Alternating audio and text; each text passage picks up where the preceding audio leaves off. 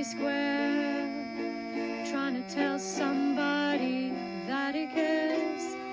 Can you blame the voice of youth for asking what is true?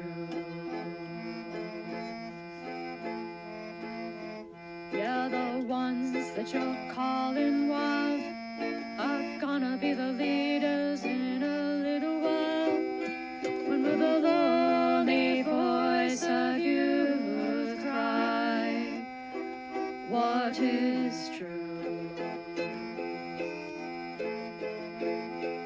This old world's waking to a newborn babe, and I solemnly swear it'll be their way. You better help that voice of youth find what is true. And the lonely voice of youth cries, what is true?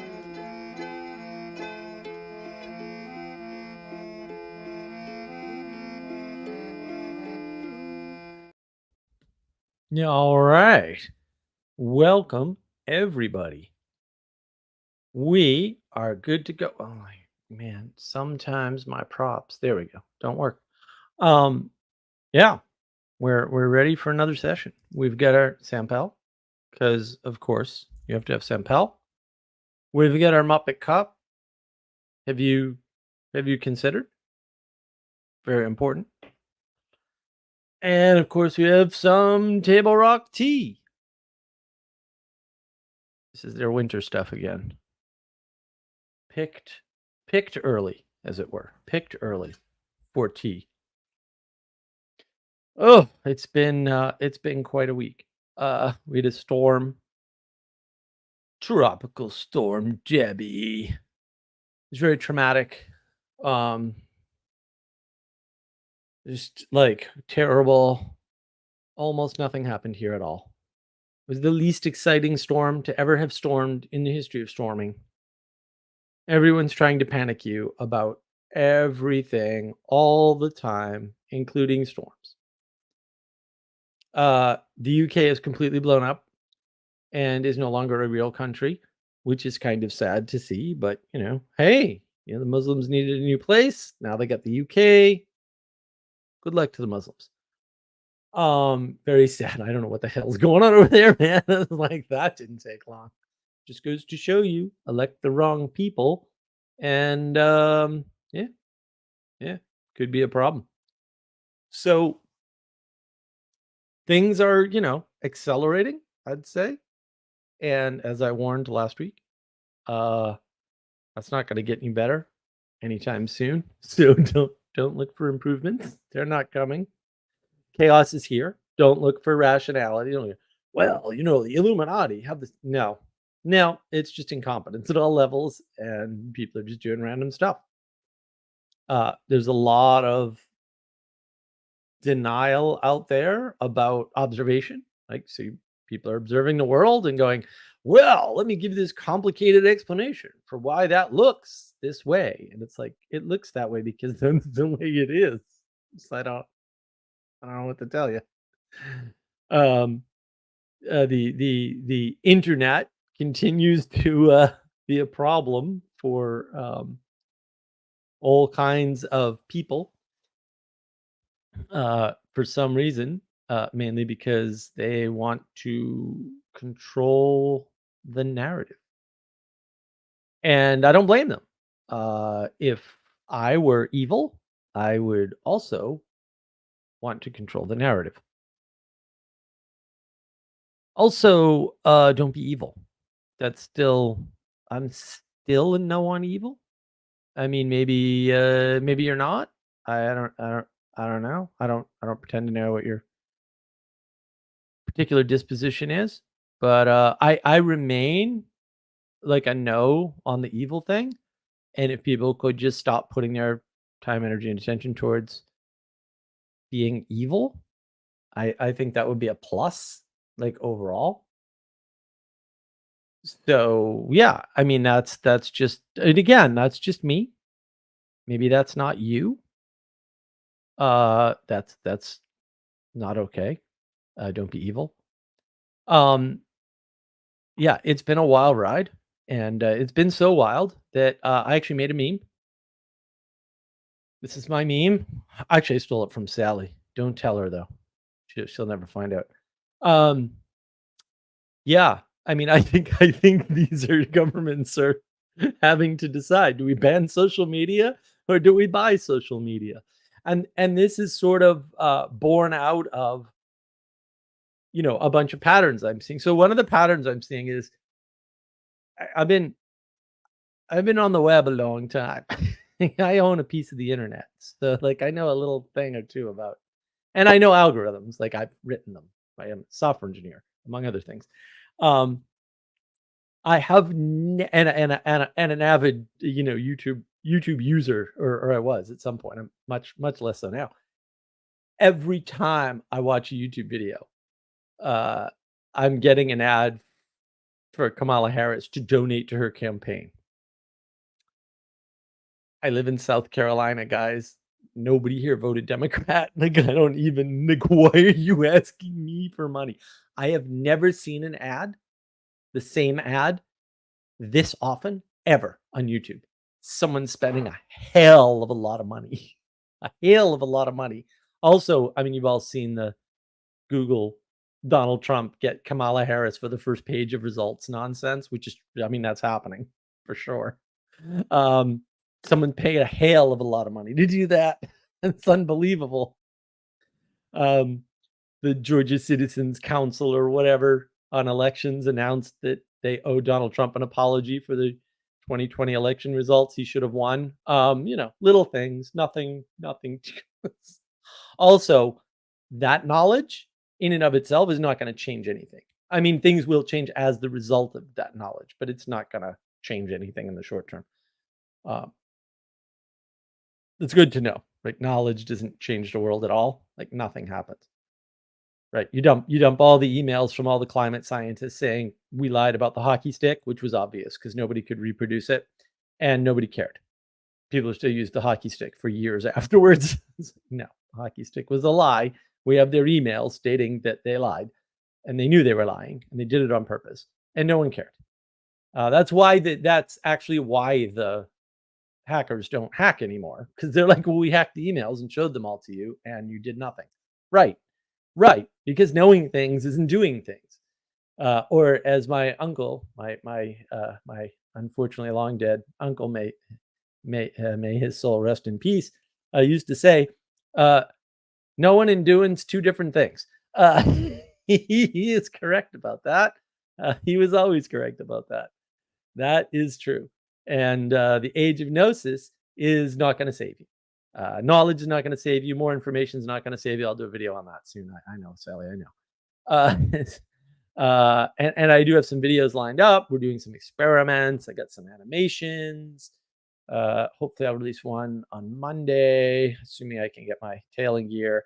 The storm really knocked me out just because of the pressure change. So it wasn't like I mean, we were locked inside because storm and there is flooding here. It's not bad flooding, though. It's not. There are storms this year that have been worse than tropical storm Debbie. Um, or tropical depression Debbie, whatever the hell it's called. Um, but like there was no place to go. A lot of places were closed. All the activities I would normally do, in a week, they all got canceled because they're on Wednesday and Thursday. So that was a bummer. But I just didn't get a lot of work done. I did run my computer in an experiment for 10 hours. Well, actually more than that. It was like 16 total hours, and it destroyed the file. So a little disappointing. Also, welcome to nothing works. That chaos is here too. Nothing works. So yeah, I mean, look, that's sort of my little roll up. I know it's a little lame because it's been lame, but and this is also the calm before the storm, right? I mean, stock market's still going down. Bitcoin went to 49,000 before going back up to 60.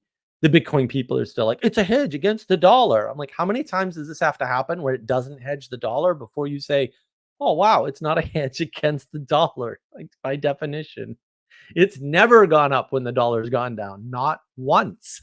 So maybe it's not a hedge. Could be something else. It's not a hedge against the dollar. It isn't that hard. Definitions matter. That's why I have my channel. Definitions matter. How you use terms matters. Oh my goodness. And that's what we're here for, right? We're here to engage with the world in a better way. And what I'm calling that is revivification. I kind of promised this last week, and I wanted to make good on my promise. And not saying I have good, robust notes because, man, I was out of it on Tuesday. I was depressed all day. I did nothing on Tuesday. It was a lost day. I didn't do much on Wednesday. I had a hard time today, but like we'll jump into it. We'll get into it. This will be fun. I do have notes. They are organized and everything. Oh, we're talking about revivification. What are we talking about, right? We're talking about the renewal, the improvement, or the refinement of something in the world, right? And yeah, you're gonna have to prove that those last two in particular, but that last one for sure, absolutely.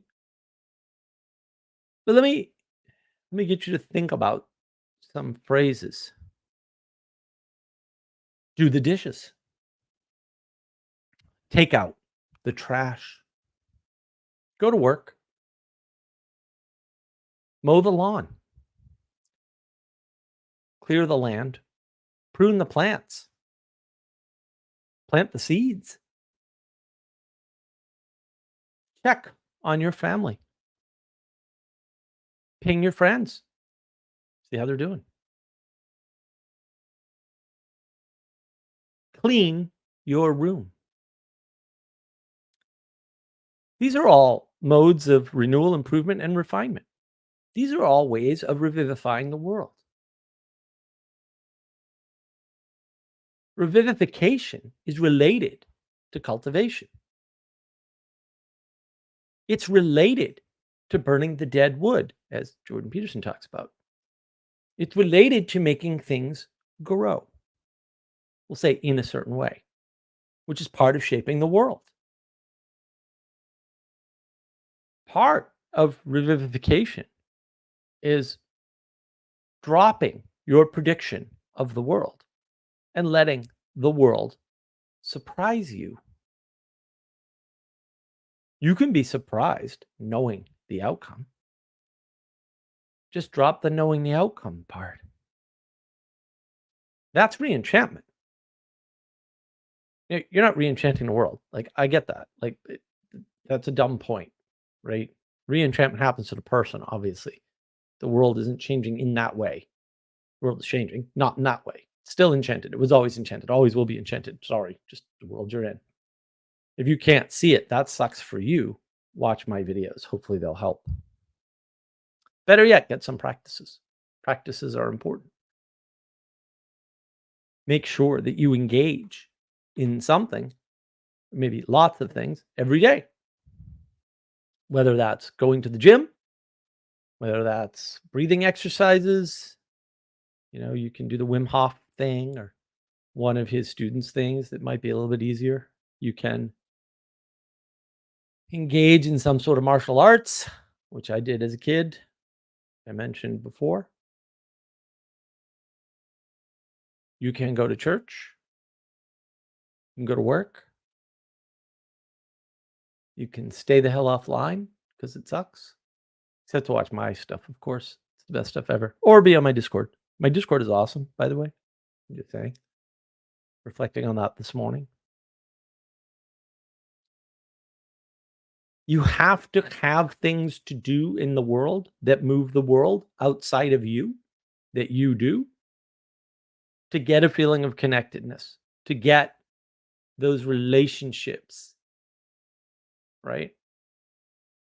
And that comes with a certain responsibility, but it also allows you to revivify the world. You want meaning? There's your meaning. You want intimacy? You want the quality of your relationships? You want to know what that quality is? There it is. You have to participate in the world. You have to cooperate in the world. And the reason why we're having a hard time with that is creation denial. People are denying creation. That's what they're doing. But the bottom line is there are things in the world.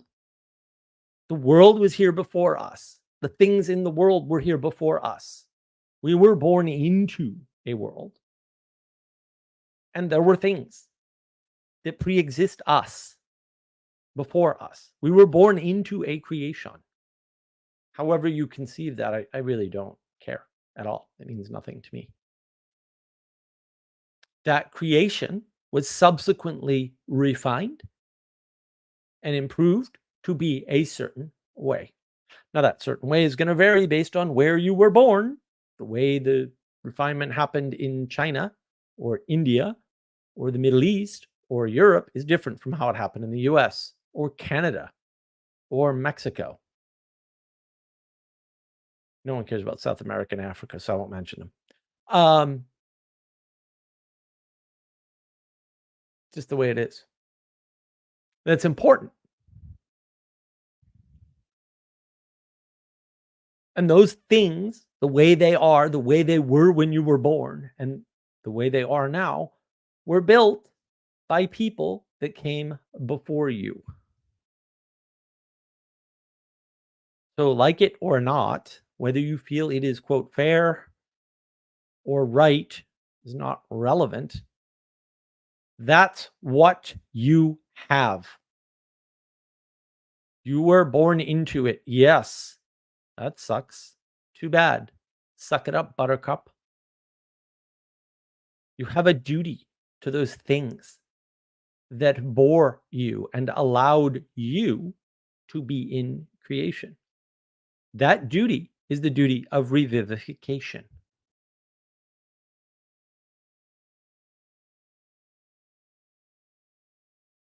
We have to fight the entropy.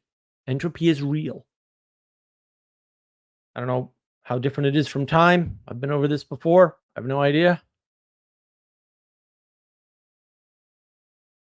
But entropy is real. It is affecting the world.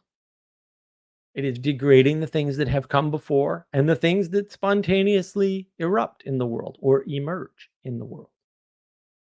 It is up to us to aim at making those things better, or at least keeping them as they were. What you will find in your honest quest to improve things is that keeping them where they were is hard enough. But that's also good enough. Maybe you can't improve things. That's actually okay. See my stream on mediocrity. Nothing wrong with it. Too few people can even meet the mediocrity line. They're not even there. And that's why we have the chaos we have. That's why incompetence is everywhere. There's too few people of competence in the world right now. That can change tomorrow if enough people take it upon themselves, which you must do. Pick up their cross, adopt their duty, and engage with the world and revivify it. Just get it back to where it was when it worked. That alone will improve everyone's life around you and your life by so much you won't believe it. You'll barely be able to understand it. It will be amazing. You want magic? That's magic. You don't need any more magic. But there's more out there. And you'll be able to engage with it when you take the responsibility for the world, for the revivification that you need to take because you are here. It was a burden placed upon you, perhaps. Oh, well, suck it up. You're in the same boat as everybody else. I don't know why you should think you're special for that. But people do, and I get it, and cut it out. Not hard. We were born into a world. It was here before us. You didn't build your house. You didn't build the internet. You didn't make the electrical grid. You don't make any electricity at all, probably. Certainly don't make more than you use.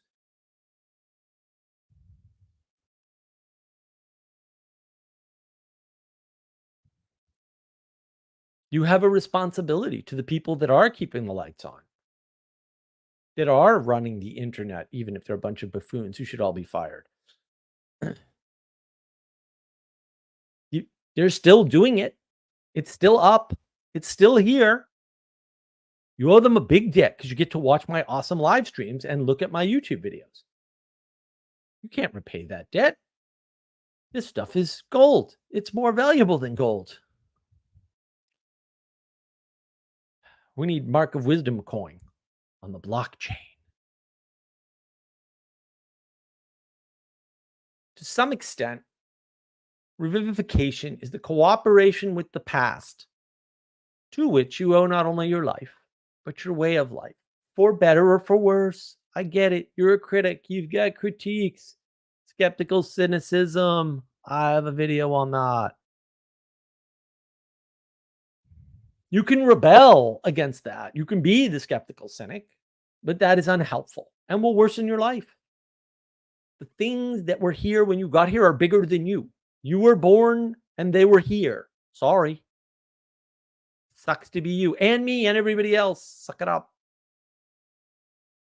Rebelling against that is unhelpful. And it will worsen your life. You have a bad life? Yeah, it's probably why. May not be the only reason, but that's the top one for most people. Don't be most people. Don't rebel.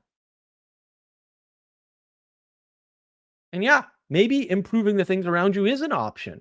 If you can manage it, first figure out if you can even keep them as they were or make them better at some point in the past. Because most of the things around us right now were way better in the past. And they're not too distant past in some cases. And the whole internet was more stable a year ago. The phone? Huh, you'll have to do 2 years back. This thing was awesome 2 years ago. Now it's completely unstable. Can you even manage that? Then maybe you could improve it. I don't know. I doubt it. You're a Muppet. I'm a Muppet. We're all Muppets.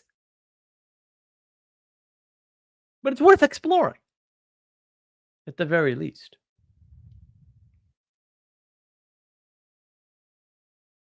So we've been dropped here. All this stuff is bigger than us. It was done by perhaps greater men than we are. So what is it that we're fighting? Entropy. Entropy is real. It's related to time. I don't know how. I don't care. I've talked about this before.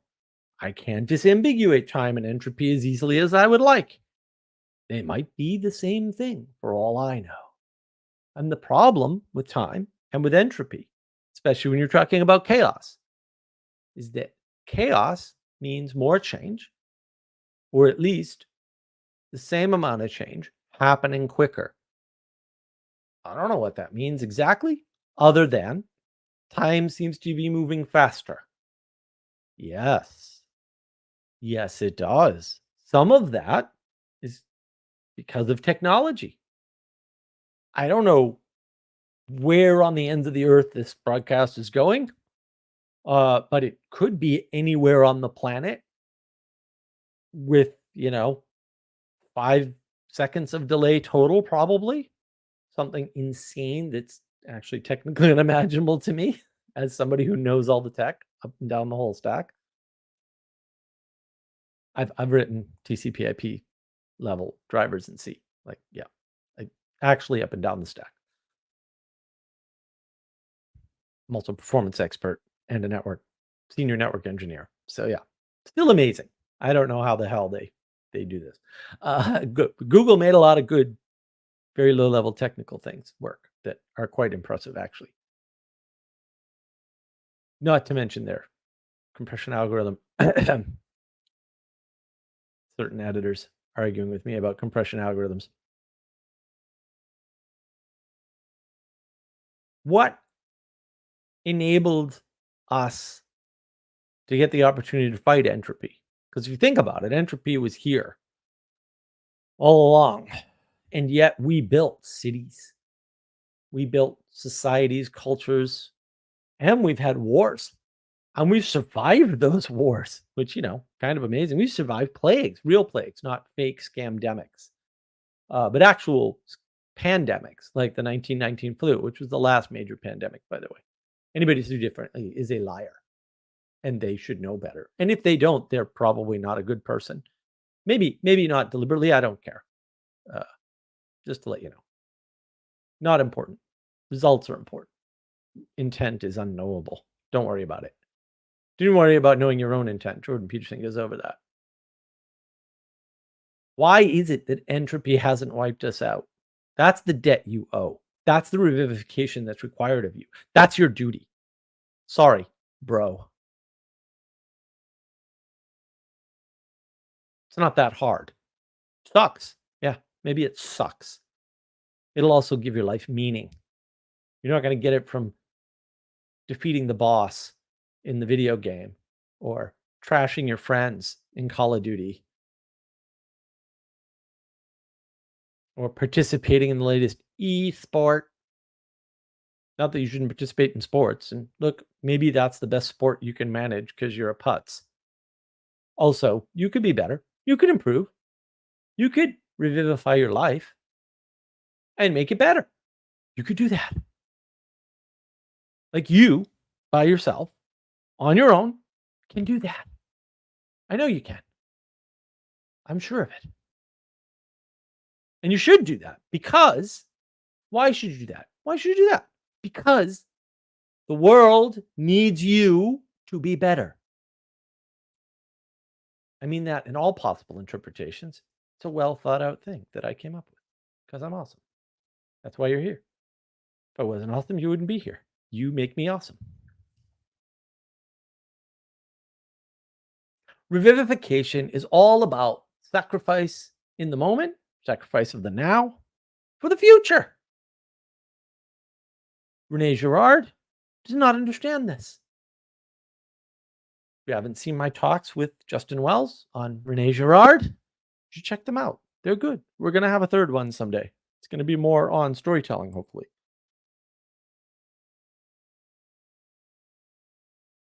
Revivification is also about cooperation with the past to bring things into the present so that they last into the future, hopefully long past you.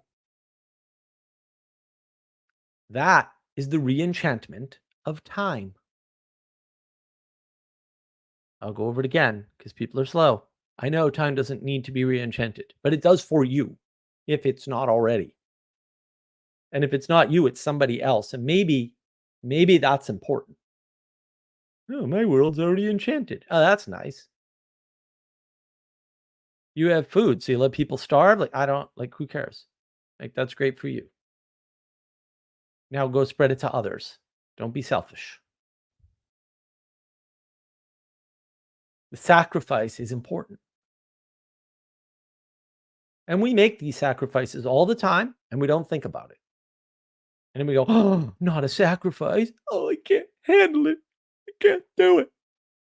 You do it all the time. You have a warped model of the world, and you don't realize how much you sacrifice and what you get for it. Everything has a cost, and everything has a risk. Anybody who doesn't mention that to you is lying to you. Anybody who says like, oh, this only has an upside. Oh, yeah, things will be better when. Okay, maybe. What's the cost of that?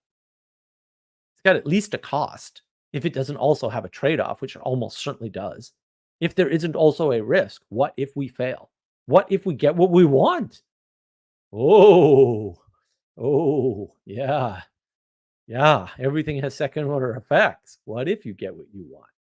What if you make the world equal? Then everybody vanishes, technically. I'm just speaking technically. Everybody vanishes, evolution ceases to work, and the world ends. That's what would happen. Don't do that. Don't try to do that.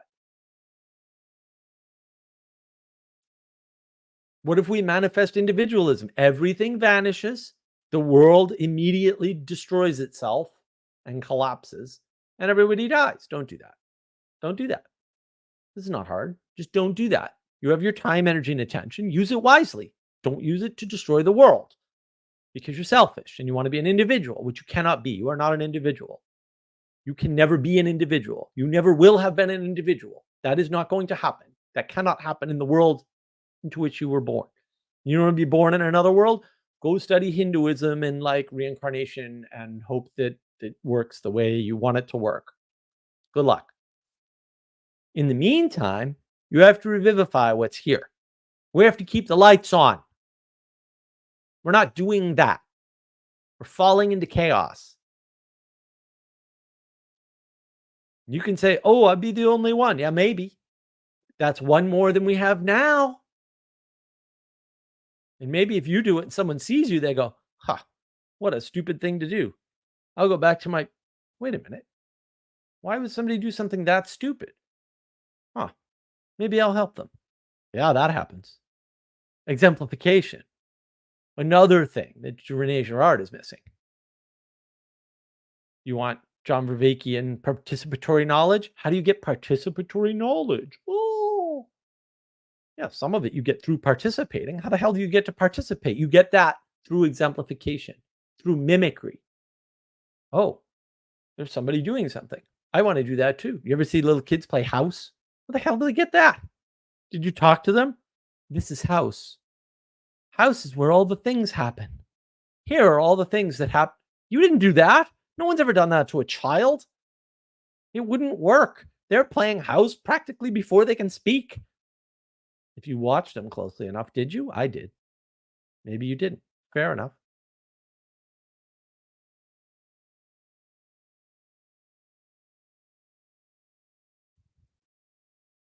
It's important. We need to revivify what we have. We will mimic what we see if we don't have exemplars to exemplify the proper behavior. And that should be you. Even if you suck at it, because you're going to suck at it. You're such a freaking muppet. Better than nothing. Maybe somebody will feel bad for you and go, oh, let me show you how to do this better. Now 2 people are working on the project. Dumbass. It's great. Revivification is important.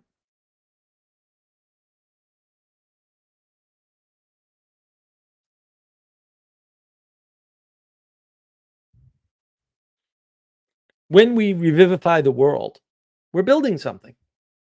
Maybe we're building something that was already there. But rebuilding is important too. Yeah, you're not going to reinvent the wheel. That doesn't mean we don't need to make wheels. If no one makes any wheels, we won't have any. You can invent things all day long, and if people don't make them, you don't have them. A conundrum. How are you going to contribute? Maybe you're too stupid to invent a wheel. Fair enough. Most people are. You're like most people. It's cool. It's fine. Don't worry about it. You can at least make a wheel or learn how to make a wheel. That's revivification. Someone's got to keep it going. There's nothing wrong with that. Those are the people that save the world. I've been over this before. That's mediocrity. Well, shit. If everybody were mediocre, we wouldn't be in chaos right now. The reason why we're in chaos is because most people aren't even mediocre.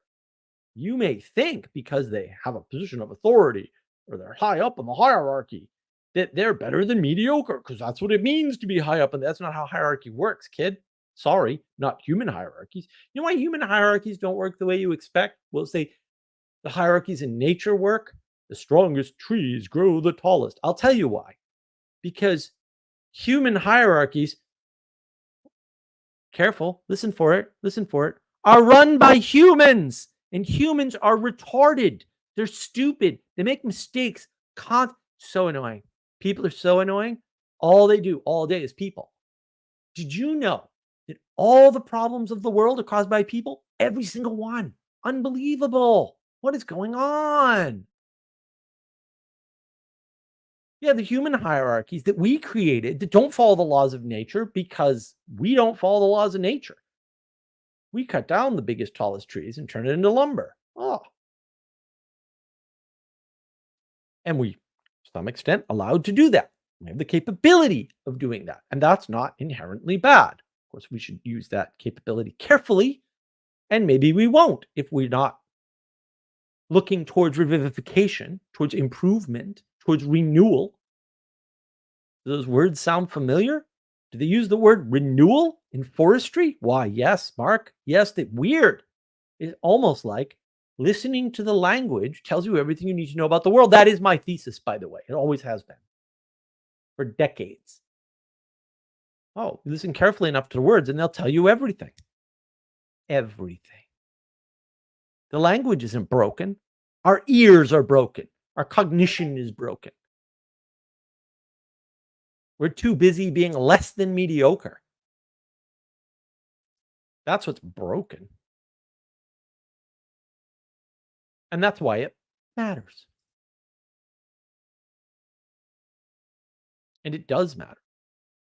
Revivification matters. What are you doing to revivify the world?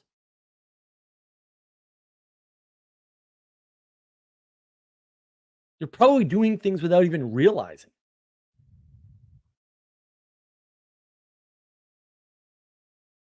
What are you doing to renew the world? Any renewal requires slow ramp up and easy, simple escalation with steps for negotiation along the way.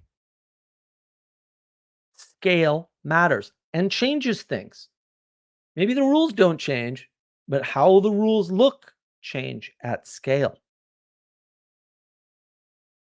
This works much like a video game, but a lot slower and with a lot more effort. In a video game, the electronics are doing most of the work. The programmer programmed the electronics to do that work for you, and all you have to do is twiddle your thumbs. How interesting. You twiddle your thumbs to play the video game. The devil makes work for idle hands. But of course, 2 or 3 or 4, 10,000 years ago, however old that story is in oral tradition, they couldn't have known about video games. Could they have? Maybe it's a pattern.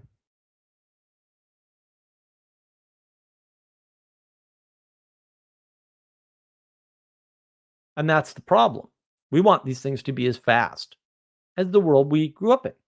And if you grew up online, you want things to be a lot faster than they can be. Do you know how long it takes to write a video game?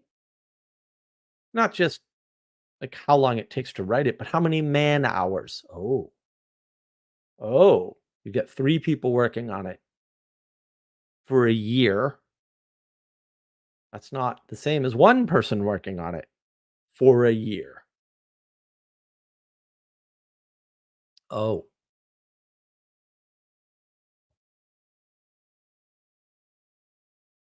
one problem that we have with revivification, why we're not even meeting the mediocre mark, the mediocrity line, everybody's below it,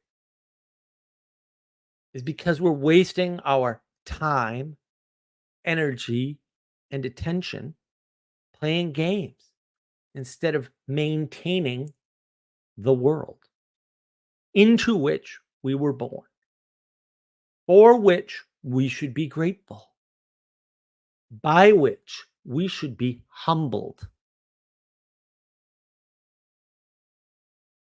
Video games, in particular, not only video games, are a parasite upon society itself, as is all entertainment, but we cannot and should not do without entertainment.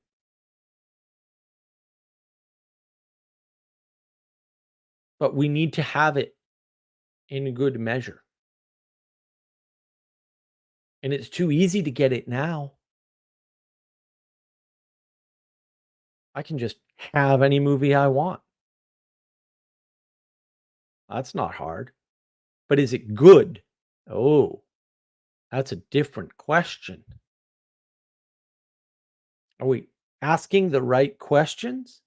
Are we familiar with the world? Are we revivifying? Are we cooperating with the past to bring about a present that isn't worse than the past? And maybe a little bit better, because that would be enough. Or are you trying to save the world? Because that would be better. That wouldn't be better. First, you've got to maintain the world.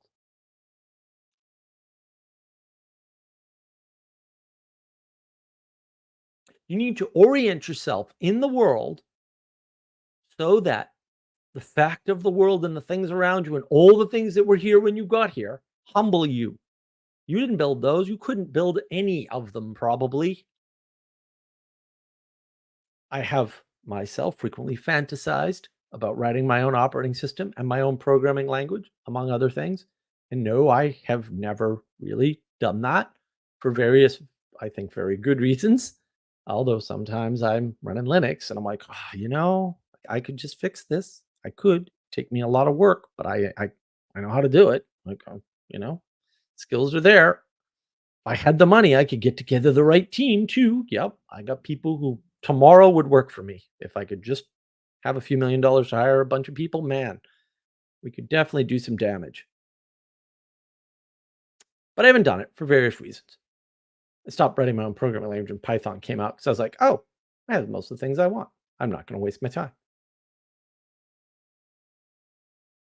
Revivification is about orienting yourself properly in the creation into which you were born, perhaps again without your will or knowledge or understanding, which you do not need to revivify the world, by the way. You do not need that to maintain the thing that was here when you got here, or maybe to bring it back up to the standard it was 5 years ago, or 1 year ago, or 3 months ago at this point, because things are moving real fast. The chaos is everywhere and it's growing. Chaos just begets more chaos, especially in the land of conspiracy. Are the conspiracy theories coming true? Or are there alternate explanations that are just as good or better around incompetence? I had a friend tell me once, if you're going to pull off a heist or hack into a computer or steal money from a bank or do any of that, you could probably get away with it, right? But if you drag other people in, you're more likely to get caught because they're more likely to have a conscience or flip or screw up or whatever, right? And that's true. Now, in a competent society, a single actor basically has no chance at pulling off anything reasonably complex because there's too many people in the way. And systems are bigger than people mostly. And they, when they're designed to stop you from doing something bad, they pretty much work pretty well. Whether it's exploding money packs or firewalls or Secret Service agents. When it's working, that's great. When it's not working, when those people are incompetent, oh, there's lots of opportunity. Anyone can take a pot shot at a presidential candidate or a president. That's happened before, by the way. Oops. We thought it was special this time. Nope. History rhymes. Maybe it doesn't repeat. Sometimes it seems to. History at least rhymes. That's important.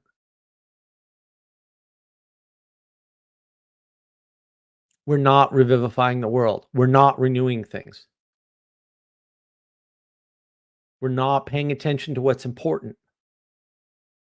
We're either too wrapped up in ourselves, too wrapped up in the knowledge of the world, too wrapped up trying to understand the world, which you can't do because you're stupid and the world is huge. Can't even understand a small part of the world. Try doing the history of computers. Forget about it. Try doing the history of video games.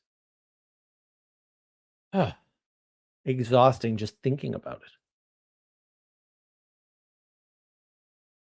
And you want to save the world? You want to fix it? You can't even get a small part of it back to where it was 2 years ago. Ambitious much? Arrogant much? I think so. It's a problem. We're not accounting for revivification. You want to save the world? Do the mediocre work it takes to keep the freaking lights on, that it takes to get the internet running. My internet's blanked out 3 times today, very briefly, so hopefully it doesn't happen during the stream. Be nice if that didn't happen.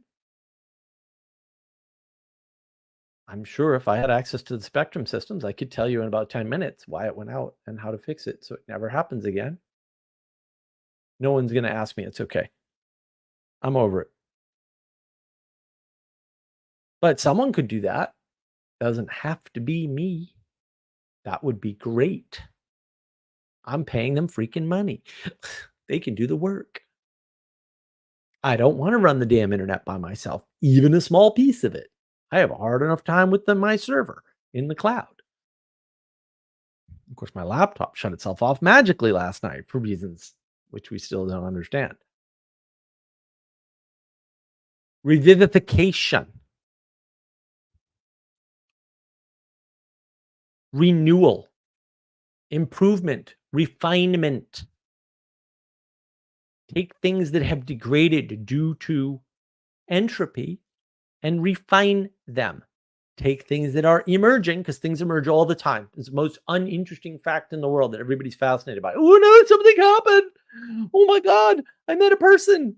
You left your house. Fantastic. Oh, you didn't leave your house even. You like went in a video game server. Wow, that's really exciting. That doesn't happen to everybody every day. Oh yeah, it does. Never mind. Make it better.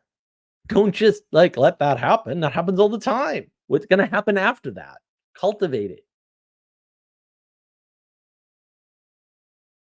Set some boundaries so that you can measure your progress towards a goal.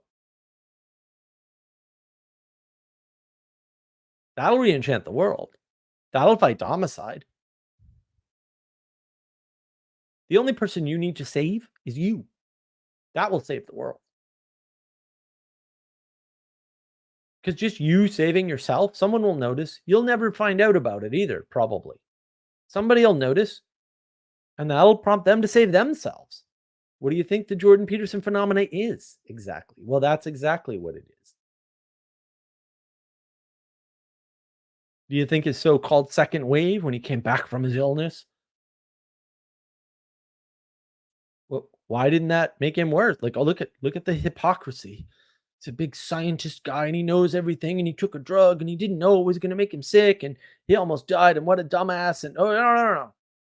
Oh, people love a good recovery story. Why? It gives them hope. Wow, even if I fall, I can get up. Yeah. Even if you fail because you've wasted your whole life playing dorky video games, you can still start revivifying the world. You're a little behind. Maybe you don't know any of the things you thought you knew because you're busy playing video games and not actually doing real research for yourself. Fair. You can fix that. And that's enough. Like, you don't need to reach any further than that. Why don't you master that first? Why don't you clean your room first?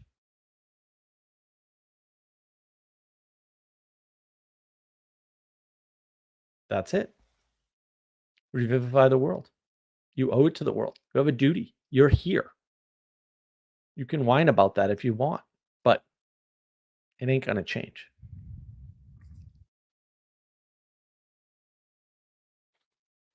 All right. Well, I hope that was helpful. I hope it will be helpful in the future to people who watch this in the future. Let me go through some comments in case I actually have any that are interesting. Ike. Nah, store brand sparkling water. All right, listen, you heretic. We have agents near you. They will assault you appropriately. Tropical storm Little Debbie. Yeah, really was a nothing storm. To be fair, I live in a very sort of unique actual microclimate. This is somewhat deliberate on my part because I'm not completely retarded. I know a thing or two. But still, like there were a lot of people in South Carolina going, where is this storm exactly? It really wasn't all that exciting. Evil. Yeah, there's evil everywhere, Alex. And people just are like ignoring it all. And it's not like it's hiding. It's not like it's saying, me? I am not evil. Now that was over like 10 years ago. See my stream on 2014. Yeah, there's lots of evil just kind of hanging out. Sandra, I don't know what that icon is. RJ's here with the popcorn, apparently. Elizabeth, let the world surprise you. That's re-enchantment. Sweet. Yeah, I stole that from Symbolic World Summit from Martin Shaw. Don't tell him though. I won't tell if you don't. Elizabeth, chapter 1057. Come on, Elizabeth. I can't even write a Substack right now. Entropy is real. Yes, entropy is real. Ixnon, the chip mark coin. Oh no. Oh no. Castle, what did you do? Castle is spread. This virus is spread everywhere. Elizabeth, cooperation with the past. Yes. Yes. Corey, I'm driving, so I can't talk, but hi. Hey, Corey. Good to see you, sir. Entertainment must also be oriented rightly. Yeah, everything should be oriented rightly. That's why we talk about orientation and not direction. If you talk about direction, you're a chump and you're lying to people because direction won't do it. Somebody, I don't know, I think it was Twitter. Twitter's been freaking crazy lately. My Twitter's been freaking UK, blah, all this other stuff, blah, Kamala Harris, blah, everything's blah, all over the place. It's been barfing up more data than you would think possible on a feed. Um, but I think they said something like, "Oh, direction and it leads to evil." Yes, yes, it will reliably lead to evil on average. That's statistically true. It's why the Sam Harris method of dealing with the world doesn't work. It's not that hard. Ixnon, it's never too late to do the next right thing. That's correct, sir. That is well said. That's better said than I said it. This is what happens when you don't take complete notes. Ethan, stopping in just for a sec. I wanted to say identifying against entropy will cause entropy. That is true. Yes, that's a good point. Wow, you're channeling your Manuel post. Well done. Yes, do not identify against. Instead, identify for the ideal, the revivification, right? Let's just make sure it still works. That's enough. Doesn't seem like much. Maybe it's not much, but it's enough.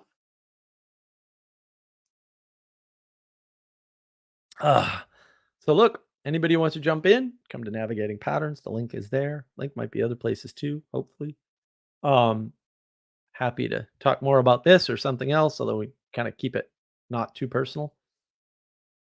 We don't want to stay in the personal realm too long. We want to help as many people as we can and get them to understand the revivification of the world and the importance of that and the fact that they're born into a creation, because people don't seem to understand that at all. I know that seems unbelievable to a bunch of people, but actually, when my commentary video comes out, I think I'm going to release it on Wednesday. You will see. You will see. I will demonstrate it to you. I have to work on some stuff for that, but it's close. It's close. I think the video is going to get re-rendered because it's already done, and I have to put together some stuff for the description, etc. I got to work on a website because I haven't done any of that. Yeah, there's a lot to do to revivify my projects here, which I could use all of your help on, as always. And you're helping by watching, so that's great, and commenting, which is also great.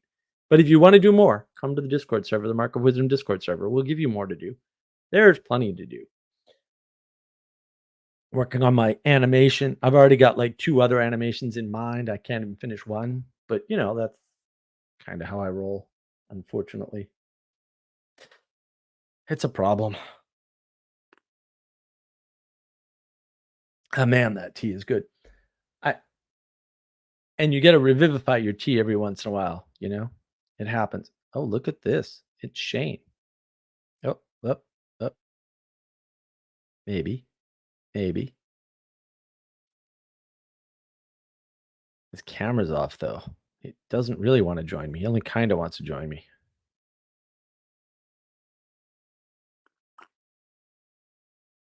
I haven't seen him in ages. It would be nice to hear from him.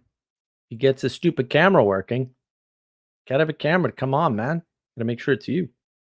In this case, I know who you are, so that's easy. Although I have seen people on Twitch like steal camera and then not be the person. That people put that much effort into trolling sometimes. And they're not revivifying. Trolls are, they're no good. They're no good.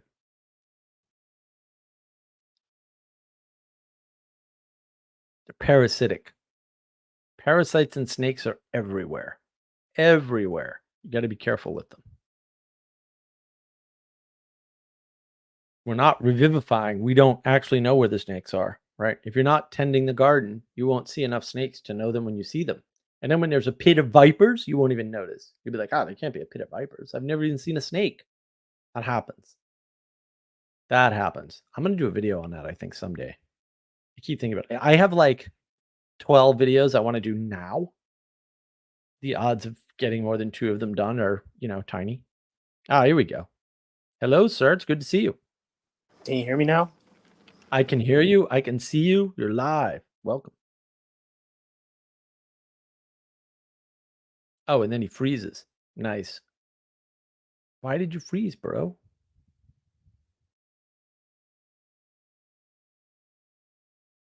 Can you hear me now? And then he freezes. What's the world coming? The internet doesn't work. I keep telling people. Internet, no worky. Whole thing is broken. Project bankrupt. Prospect not good. Oh, we have a comment. All right, I'll let him get his internet sorted and read this comment instead. That Jessmon, due to the destruction of the mystery, we are nearly completely consumed by the virtual world. True. I like it. Well stated. Most of the time, we feel like we are in the perfectly preserved video game. Yes, no need to revive. Yeah, well, look, I mean, you don't write the video game. What do you know about maintaining the video game? You don't have to. So yeah, fair. No, well stated. I like that. Yeah, it is. It is. I mean, there's lots of factors, right? You can't boil it down to 1 or 2 or 3 factors, but there's lots of factors that put us in a position where what's revivification? Why we need to do it? The lights are still on. I didn't do any work. I'm a lazy bastard. I'm gonna play some more Fortnite. Yay! Maybe when you're a kid, you should play a lot of Fortnite. I don't know. I tend to think not, but and I was never a huge video gamer, although I have my stints. I'm not saying I didn't play Quake World 8 hours on multiple days over the weekend with my friends. Not that I know anything about that. I was really good at Quake World. I was a monster. Strategic games, no problemo, bro. I'm not super fast on a controller. Oddly, there are reasons. I'm super fast if I punch you, though. You won't block it. Don't worry. But I'm good at strategy. So, because I see patterns, that's why I navigate them for you, with you, hopefully with you. Hopefully you're navigating with me and learning to navigate in the that's how you learn to sail. You learn to sail, you go sailing with somebody. And you go sailing again, hopefully with somebody else, but maybe with the same person. And then the more sailing you do, the better you become at sailing. Like so many things, right? Like how do you learn to ride a bike? Well, you sit down in a classroom and the teacher tells you to balance and then it works. Yeah, no, that's not how that happens. And we kind of discount the fact that probably 90% of the things we actually know come from exemplification and participation and not from propositions and quote education or modern education. We just don't even think about it. Oh, Sanjuro, this looks spicy. Sanjuro, you can dedicate your life to video games, then entropy will become your quote destiny. And destiny is somebody who frequently quotes facts that are absolutely completely wrong because he's never done his research because he's busy playing video games 10 hours a day by his own admission. That's no slander, sir. That's just a fact. Can't do both. You can get information from your little cretins who agree with you and will tell you whatever you want to hear and will justify it by also not doing their research because they're lazy gamers too. And gamers tend to be lazy. Sorry.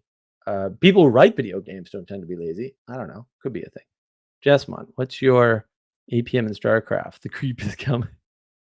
I was never a big StarCraft guy, dude. Never. I like cooperative games. You know, I did my fair share of WoW. I was a World of Warcraft guy for a little bit. I never spent a lot of time in WoW. I probably played way more Quick World than WoW. I really like Quick World. 244. I'm a 244 expert. My buddy and I invented moves in 244 that had never been seen before because we were awesome.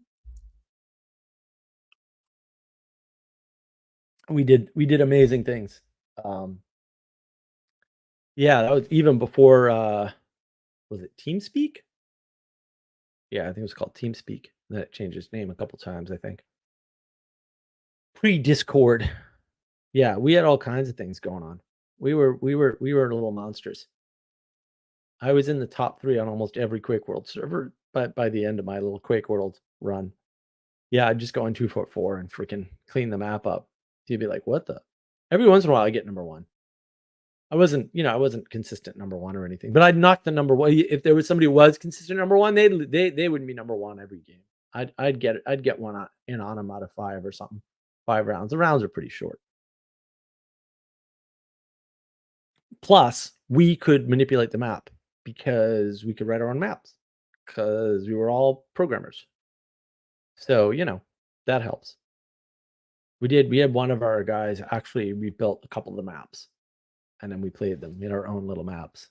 Oh man, it was a quiet stream and then came Castle. Castle, how you doing? I'm doing okay. How you doing? I'm doing great, dude. Oh What? my god.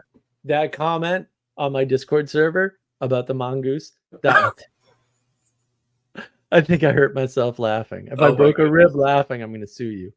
That was very funny. That was hysterical. That was so funny. Oh Yeah. my goodness. Yeah, you've been brutalized by not having seen Rikki Tikki Tavi. That is I true. really had.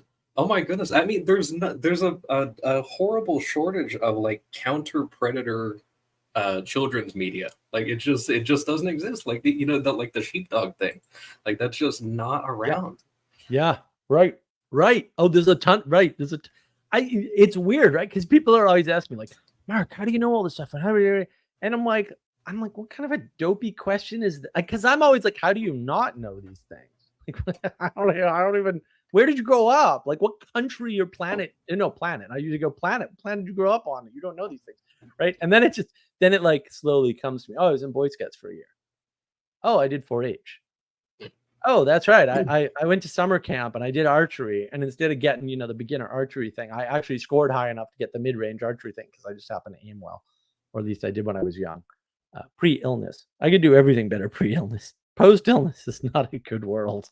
Not for me. I remember the glory days, Castle. The glory days. And they're all gone. Oh, no.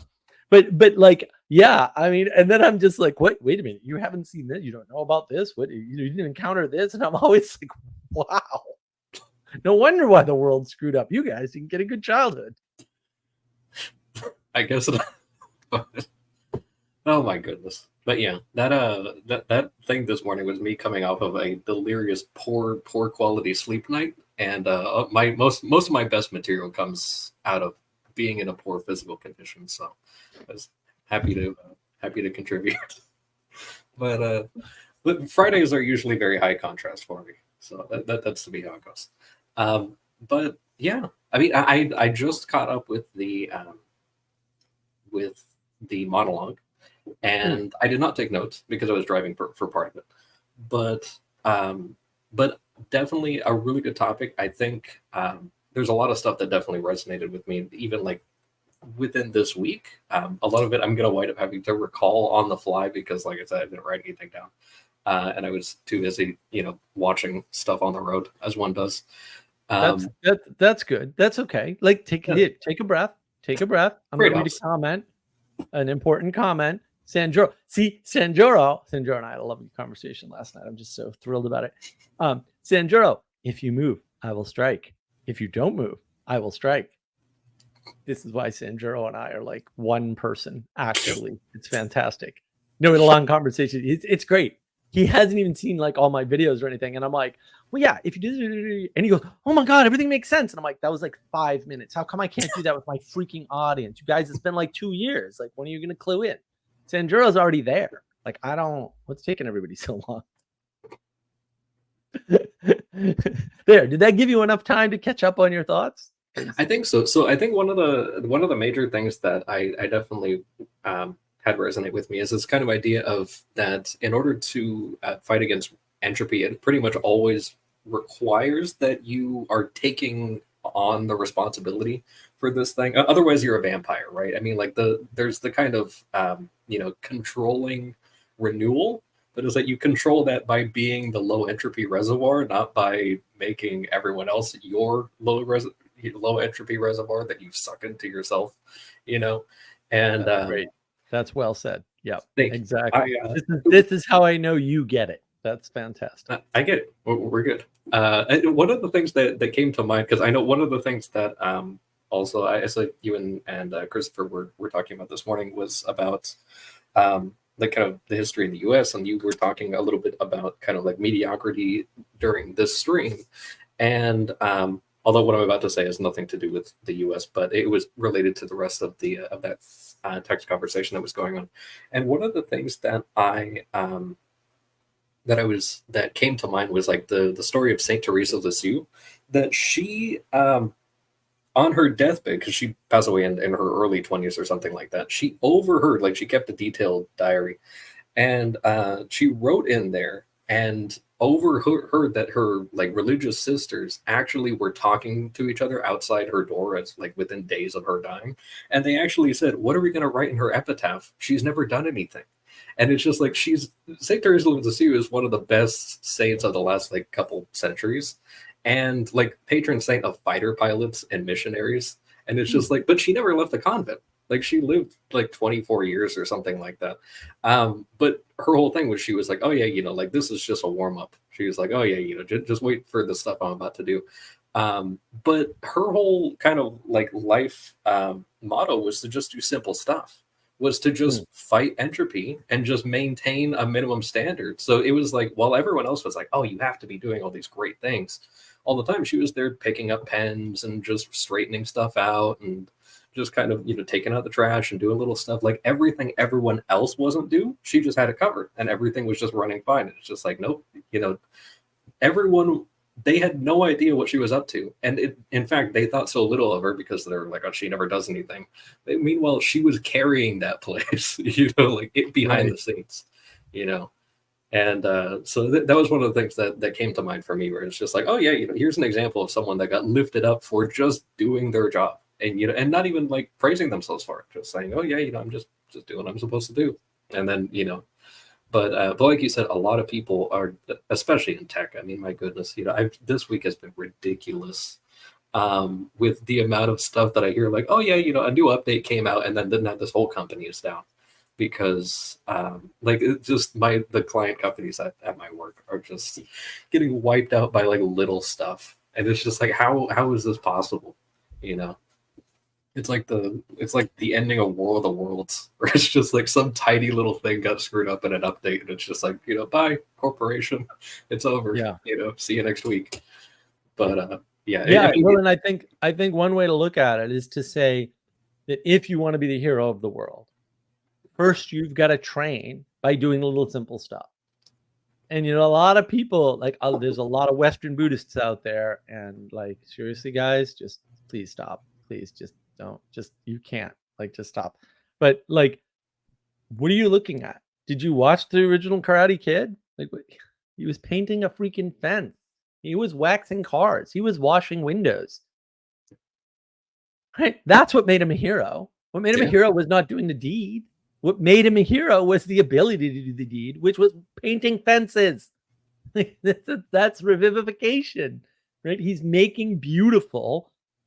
He was literally creating beauty, right? Renewing the things that had already been there. He didn't buy any of those old cars. He didn't fix them up, right? He was just wax on, wax off, right? He didn't build those windows, right? And then the place looked gorgeous. Yes, it did, right? And like people, man, maybe I should do that movie. Like people miss all the symbolism, right? Here's this broken down old man who's kind of down on his luck, and he gets revivified by the interaction with what is effectively psychologically, if you want to put it in such a boring, flat, goofy frame.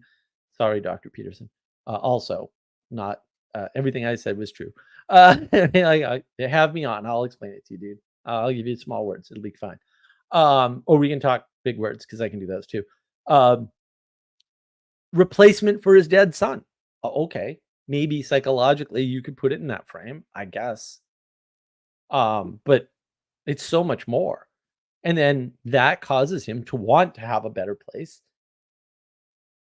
And that causes the training. In some sense, that's what happened. He didn't want to train him to fight. You know, the kid comes to him with the wrong telos. Yeah, I want to kick ass, man. That's what I want to do. It's like, what?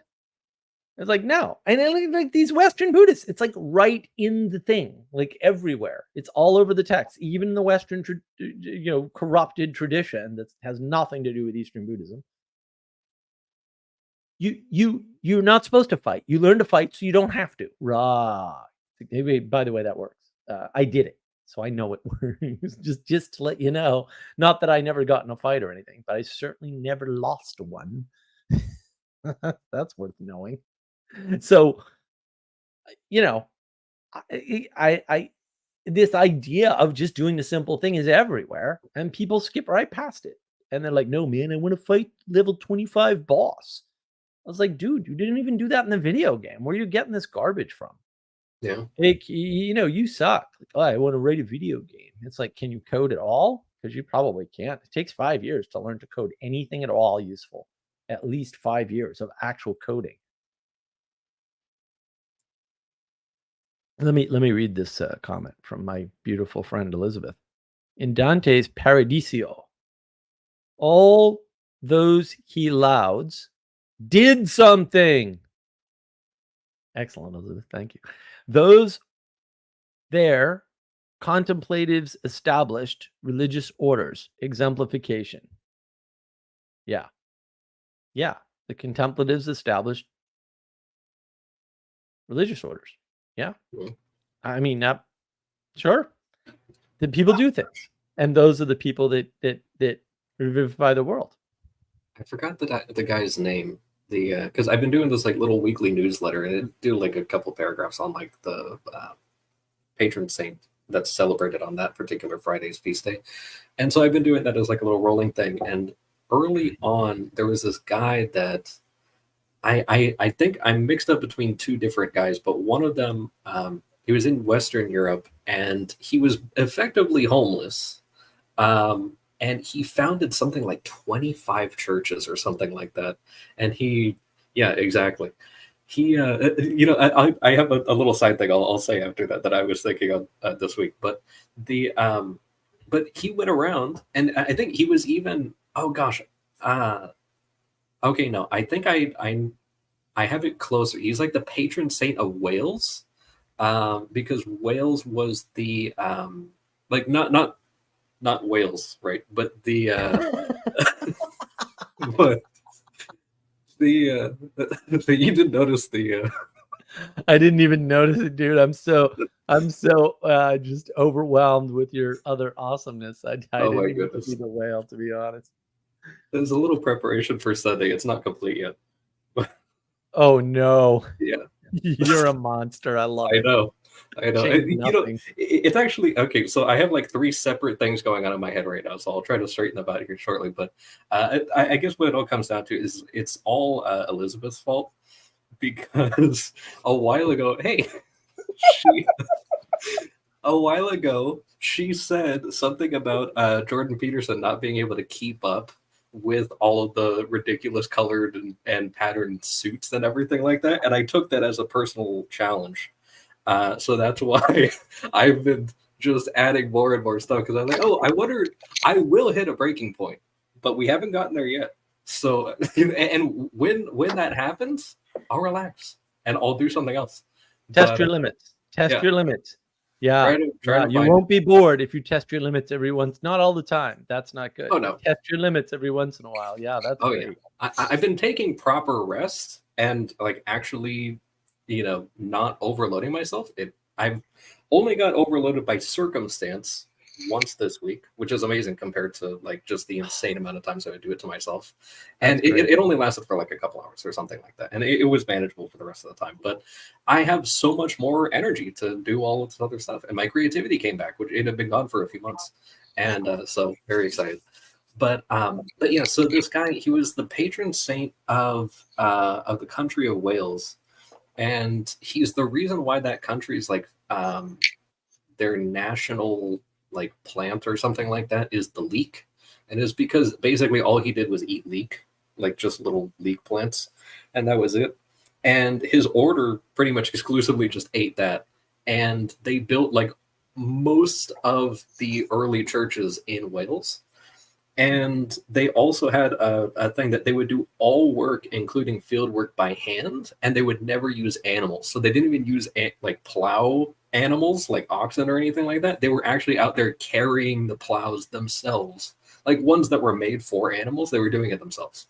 Like that's real veganism right there. But they did it, you know, and they were successful. Like they actually built nice churches that some of them still exist, you know, and they even have they have like a yearly holiday that they do with this guy where like everyone wears like leek themed hats and eat leeks and stuff. Like they do that all the time.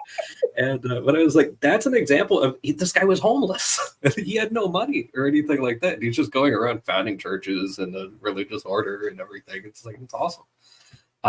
And what I was thinking about with the Muppet thing, to tie up the last strand in my mind, was there's this guy. So there's this other priest from like a couple hundred years ago, and he wrote a book which is awesome and amazingly well. Would you say like the voice acting is fantastic in the audible rendition? It's only like 4.5 hours, but it's broken up in like little 2-minute segments. It's supposed to be like little meditations as like a companion book that you're supposed to repeat over and over again. But the whole thing's like 4 hours long or something like that total. And but his name is like Father Cajetan, and he has this part where he's talking about the like the path to holiness versus like, you know, the way that's broad that goes to hell and everything. And, you know, and he goes and he's like, the gate is narrow and low. And the book is called Humility of Heart. And I was like, that's oddly Muppet size. I'm just imagining like little, you know, just this little guy. It's just like, oh yeah, he could fit. He could fit. Yeah, he could fit. He'd make it. He'd definitely make it. Low. Wow. What was that quote again? What did you just say he said about low? What was that exactly? Yeah, that I think his full name is like Father Cajetan Mary de Bergamo. And but yeah, the book is called Humility of Heart. And but he has like all these different reflections, but one of them is that he's talking about like the quote from the Gospels about like narrow is the way for those who enter the kingdom. But he insisted, he was like, oh, you know, the gate is narrow and low, and that the only way that you can actually, you know, get in there is not just by, you know, facing restrictions, but also the way that you actually get through all that stuff is by being low, you know. Right. Well, that's the eye of the needle. Like that's actually in there, right? Yeah. The eye of the needle. The eye of the needle is the gate, the front gate of the city. That's actually what it's referring to, not referring to it as sewing needle, you Muppet. It's referring to the, right? And that's why it's not impossible for the camel to get through, but the camel has to duck low to get through. That's actually right. Yeah, almost That's nobody does that. Yeah. And so he's right about that. I mean, that's right in there, actually. Yeah, people are dumb. Also, you know, I didn't even read the damn book. Yeah, I'm just saying. You keep saying yeah, also Sanjuro, oddly Muppet sized. Haha. Yeah. Well, yeah. Castle is on fire lately, Sanjuro. He's just doing a great job. I'm so happy that you're not burning yourself out. And Yeah. I hope you can blame us for that. That'd be fantastic. Yeah, absolutely. Blame me. Blame me. It's my fault. Well, I mean, why do you think I keep doing like these? I'm trying to do stuff here. Like I'm trying, you know, I mean, you saw the picture of the thing that I was doing. I have a story about that I'll tell later on. It didn't happen the way I intended, but there's more stuff happening. And that also ties into what you're talking about staying open to, you know, you didn't say the word miracles, but that kind of thing of like, okay, you know, just remaining open. And I mean, but you know, use the M word on my channel, boy. Watch your mouth. Oh no, sorry. No, also, yes. Yeah. Absolutely true. Yeah, that's exactly what it is. Don't tell Yeah. anybody else. Yeah. It's not emergence. I mean, that's for sure. That's for sure. Yeah. That's for sure. That's So- for sure. Oh my gosh. Isn't that a good juxtaposition, so to speak? Wow. Right? When you start thinking of it from that other context, and then you say emergence, you go, yeah, obviously. Like, where's that going? Well, It'll Right. go somewhere on its own. It's yeah, but that's the a mob. scary. Wow. Mobs emerge. Like people are like emergence. Oh wow, mobs emerge, you muppet. Like it's mobs are not good. Like what is wrong with you? Right. Mobs can turn into something else. Yeah, they don't do that on their own, do they? Oh no, they don't do that on their own. They're cultivated. And if they're not cultivated by good people, those mobs are not good. I'm just saying. It's almost like good and bad matter. I got this plan. I outlined it last night in my head because I was talking to Sanjuro and like, I don't know. We just have the same brain or something. So it wasn't a problem. So I outlined this whole thing and I'm like, I could do this in an animation. I totally can't do this in an animation. But I'm like, in my head, I'm like, I could do this in an animation and everybody would understand it. And I'm like, yeah, you don't even have one animation. And so you don't know if anybody can understand the one animation that you've already had half done professionally even. And here I am like, I'll do this animation, it'll be amazing, it'll just work. And I got my fingers around it, like I got right. And then like you let it go, and it's so much bigger than you had in mind.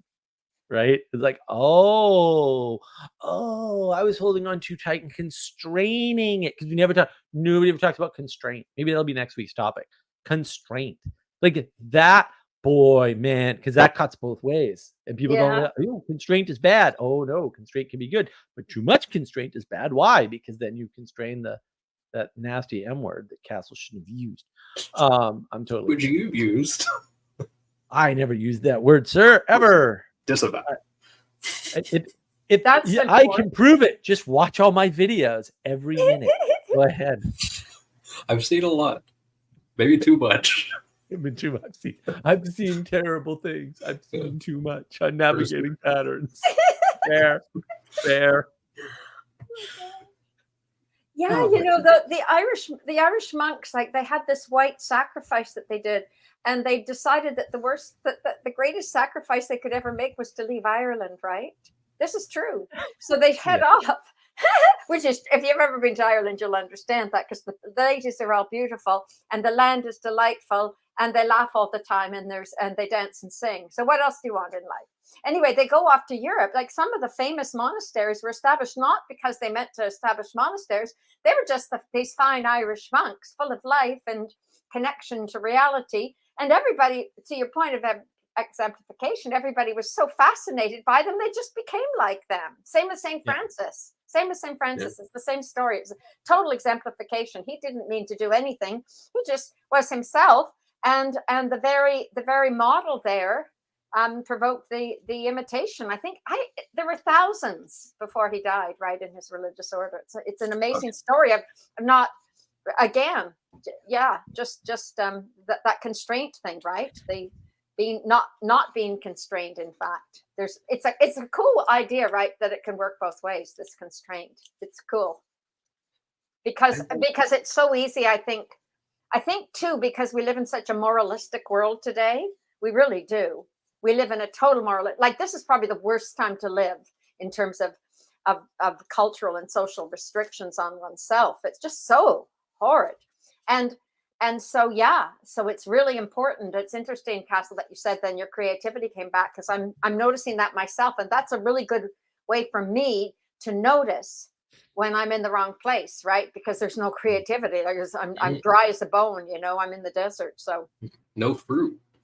Yeah, and you need to get fat sometimes, right? Like you literally need to get fat and eat ice cream. Seriously, right? True. No, or homemade cookies, like you say. No, but we need that kind of variety. There's a place for everything. Like everything's good in this world. Sometimes less, sometimes more. I just think, I remember Udo Middleman saying this at La Brie. He said, sometimes it's really good to go to the cafe and have a lovely cafe latte, and other times it's better not to go. And that's so true. because it's so easy to go whole hog one way, right? It is. It's easy. It's lazy. No, it's lazy. Yeah.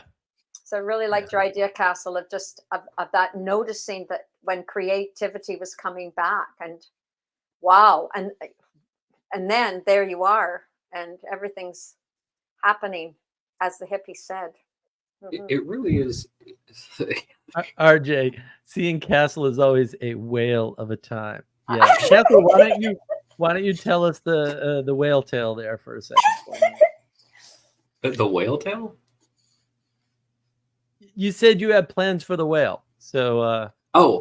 It's the Tell me about that. hang on. I'll be right off camera for a sec. So you tell Well, that story. I have to go off camera for a moment in order to get the thing I'm going to show. All right.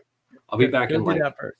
25 seconds. I'll be here. Oh, this is 25 like a seconds. show and tell. This is cool. It's a show and tell. It's going to be Hey, exciting. Mark, how do people donate to your cause? If somebody wants to donate, how do they donate to your cause? I think I've got all my links in the description.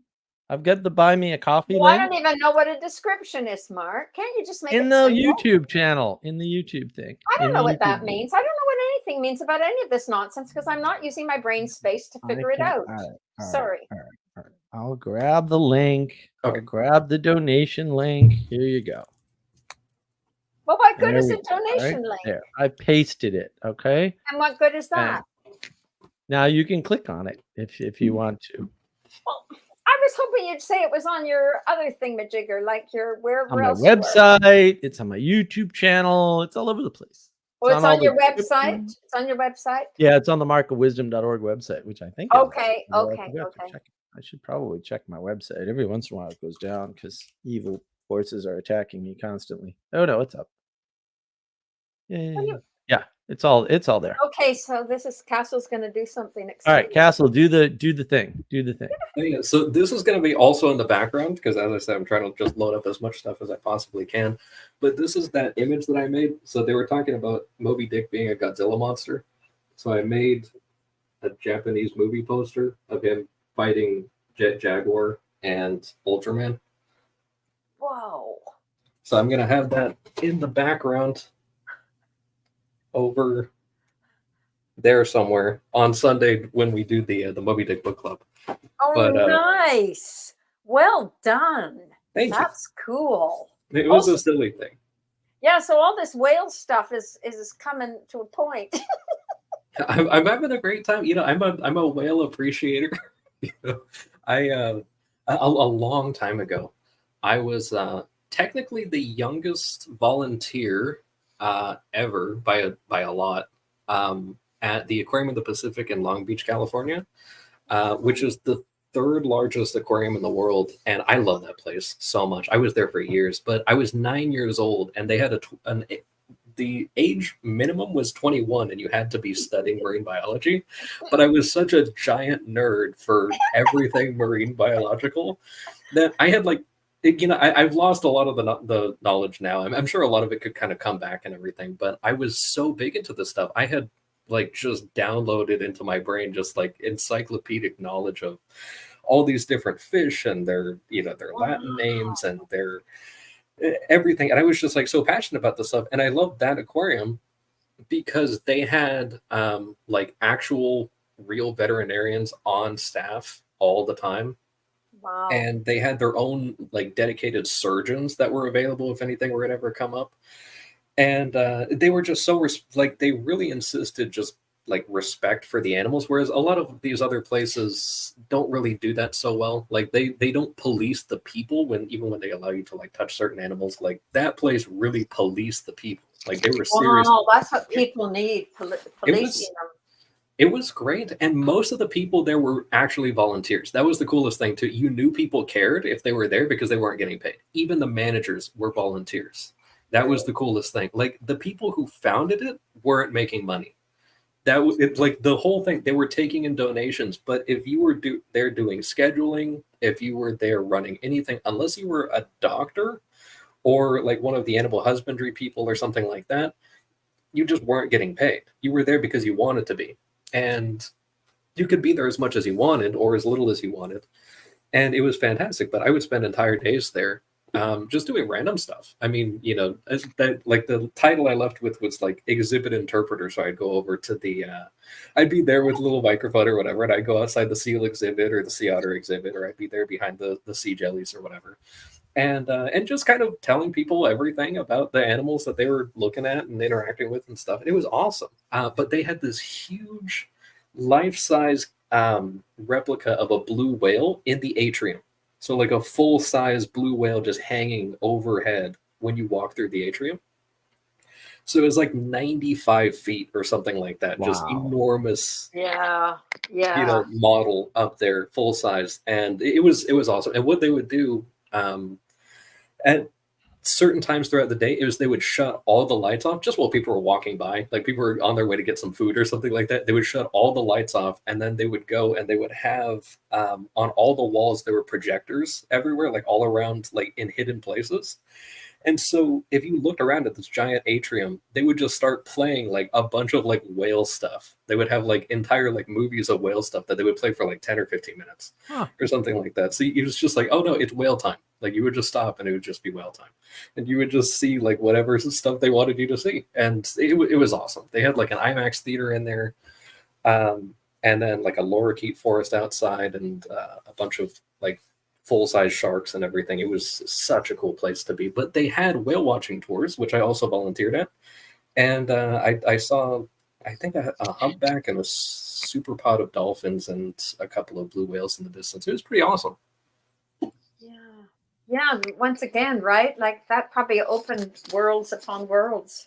Just nature itself. But just to see that model of the whale is enough to make you understand creation. Yeah. Well, or at least appreciate it in humility. RJ says the National Aquarium has a full sperm whale, he thinks. Oh, nice. Skeleton mounted on the top floor. Yeah. Well, there were some big whale skeletons at the New Bedford Whaling Museum. I want to go there. Oh, dude, you got to go to the New Bedford Whaling Museum. Yeah. They're buying another building across the street.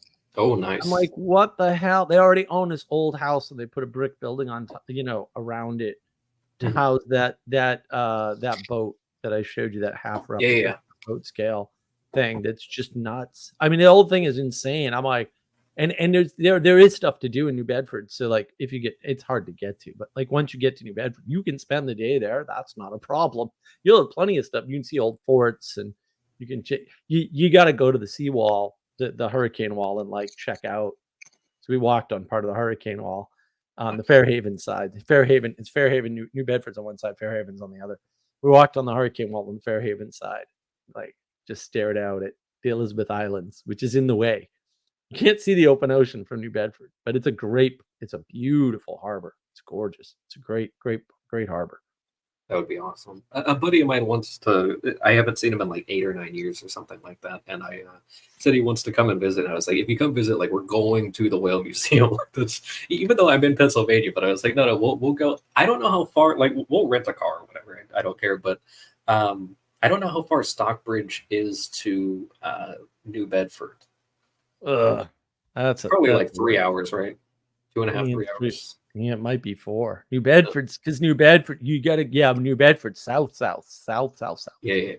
That's the problem. Like getting to Massachusetts, whatever. Getting to Boston, whatever. But like New Bedford's not near Boston. It's way south, and there's only one way there, and like there's one road.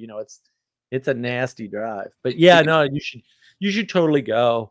And you should spend a couple days and then take a ferry, maybe drive out to the Cape, take a ferry to Nantucket too. Because I got to do the Nantucket Whaling Museum now. I'm like, damn it.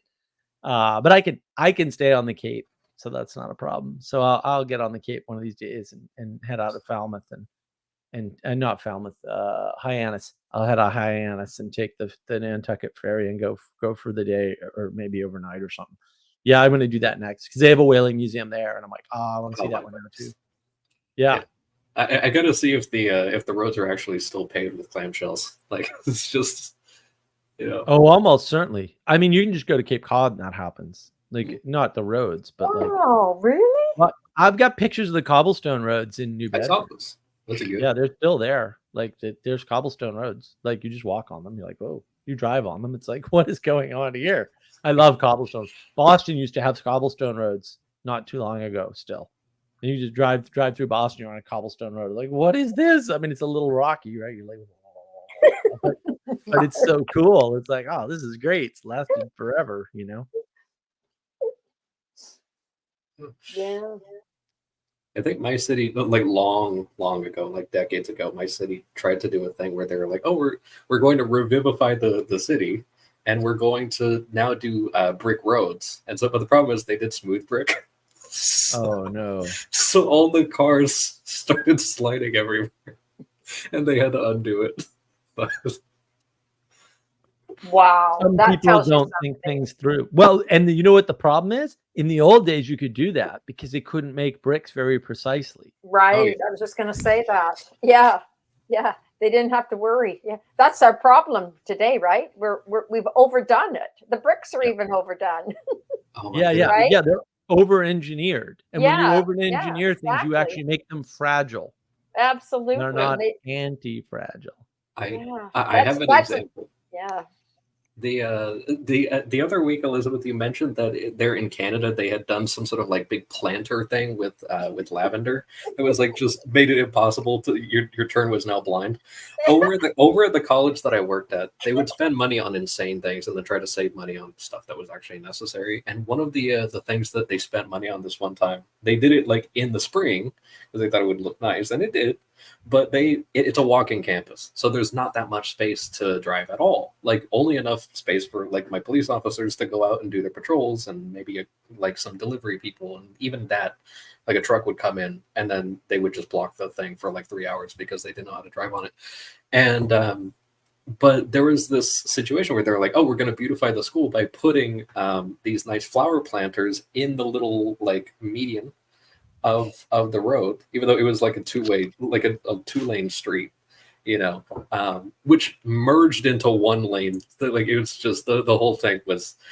But what they didn't think, because they built all this stuff and they spent, you know, probably at least $100,000 on these planters, and then what they didn't account for is that it snows. So so it snows, and it snows kind of heavy here, and they have snow plows. And the first snowplow that went down the road, the snow was high enough that it covered these little planters, which were not so high, and they just wiped the entire thing out. That just the snowplow just scooped up the entire planters, and there's just bricks everywhere. That's funny. Well, welcome, not very dread pirate. It's good to see you. I'm glad you're not very dread. We don't do well with dread pirates. No, I'm also not a very good spelling at pirate either, but it's neither here nor there. That's okay. It's How you guys doing? It's fine. No, we're doing good. I want to read Gage Murphy. Good to see you, Gage. My wife and I lived in Great Barrington, Mass for 2 years. Yeah, well, Massachusetts is an interesting place.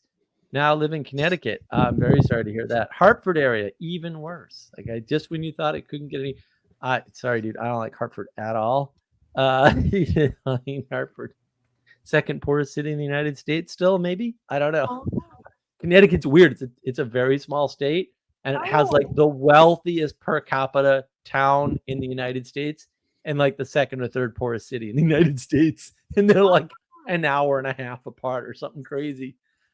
Also, worst drivers in the world. Not just my opinion. I read it on the internet. Has to be true. No, the worst drivers. Like, and New Jersey's always competing with them to be worst drivers. But Connecticut usually pulls ahead somehow. Like I think they really Central put in the effort. Jersey, Central Jersey may have the top of the worst drivers of all Jersey, but that's the only time I'll acknowledge Central Jersey. Yeah. Ixnay. Overdone brick sounds like a good insult. It is. See, even Gage agrees. He lives there. Yeah, it's wild. It really is not good. Yeah, Connecticut. I was driving through Connecticut one day, just to give you a nice story. I'm driving through Connecticut, and there's 3 cars on the road. Me and 2 other cars. Like exactly 3. Big highway. No, 3-lane highway. 3 lanes. 3 cars. I'm for some reason in the right lane, just cruising along because I was in a hurry. So I'm in Connecticut. You know one thing. I don't want to be there. I'm trying to get the hell out. Like, the last time I went through Connecticut, I'm like, we should blow up Connecticut and replace it with a bridge. Yeah, but where are you going to put all those berries, man? They got to go somewhere. I only use Connecticut to get the hell out of New England when I want to get out of New England, which is quite frequently now. So I'm driving through Connecticut, and these two cars, one of them is in the passing lane and the other is in the middle lane, and they are dog-tailed. So in other words, one of them is literally in the blind spot of the other one.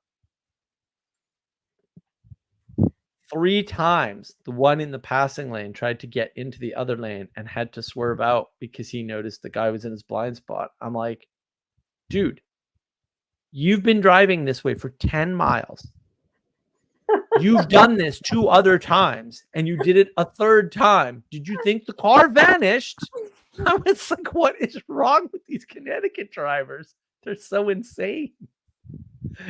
It's like it's weird. It's Well, weird. it's also Delaware, and literally, it's all the small places where no one lives that has no business having anyone driving there that has all the traffic. Delaware's also terrible. Gage says, by the way, good to see you, fellow Schaefer friend from SWS. I don't know who his fellow Schaefer friend is, but it's not me. I assume that's you, Elizabeth. You're the Schaefer person, right? Yeah, I spent a year at L'Abri. Yep, I did. It was That's great. awesome. It was the best thing ever. It was amazing. It was a monastery, right? They didn't call it that, but that's what it was. You worked for I'm 4 sure hours. I'm sure you made it better. So that's good. I was quite Excellent. well behaved. We don't have many bad drivers in AK. They end up in the ditch every winter. Well, that's true. Yeah, you get that's true. Yeah, fair. they should just stop salting the roads, just like how they do it in the DMV. No salt, just all the good drivers. I don't. They don't. They'll salt. have Yeah. the future drivers, all the bad drivers. Yeah, stop if they coming don't anymore. salt, you're right. All the bad drivers will crash, and then the problem will solve. Yeah, if you're on the wrong side of Darwin, everyone likes evolution until they're on the wrong side of Darwin, and then they start I mean, crying like don't get me babies. started on Virginia, because Virginia doesn't even have the salt half the time, so they're already ahead of the game. Virginia's great. I like Virginia, except man, boy, they just cops all the time. I'm like, dude, what are you doing? They got to make money somehow, man. Oh, I know. It's such a scam over there too. It's Now, terrible. at least in Virginia, the roads go somewhere, as opposed to the DMV and everything until you hit Philly, where the roads go to other roads. Yeah, that's a true story, bro. I like Virginia, but it never ends. No, You're just just keeps driving going. in Virginia forever. Once you're in Virginia, you can't actually escape. It takes too long. Like, Arguably, it's Virginia until you hit Philadelphia, and until you hit I don't know how far you want to go west. 70 goes quite a long way, my friend. try driving from Massachusetts to Pigeon Forge, Tennessee, because you're in Virginia forever. You can go directly from Virginia to Tennessee, which I did not know. I was like, wait a minute, we didn't hit North Carolina? What happened? I thought you had to hit North. No, there's a little sliver of Virginia that goes all the way down. And this is where Civil War buffs go like, oh, why did all this happen? I'm like, have you ever walked around there? Like, it's not exactly an easy thing to figure out what's going on. Yeah. No, I mean, the terrain's all over the place, right? Because you've got coast and you've got mountains. Right. Yeah. And you've also got like swamps here and there and all kinds of stuff going on. Yeah. Have you been to the Great Dismal Swamp? No, why would I? Oh, it's Is awesome. is that like you insulting the Capitol again? No. The great No. Disney. No, I've never heard of this.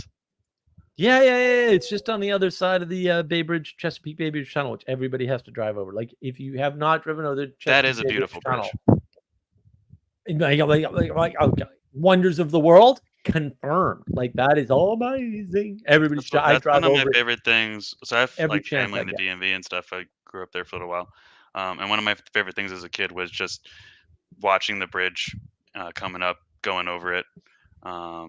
We'd go real early so you could catch sunrise, which is pretty nice. I caught sunrise once. Yeah, usually. And you know what? The Delaware Bridge is actually pretty nice. I don't love the light colors that they throw up on it, but yeah, I don't know. Are the other two of you near like beaches or anything?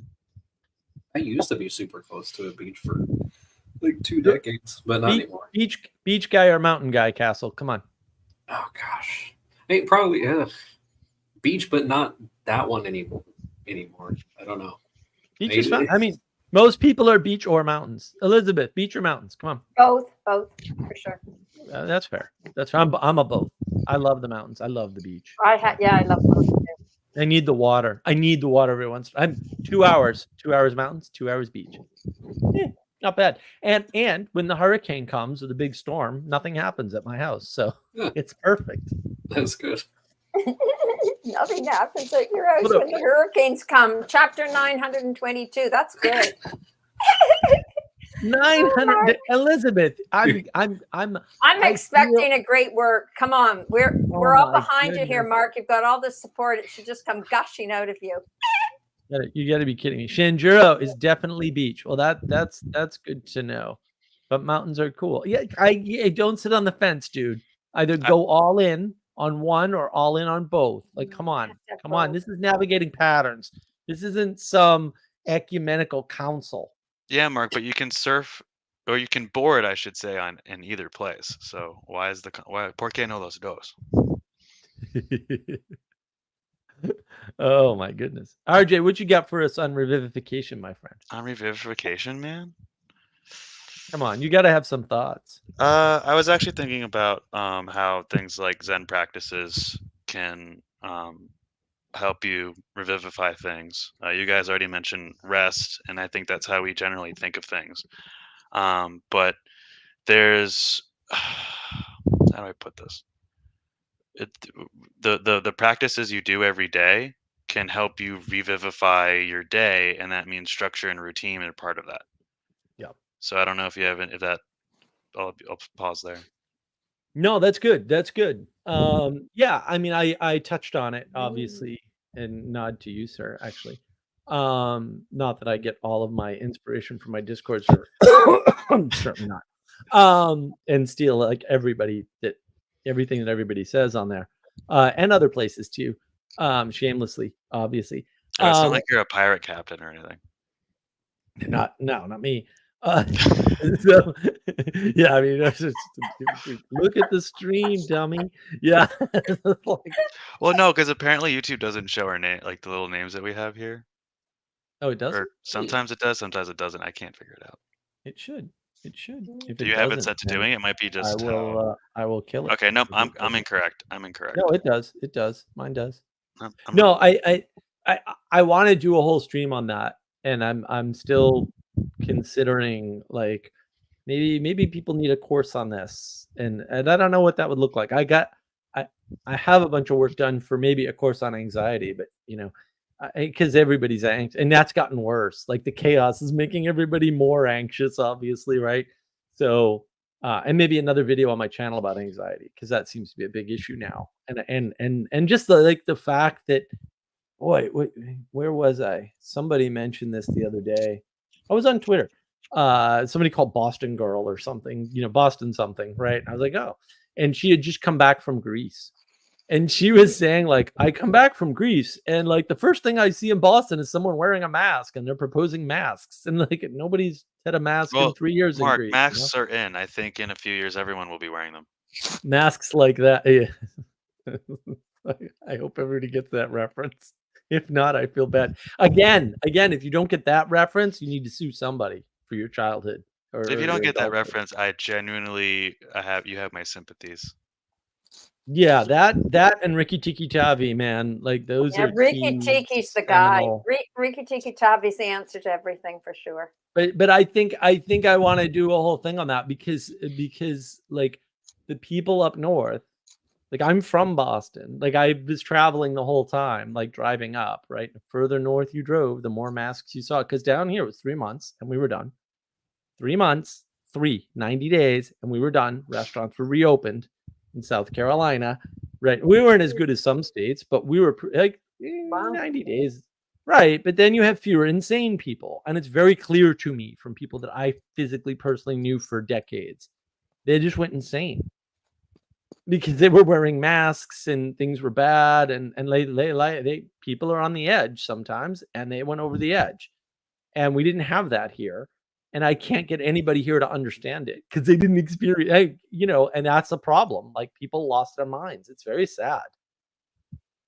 It's not just that, Mark. What's happened is that people, I've noticed it continually here, they've lost their ability to pay attention. It's really noticeable. So if you're talking on the phone to a bank or you're going somewhere and you're exchanging information, people are always mixing up what you say and what you're talking about. They often will reverse numbers. For example, you give them your phone number, they'll reverse the numbers. I went to the bank the other day. I'm talking about exchanging my Canadian dollars to euros, and she flipped it. People literally, I'm convinced, have lost their ability to pay attention. Yeah. And Well, because it's definitely obviously, suboptimal switching at best. Well, Right. but no, they've been overloaded in a flood, Right. and you know, you can kind of give a tip of hat to John Vervaeke with relevance realization. Like, sure, I like that black box. It is a black box, by the way. Don't make me spell it out. I can. that's my expertise, man. Vervaeke's work. But at a certain point, relevance realization won't solve the problem because it's just too much. And so the relevance realization thing is no longer relevant, ironically, right? Because you can't do it. It's just a flood of information and you're kind of screwed. And so the first place you have to start, and this is why I'm thinking maybe I'll do this, for next week. Let me know, like comments, live chat, whatever. Like maybe next week I'll go over constraint, because the solution is constraint, right? And then because you have to have a space to do the relevance realization in, right? And if you don't believe me or you don't understand that concept, I have a live stream on protect versus nurture, right? That's the outline for that same pattern, by the way. I know I'm using different words, and no, the constraint. Right. There's your navigation of patterns. The constraint, right, allows a protection. It's a filter for information so that you can then do relevance realization. You can't do relevance realization infinitely, for example, right? And it's weird, right? Vervaeke's like right on the edge of this, right? He's like, oh, things are infinitely similar and infinitely different. And like, I know that's not original to him or anything, right? But like, he's on it. Like, yes, that is true. What are the implications? Like, he never takes the next step, right? What's the implication of things being infinitely the same and infinitely different? Oh, well, they need to be constrained, right? So that then you can perform things like relevance realization. And nobody likes this answer, but actually almost all of our world is constrained. Like all the signals that are coming to us, 98% or something are filtered out. Technically, this has been measured. There's science behind this, right? You'd have to do a lot of research, but it's there. You can do it if you're not lazy. So constraint, if that's what you want to see, let me know. It looks like Ixnay constraint would be good. Floodgates and filters. Oh man, this is great. Now I have to do less work. This is fantastic. I like it. I like it. Last week, I was talking to Danny and Manuel after the Language of Creation book club, and one of the things that kind of came up was a bit of this kind of constraint thing, and that's also kind of what we're participating in the book club by all agreeing to do that. And then like there's lots of little subcontainers for the constraint. And one of the things I brought up was that in the Exodus series that Jordan Peterson did, he brought up a point very briefly about the importance of constraint with respect to, he was making an analogy, but he was using chess as an example. And he was talking about, there's only so much you can actually do with the chessboard and pieces until you agree to the rules.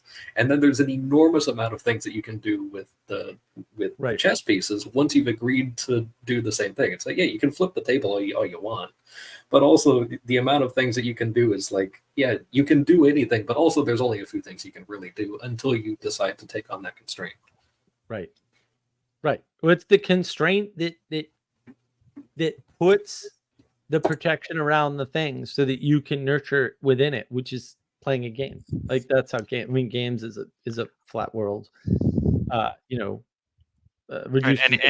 game needs to be constrained to a certain level, otherwise it's just flat out not fun. It doesn't matter if you're playing a video game, a board game, or inventing a game with a 4-year-old board person. Right. Well, and that's the problem is that like when and I'm going to do a commentary on this next, Boghossian and Peugeot, and Boghossian's like, well, yeah, but the rules in sports are arbitrary, and I'm like, wow, what? It's like, dude, first of all, like, did somebody give you a college education and you said that at the same time? Because I got questions about. Like what education is? Pirates don't participate in the Olympics, Mark. I was like, How can anybody make a statement like that? Like, I mean, there's stupid statements, and then there's whatever the hell that is. And so I am going to do a commentary on it. I have this format for commentaries, and we are going to improve it. But you'll see that probably on Wednesday. We'll probably release it on Wednesday. I hopefully I'll have a video for Monday, which I don't have yet, but either it'll be the animation. Oh, Or okay. I'll Here's a thought. We'll get things like the Olympics coming together to, support the team and stuff. Revivifying? Question mark. Yeah. Well, any sport has to be revivified by the fans, right? I mean, otherwise, like if the fans don't show up, it dies. Right? People can play the game all they want, and they do, right? There's plenty of like pickup basketball leagues that no one's ever heard of, and no one ever will hear of, and almost no one watches. Oh But yeah, like, the sports movies are always the underdog movies.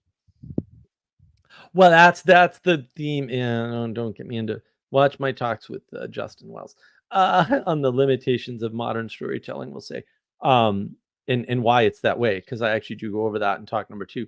But like, Well, there's that points out the constraint. It's like, but please continue. well, it can, but like, there's a more fundamental thing going on, which is when you're aimed in that way at that thing, what are you missing? Because this is all. I think this is why being dyslexic is wonderful. Even though I can't Speak for read. yourself, man.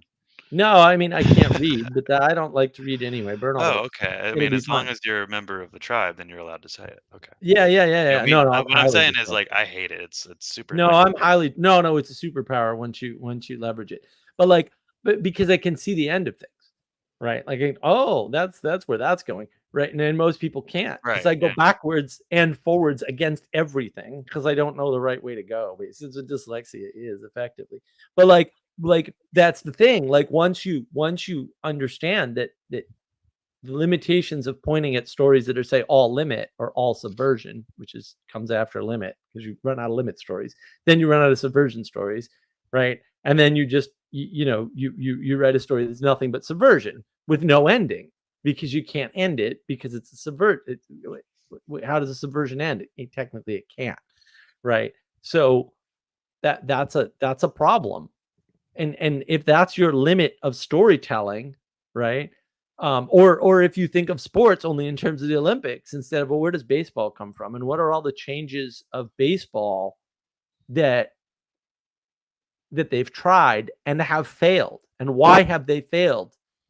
Oh, wait a minute. So in other words, we know the rules can't be made arbitrarily. Like, we know this technically. So I don't know where Bogosian gets this from. So what? Like, who gave you a degree, dude? Like, you can't even think about things. Like, if you just thought about that for 5 minutes, you know it's not true. And God forbid if you researched it, you'd certainly realize immediately, oh, they've raised and lowered the pitcher's mound several times in the history of baseball. Oh, they've changed up the bats. Oh, they've moved the distances of the bases. Well, why did they settle on what they settled on? Why did they move them and move things and then change them back? If they're arbitrary, why would they bother to do that? Oh, because they're not arbitrary by definition. Or do you just not know the definition of the word arbitrary? Like, I don't know what this problem is. I'm like, where's the breakdown here? I mean, honestly, dude, it could be like people don't know what words mean anymore. Oh, for sure. Yeah, that could be it. Right. That definitely. If it's not it certainly has a lot of weight. I'll say that.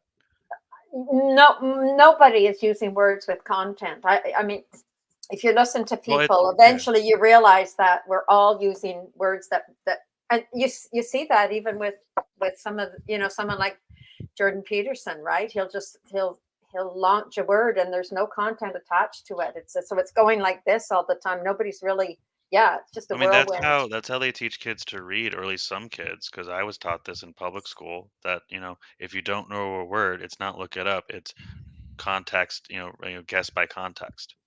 Well, then that's okay. Like, the problem is Bogosian, in the context he's using the word, has the right definition, and he's using the word the way he intends, and his intention is correct. His point is stupid. No, yeah, I mean, I'm saying this is like idiosyncratic to me. It's just like I can tell you I was not encouraged to go look up things in a dictionary. For sure, not like kind of a thing. No, you Well, can see people it. should have I'm been. old. I'm old. I'm 72, and you really see it. When I was growing up, people understood what words meant. Right, and Wikipedia is There not a was dictionary. agreed Like, on that's such a big no, but thing. there was always agreed on content. It Right. was clear. Communication was much. Yeah, You could. It even had a feel to it and a smell. It just was. Well, we had It Merriam-Webster. was it was highly organized. I like the word Right. you used, by the way, RJ. You said routine, and I think that's a critically important word today. And kids, if anybody, I watched the education system in Ontario go down the tubes because of lack of routine, starting from the kids lining up or not lining up. Right. There isn't any more routine in the education system, and so Yeah, it's but they're impossible. individuals, Elizabeth. They're individuals. You can't constrain them. They're going to emerge into wonderful human beings all by Yeah. magic. Yeah, but it's scary what it does to your perceptual system, right? Well, and that's it. I mean, I wish Peterson would play more with that idea, because that's a whopper of a concept. He's got it all, right? He just doesn't, and he touches on it every once in a while. But he should sort of hammer on that. I just want to go through some comments. Sanjuro, my wife, as I assume has dyslexia, and she always lasers in on the end of things with insane precision. Yes, she does. Oh yeah, there's the has. Sorry, Sandra, I didn't see your correction. Yeah, I mean that's the thing. Like, dyslexics can be good at that. I'm ridiculously dyslexic. It's so sad. It just is. I'm quick, so I triple check everything, and that works for a lot of time. You'll see me slip up though, because it happens all the time. Mark, before I have to go, because unfortunately I do have to go. Oh, sure. Have you tried the dyslexic font for No. reading on stuff? Okay, I tried it. It's amazing. I'll probably send it to you in Discord. Yeah. I'll talk about it for a brief moment. It's very cool how they achieve this. Each stroke and of each character has weighted parts to the stroke, so that when you turn it upside down or backwards, it's still very identifiably this like one thing and not the other. So it basically relieves a lot of the cognitive load of your brain to identify, because your brain's always doing the inversion, the way that your eyes and brain work. See any biology textbook. Citations, folks, always important. But it's a very cool font. Really makes reading things a heck of a lot easier for me. So for anybody out there in the audience, it comes automatically on the Amazon Kindle. That's how I found out about it, I think. If not, I somehow downloaded it. And you can get it for your computer as an extension. It costs a little money, but hey, we all gotta choose and bear costs and things. So with that, guys, I'm out of here. Good to see you, RJ. Thank you. Good seeing you. RJ over and out. Perfect. Not very dreadful pirate, but that's all right. We'll forgive him for that. I'd rather a dreadful pirate personally, but hey, you gotta take what you can get. I'm willing to cooperate with anybody, so I can get my hat if you like. that is up to you, sir. You're already ridiculous, and I love it. So I super appreciate it. Yeah, I got up my game. One of these days, I'll get a parrot and put him on my shoulder, and yeah, I have a bird. A green parrot. It's not a parrot. I have a bird, but it's not a real bird. I could grab it, but I don't know how ridiculous should I be? You can be as ridiculous as you want. No one will mind. It's all up to you. This is a mostly free area, and pirates are they're honorary creatures. So, RJ claims to have a red drinking bird, which he does. I've seen it. It's a real phenomena. His bird is totally real, guys. He's gonna get his bird. Look out, folks. Get my bird. Is coming. My mother had parrots. She had a red one and a green one, bright green, Solomon Island parrots. But they're hugely expensive to maintain. Parrots are, and they require so much work. It's pretty insane. Back when I lived in a really kind of low income neighborhood, the neighbors had some sort of pterodactyl that would just scream constantly. It was absolutely ridiculous, but you could never sleep because it was just like indiscernible pops in the distance at 3 a.m. and fireworks and music until 5 a.m. and just screaming dogs and birds and stuff. It was just a nightmare. The strange footsteps outside. It's just interesting place. Very very formative years. But yeah, these are the bird statues I have. I'd have to figure out how to affix these on anything. But I got nice. a very judgmental bluebird here. I love it. And then just a cardinal. But nice. Well, they belong in the background or sideground or something. I'll have to figure something. I'm gonna need like more. I'm gonna need like stands. Yeah. Stand or two. Yeah, that would be funny. Yeah, you definitely do. Yeah. Oh my goodness. I love to just like throw like just ridiculous amounts of randomness into things. Like there's I like to do normal things. Like I do a lot of normal things and I have a lot of routine. Like we had kind of talked about this with the revivification that that I spend, I maybe 2.5, 3 hours of my day is routine, something like that, like hard and fast routine, always the same time every day. That's also kind of why I always show up or bail out at weird times around like 3 o'clock during the book clubs and stuff, is because I have a routine that I'm going to do that, and I'm not going to compromise that unless I absolutely have to. And that's usually good. Yeah. And it's just because I know I'm going to slip if I don't, and that I can afford one day if something happens. But but it's this sort of thing that I really like also giving people like strange gifts and stuff. So it was like, with the mongoose thing, and then like my priest, I gave him a velociraptor skull. And like for his birthday, it was like a month and a half after his birthday because it came from Australia. It was a cast, but it was completely accurate. And he doesn't know anything about dinosaurs or anything. And, like he had to look it up, and I was just like, dude, because there was, oh my goodness, I forgot. If it was probably Saint Francis actually that is usually pictured in iconography like holding a skull. And I was velociraptor skull, like you love it. It's like it's close enough. Like I'm not gonna give you a human skull. I'll give you a velociraptor. Like that would be really strange. It's way more normal to give someone a dinosaur skull. But yeah, I get some. I'm gonna be giving this nice guy that gave me a sponsorship to enter the Knights of Columbus. I have plans for that. Cool. And so, in a similar vein to the ridiculous stuff I'm doing here, they better get ready because I'm not going to hold back.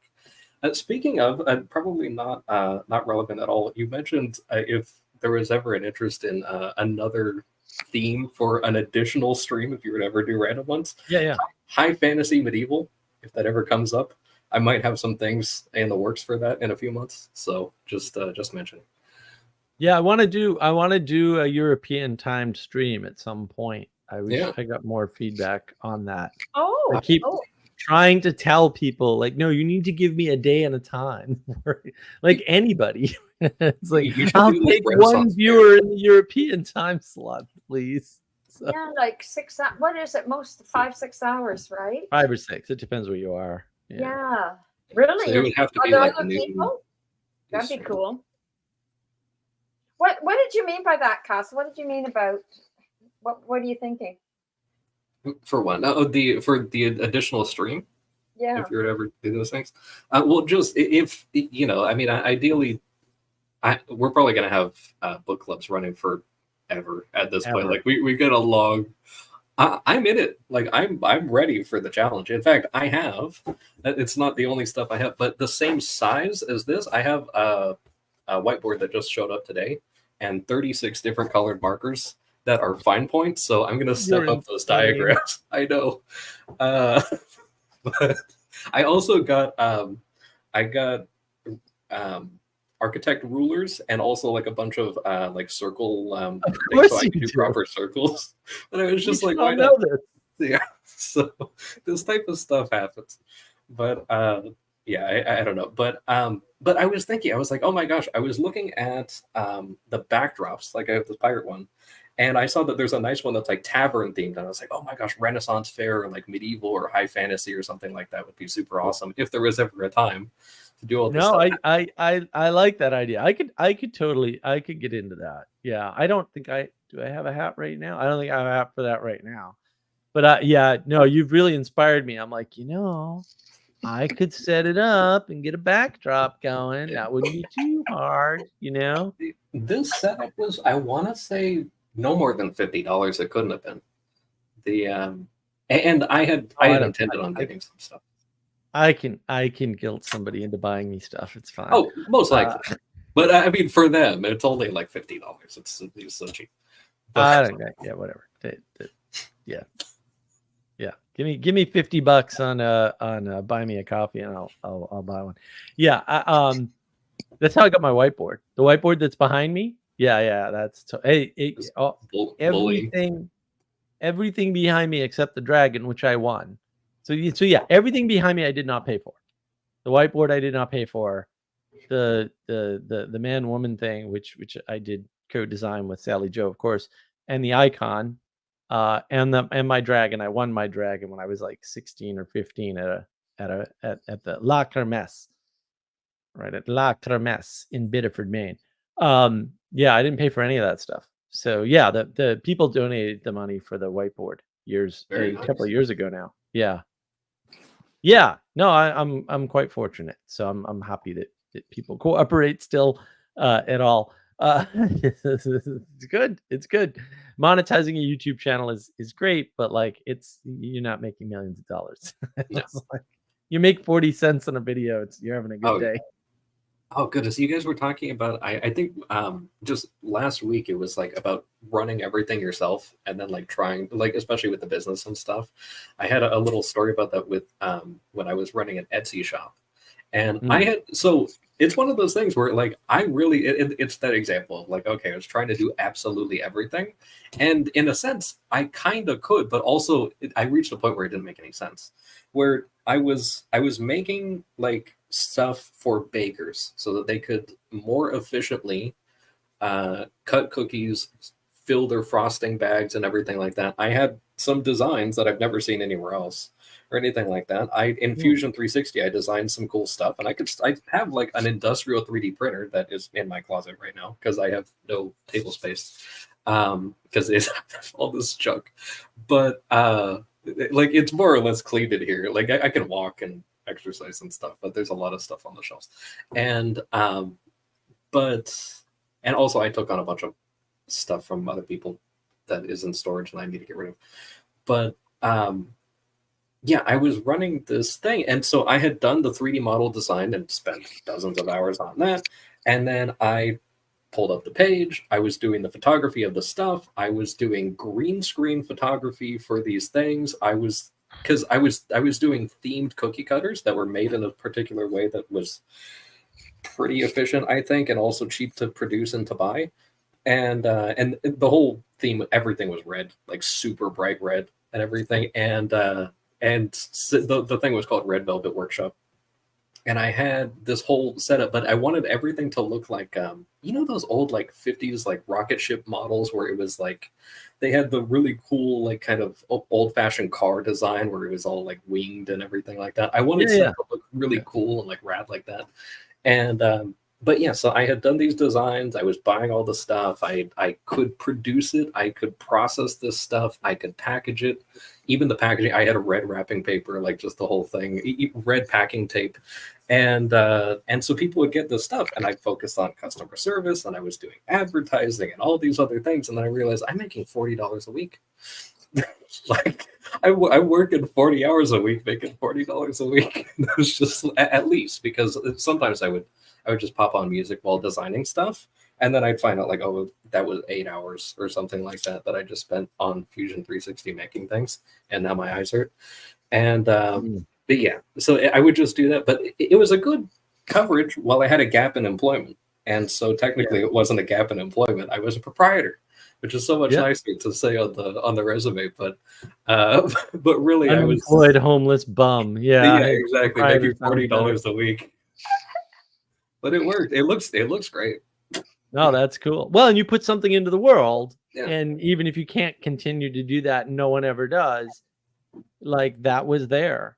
Yeah, and I technically still have all the files and the means to make it if I ever needed any of that stuff again. So I don't need any of that stuff, but I could give it as a gift to somebody or whatever. No, I mean, look, you should keep it, and someday if you find a way to scale it up instantly, Mhm. you know, maybe we do that. You can I was be literally part of looking the at injection molding services. Like I was so ready to scale. I was like, this is gonna be big. yeah. And I was just like, oh, that costs money. Like it costs a lot of money to start doing that. Like I could make the sales, I was pretty sure. Well, But it's just, that's the cost of scaling. Like people don't Yeah. understand, right? And then they look at people and they don't understand. Like most people who start businesses already have money. Yeah. They don't have millions necessarily, but they've got hundreds of thousands of extra dollars lying around. Yeah. And they use that to bootstrap. And when you start with $100,000, you can get a long way before you start losing money again. If you know, and you only need to be mildly competent, because with a few hundred grand, you can hire all the competence you need. Oh, yeah. And that's the thing. People don't understand that. Yeah, it takes a while to make that 100 grand back, but also you can. You just, you know, it's not that hard. And all your costs in a scaled business are upfront costs. So they're very high. They're thousands of dollars or tens of thousands of dollars. But like that's the next 3 years before you need that expenditure again. So you got 3 years to make it all back.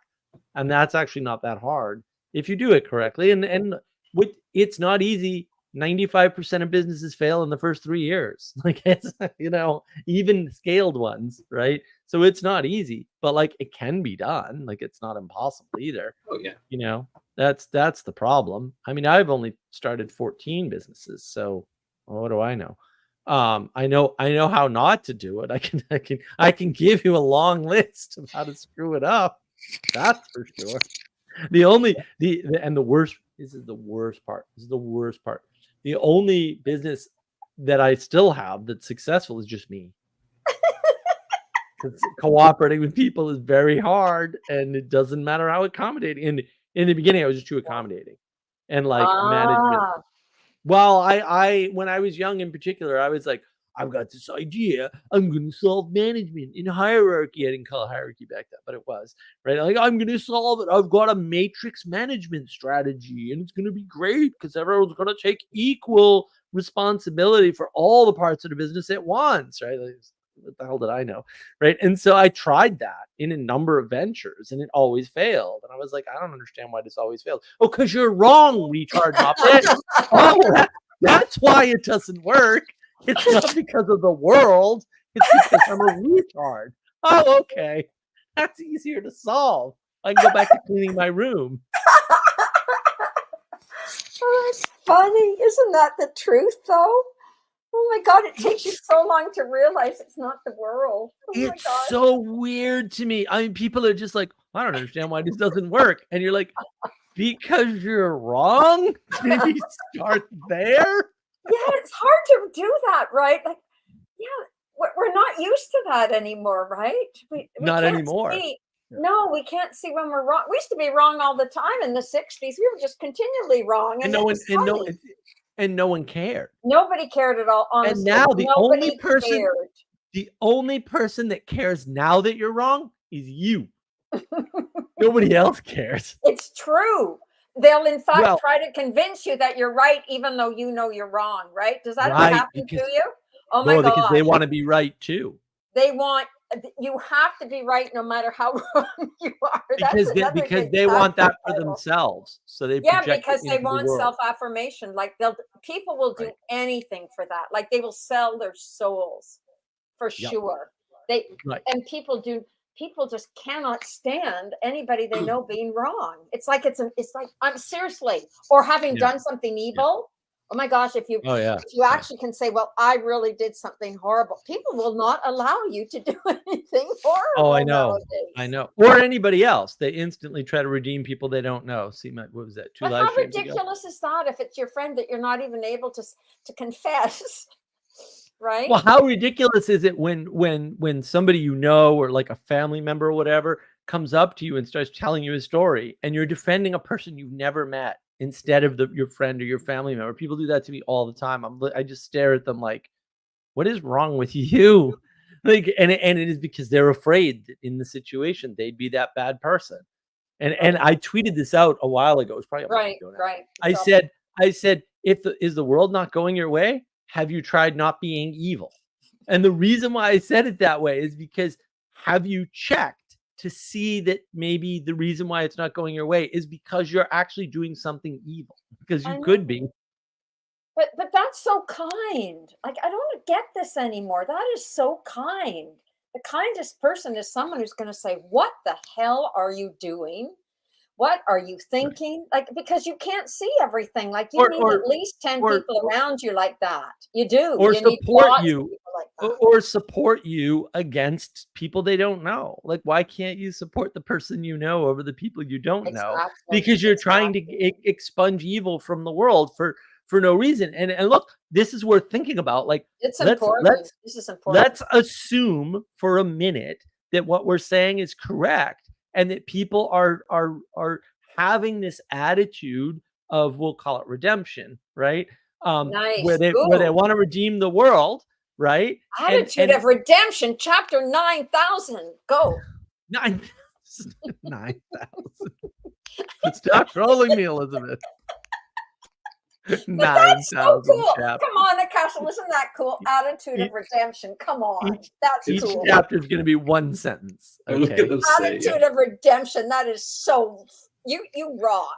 Okay, keep going. Thank you. So and they're projecting, and so what happens is when they go out into the world, they're telling people who are, say, incompetent or incapable or evil that they're not. Yeah. Right. And then so they're like coming up with excuses. Well, the reason why they failed is not because they're incompetent.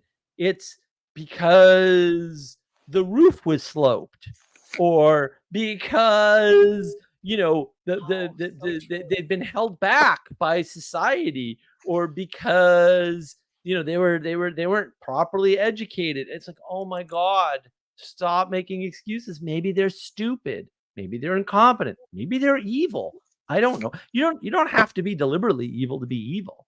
Like, all you need is ignorance and action, and that'll make evil pretty regularly. Like, not 100%, but like, it's, you know, it's like 80% of the time. It's the people don't realize badness or evil real easy, wicked by default. Right. That's why when people go, but this thing emerged, I'm like, oh my goodness, the odds are that it's evil. If it emerged, you've got to cultivate it to be good. You got to put in the work. And people don't. If it emerged, it might well be evil. There's another good one. Almost certainly evil. It's almost certainly evil. How cool is that? If it emerges, now that's, you're going someplace with that idea, right? If it emerges, it's evil. Like, this is heavy. Sorry, but I'm feeling it is. People don't want to hear that for sure. Scary. Oh my gosh. Ixnay. Elizabeth is going to number the chapters in your book like versions of Windows. Hey. This is a nice stream. Yes. Oh, we don't need to be nice. We just need to be real. We need to be real. Well, real funny in that case. I do appreciate it. So yeah, that was pretty funny. And I think that's important. No, nobody wants to hear that. Everyone wants to be emergence is good. And then it's so important today. We're surrounded by evil. We're right in the concentration camps, and I'm not saying that lightly. It's true. No, Sandra, but no, Mark. Emergence is good. We had this discussion last night, and look, no shade, right? Like, I get it if you don't understand emergence is good. Like, I get it, and I'll do a video on it at some point for sure, right? Like, if you don't understand that pattern, that's the pattern of Alex O'Connor. That's the pattern of Bogosian. That's the pattern of Peterson. It's the pattern of Vervaeke. Like, these guys are very emergence is good, and that's not correct. Emergence is not good. Being is good, and being is that which cultivates emergence to be good, because it's not good, because emergence is not being. It's not that difficult. I understand why people don't understand it. Manuel Post, the guy, right? Like if anybody should understand my work, it's Manuel. We've been working together for like 4.5 years now. We have a glossary we built and everything. I mean, we got all these notes, 300 plus pages of notes in one file. Like, Manuel the other day, like, did this whole thing, and I'm like, yeah, bro, that's emergence is good. And he was like, wait, no, it isn't. Wait, what? It took him a while. And hey, Manuel is freaking extra brilliant. And I he's been know. working with me all along. He didn't see it right away either. Like, this is not easy for us to see for whatever reason. Like, for me, I'm like, are you guys all blind and stupid? But that's just me. Yeah, but You it's know, so like, this is hard important. for people. It's not a LITE idea. It's fundamental, right? Once Well, again. that's the problem. I have a short that I'm gonna release that I did quite a while ago. It's probably a couple of years ago now on Paul Vanderklay's channel. That's related to this, about this idea of the staircase, and then how the staircase is viewed from different perspectives. I'm gonna release that after my first animation, because my first animation is on perspective and scale and detail. Yeah, and so we'll see how well that goes over. I mean, it's an animation, so hopefully it will go over well. Maybe I can even narrate it without being completely Muppetized. Although, you know, jury's out. Like, we got the pirate.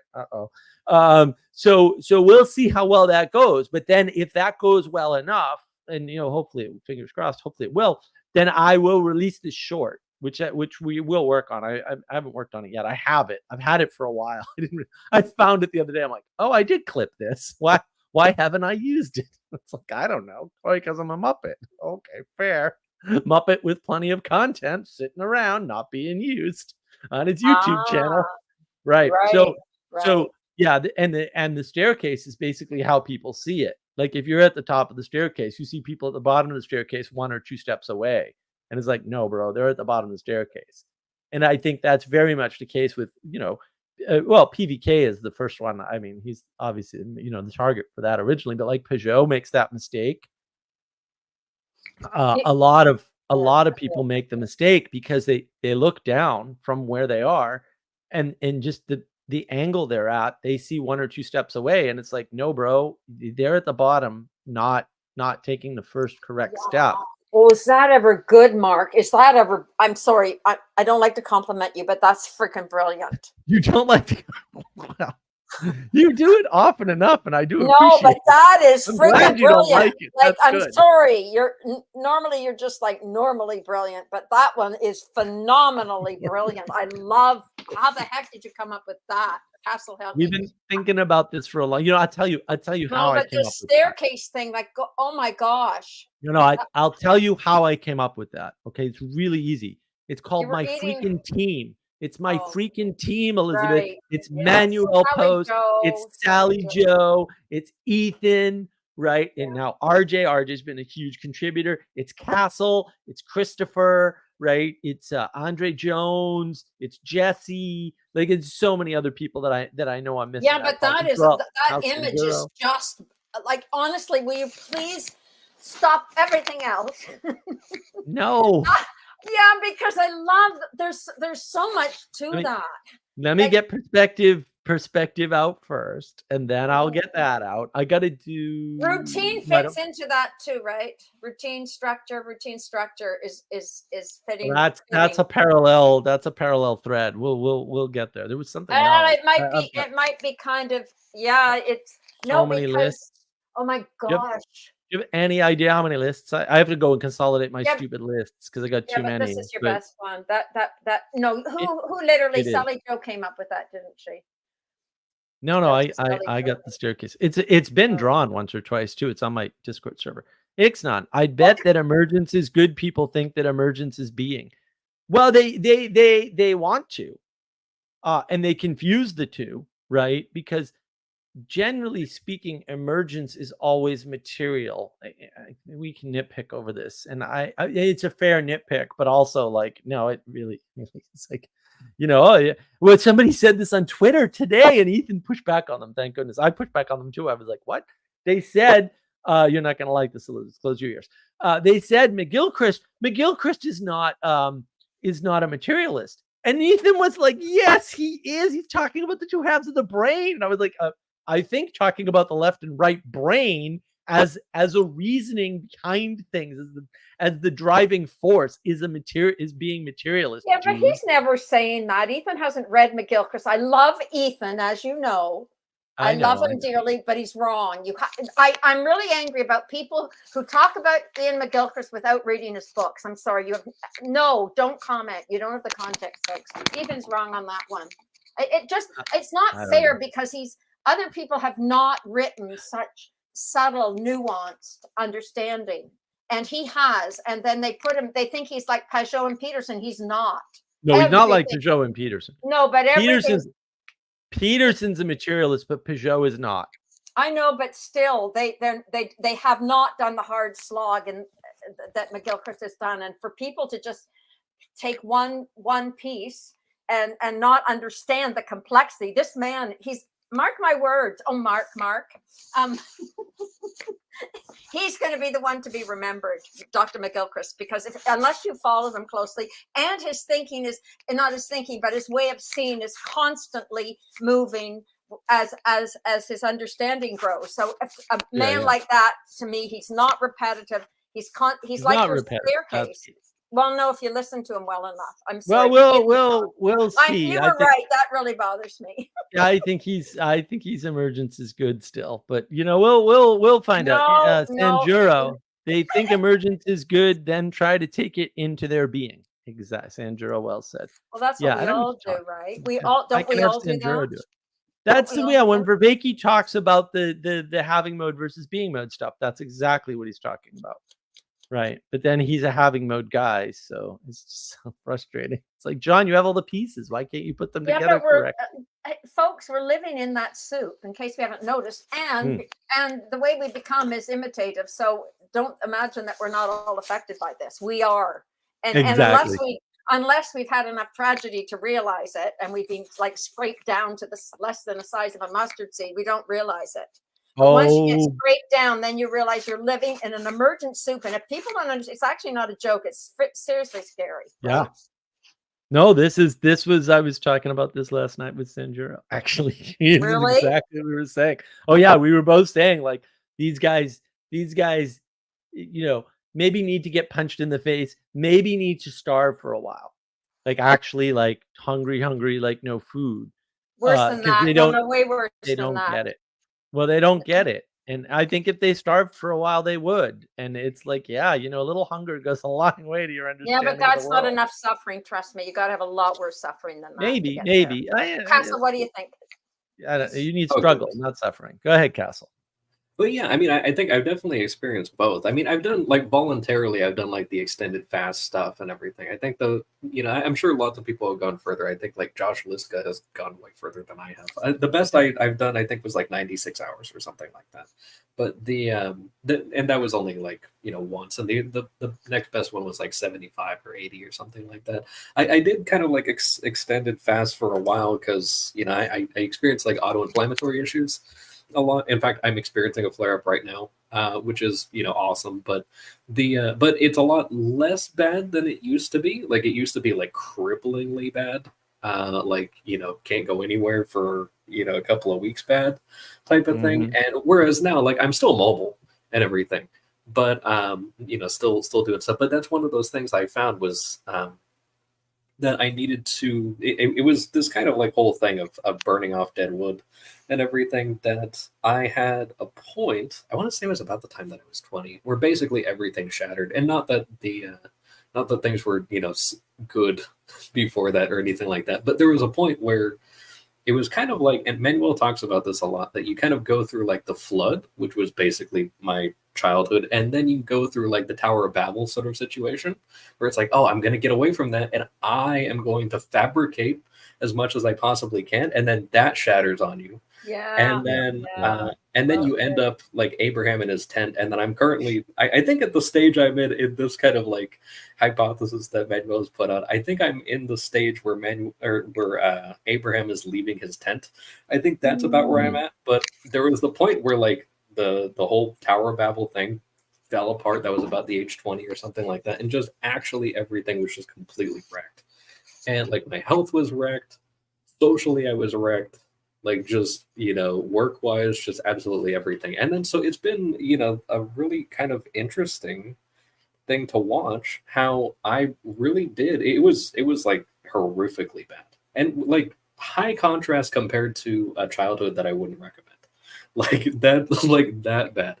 And Wow. Yeah. and most of it was my fault. And that was kind of the interesting thing that I now have the context for. And you mentioned this earlier, that there was a huge amount of stuff that happened to me during a certain point where I had very little agency, but then I got agency and then I totally did all that damage myself and everything. And of course I was, you could go and excuse and be like, well, I had very little frame of reference or whatever. I have much better frame of reference now. I'm grateful for the fact that it happened. I wouldn't do it again. I wouldn't recommend it. And I would definitely do everything I could to try to help people to avoid that if they could. Right. But some of that was also being able to get out of that was, to your point, while suffering with stuff that was happening to me at that point, even things that were not my fault, then engaging in voluntary struggle at the same time actually was a sort of like anti-venom in many ways. So I definitely experienced that a lot, where it's like, oh, I'm gonna fast for a couple of days because I'm experiencing a severe flare up or something like that with this situation. And it's like, and that was because my body had been destroyed with bad food and years of antibiotics and stuff, because I was sick most of my childhood, like just and lots of stuff. I mean, like, just for context and everything, and it's not like a sob story or any stuff. It's useful to me now.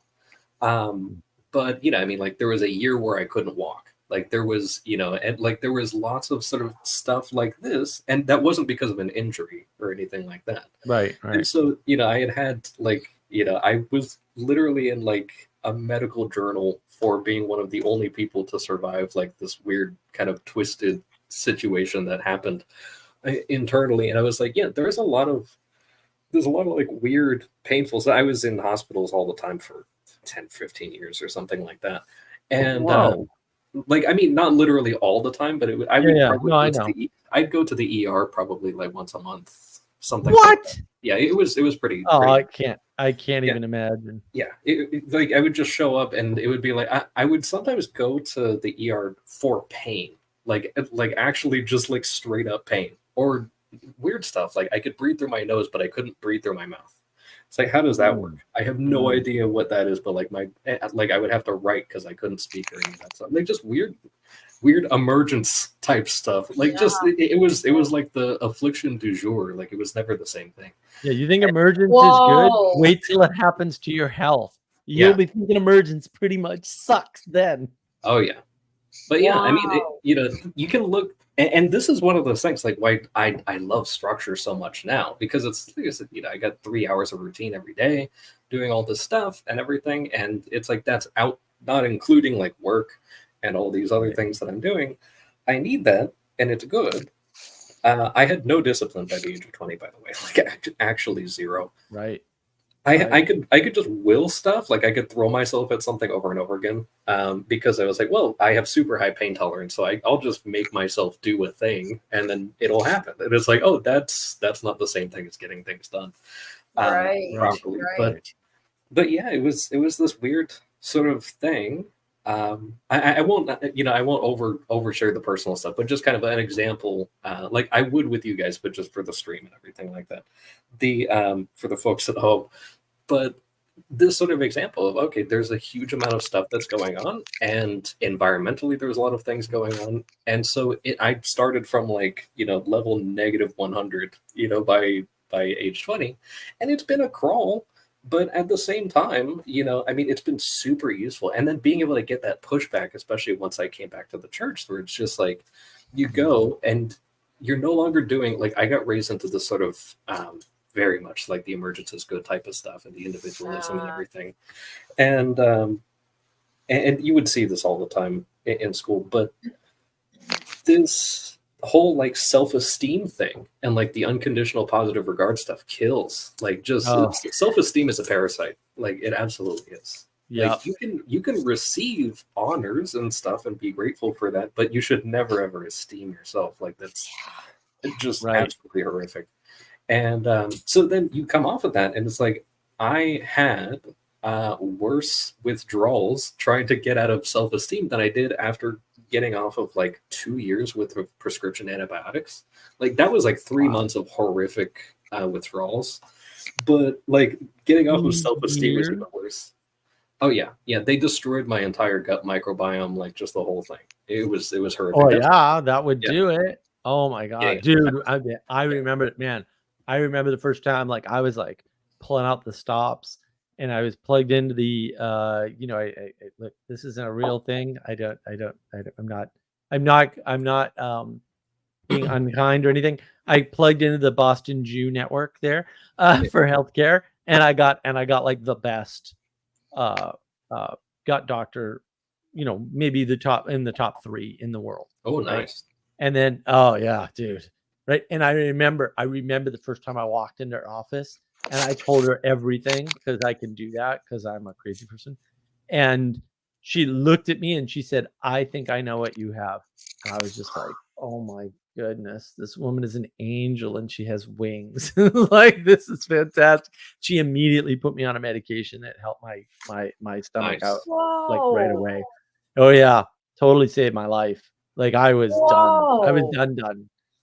I was like, yeah, I was suicidal when I was homeless. This time I was suicidal because I was just in way too much pain. I just Yeah. couldn't get anything done at all. And I was Dang. finished. And man, when she put me on that medication, it's a horrifically expensive medication. And yeah, when she put me on that medication and like it worked, I was like, oh my goodness. You I mean, can't I've been believe so it. sick for so long. And she knew right away what I had and everything. She was amazing. Wow. So there's the Yeah. opposite of incompetence. Here's a woman. Wow. Wow. And the other doctors, I was at the doctors in Marlborough, Massachusetts. And look, the doctor was nice enough, the nurse practitioner. And she was a nice enough person. But like at one point she goes, "Oh, we have this, free sample stuff called Align." And which turned out to be amazing stuff when it first came out, especially for my condition. She said, "Oh, you could try this." And I was just staring at her like, "You came to me this 3 months ago? I want to strangle you right now." And she would argue with me. I'm like, "Look, I'm eating. I actually weighed my food. I am eating way more food and losing weight." And she just looks at me and says, "That's impossible." And I'm like, "I'm here in front of you. This isn't impossible. It's happening. I'm telling you." Right? And she just could not believe it. And I was like, "You're useless to me." And until I got into and then the doctor was slightly better, but like until I got into Boston, and they lost my medical records. Oh They yeah, wouldn't yeah. give Oh them to yeah. me. I was like, "You people are a freaking." It wasn't their fault. It was the hospitals. But it's the whole way the system was. Yeah, yeah, yeah. Even before the ACA garbage, now it's 1,000 times worse. Like I had to go to Boston. I had to get all the stuff redone, all the tests, biopsies, and I don't even want to think about it. It was horrible. Just doing it once was bad enough. Having to do it again a few months later was terrible because they lost all the freaking records. But I did it, and like Boston was so much better at everything. Like a good hospital with not just good doctors. Good doctors are good. Good What you really nurses. want is good nurses. Yeah, good That's nurses right. are one good nurse is beyond truly an angel. Truly an angel. I had a nurse practitioner at one of the things because I was in for immune, right? And the doctor had thrown me out of the office because I knew too much. So he was like, "Well, I don't want to see you anymore as a patient." He was one of the top immune system doctors in the world. And he threw me out. He's like, "I don't want you as a patient anymore." Because he thought I was drug seeking. Because I was like, at this point, I tried everything. I'm like, I don't know anything about this. Somebody talked about ketamine. And it's before anybody knew anything about ketamine. And he's like, "No, you're a drug seeker." And I didn't know ketamine had any other effects. I was like literally You're just reading looking for the needle. In I'm the reading haystack. medical white papers about this experimental treatment for my condition called ketamine. Whatever drugs. I don't do drugs. Like I'm not right. Whatever. He didn't know that, so he kicked me out. So I got the other doctor back down the street in Boston was like, no, you've got to be with like an allergist or something. Then if you can't get a specialist, get a specialist allergist. So I get the allergist, and at one point I looked at the nurse practitioner who's doing most of the work, of course, and I said like, "Well, I don't know why I'm with an allergist. I technically don't have an allergy. I've got an immune system disorder." And she was like, do you know who her husband is? And I was like, I thought we were talking about medical stuff. What just happened? And I said, no. And she said the guy. And of course, I knew the guy's name because I do my research. And I was like, oh, he's like the top guy. Like he's above the guy I was seeing in the, for immune system disorders. And he was like, well, I mean, I'm not saying they talk, but like they are married. And it's like, right? Like she was like, no, the pillow talk thing or whatever. And I was like, oh, so it was the nurse that kept me in her practice so that she was getting Wow. advice from her husband about how to treat my actual condition. Because it wasn't even No. right. A good nurse makes Oh. all the difference, man. Yes. Yeah. Like, oh, that is so brilliant. So she acts like that's the true definition of a professional who acts in the best interest of the client no matter what. That's Right. a perfect professional. Oh my God. And helps Those you get people- around the system. Like, I had to Exactly, get because around the that's what system. a professional does. They've always done that. It Right. wasn't as bad as it is now, but that's what they've always had to But do. he was in it, and he was in a different network, so my Oh, that's a insurance wouldn't great covered him. story. That's such a beautiful story. That nurse, wisdom. Oh, I know. Wisdom. Oh, Mark. I had some great nurses. Great nurses. Wow, like women. I'm sorry. Probably all gone now because they wrecked the medical system with that Affordable Care Act, where they don't actually give you free insurance. By the way, yeah. Also, Castle, you got to come on the Discord server. We gotta chat. Fun. You and I gotta need talk. an invitation because I never know when to jump on. I see you guys are talking. I'm just like, oh, I don't know. No, you jump in whenever. No, it's a free for all, and you Okay. just speak up when you feel like it, and just talk over Manuel and I. Otherwise, you'll never get in a word in edgewise. I'm really interested, Castle. So, how did your 3 hours evolve? If you don't have to tell us if it's too personal, but I'm just curious. Oh yeah, it's a good Because question. I really love that idea of that block. It's like you took a block of your day, right? And Right. and it's always there for you. That's really interesting. I like that. Yeah, so idea. it's like islands, but yeah, one thing I'll say is I will happily just share basically anything as long as it's within the bounds of modesty. But I just didn't want to overshare just in case. Yeah. For the stream, Sure. Sure. But yeah, but yeah. So my block of routines, you're saying? Mm-hmm.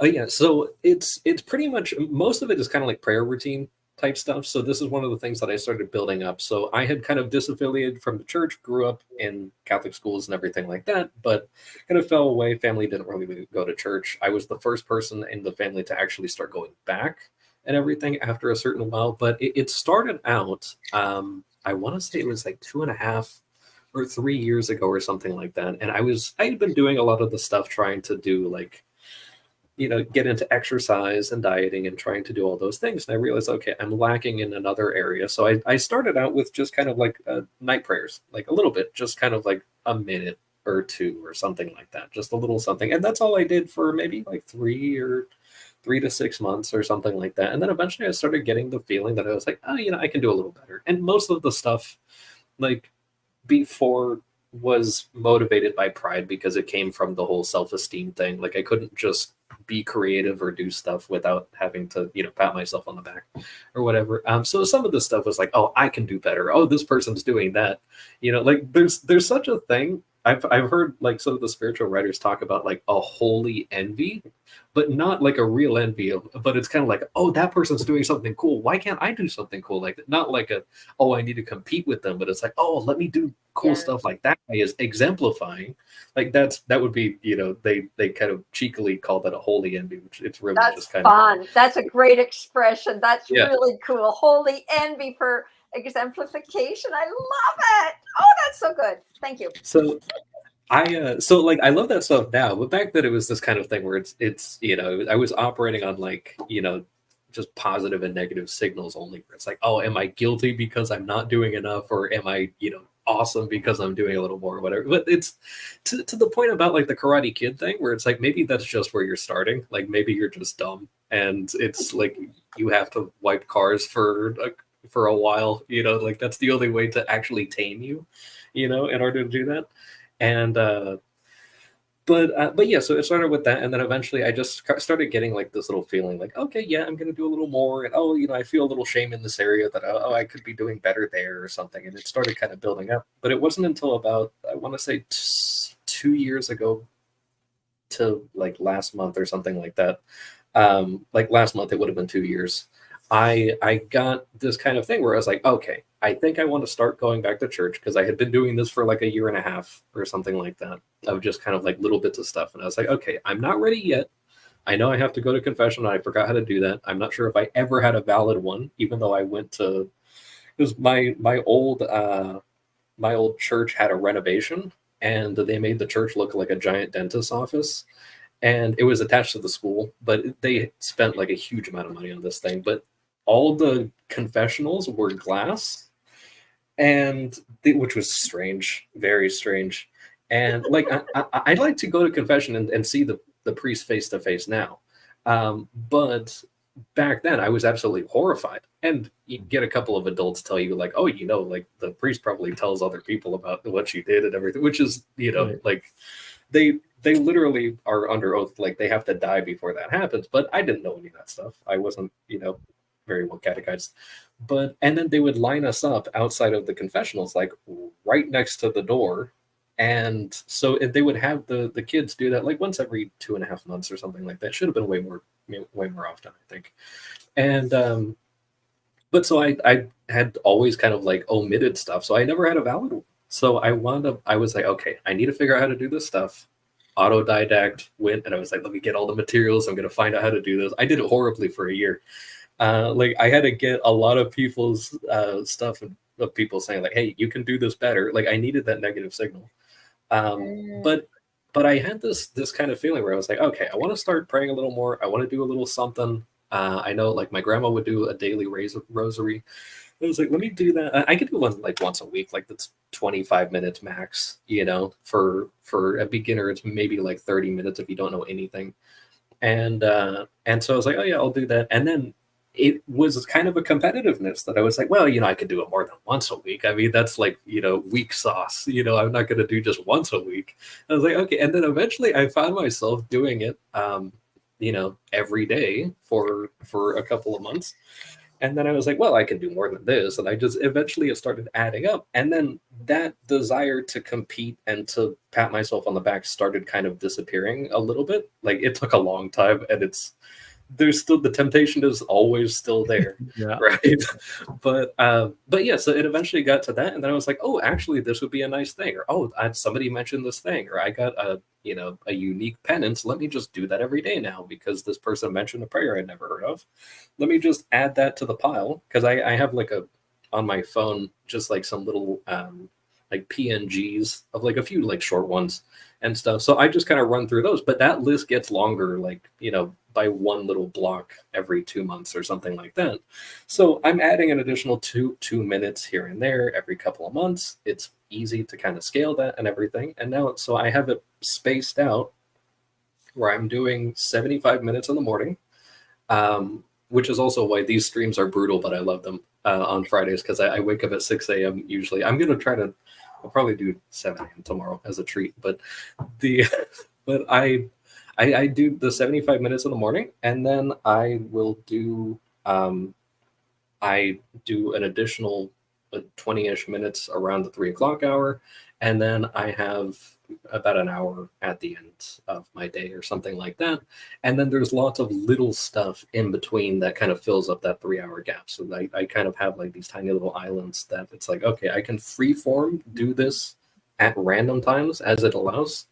And then, and I don't count, even though it does technically count, but I don't count like going to church and all this stuff in like the routine aspect, like just as a daily thing. I just keep that as because I find it's easier to just focus on like, okay, what is my routine, and everything else feels like it's just extra. It's like, oh yeah, but not extra like, oh, it's too much on me. It's like, oh, this is it's a, you know, a novelty for this part of the week. Like, oh, I'm doing this today, you know, nice. Like I have an appointment or a meeting or something like that. You know, the same thing is like these where I do my thing on Friday, which I came from right before this.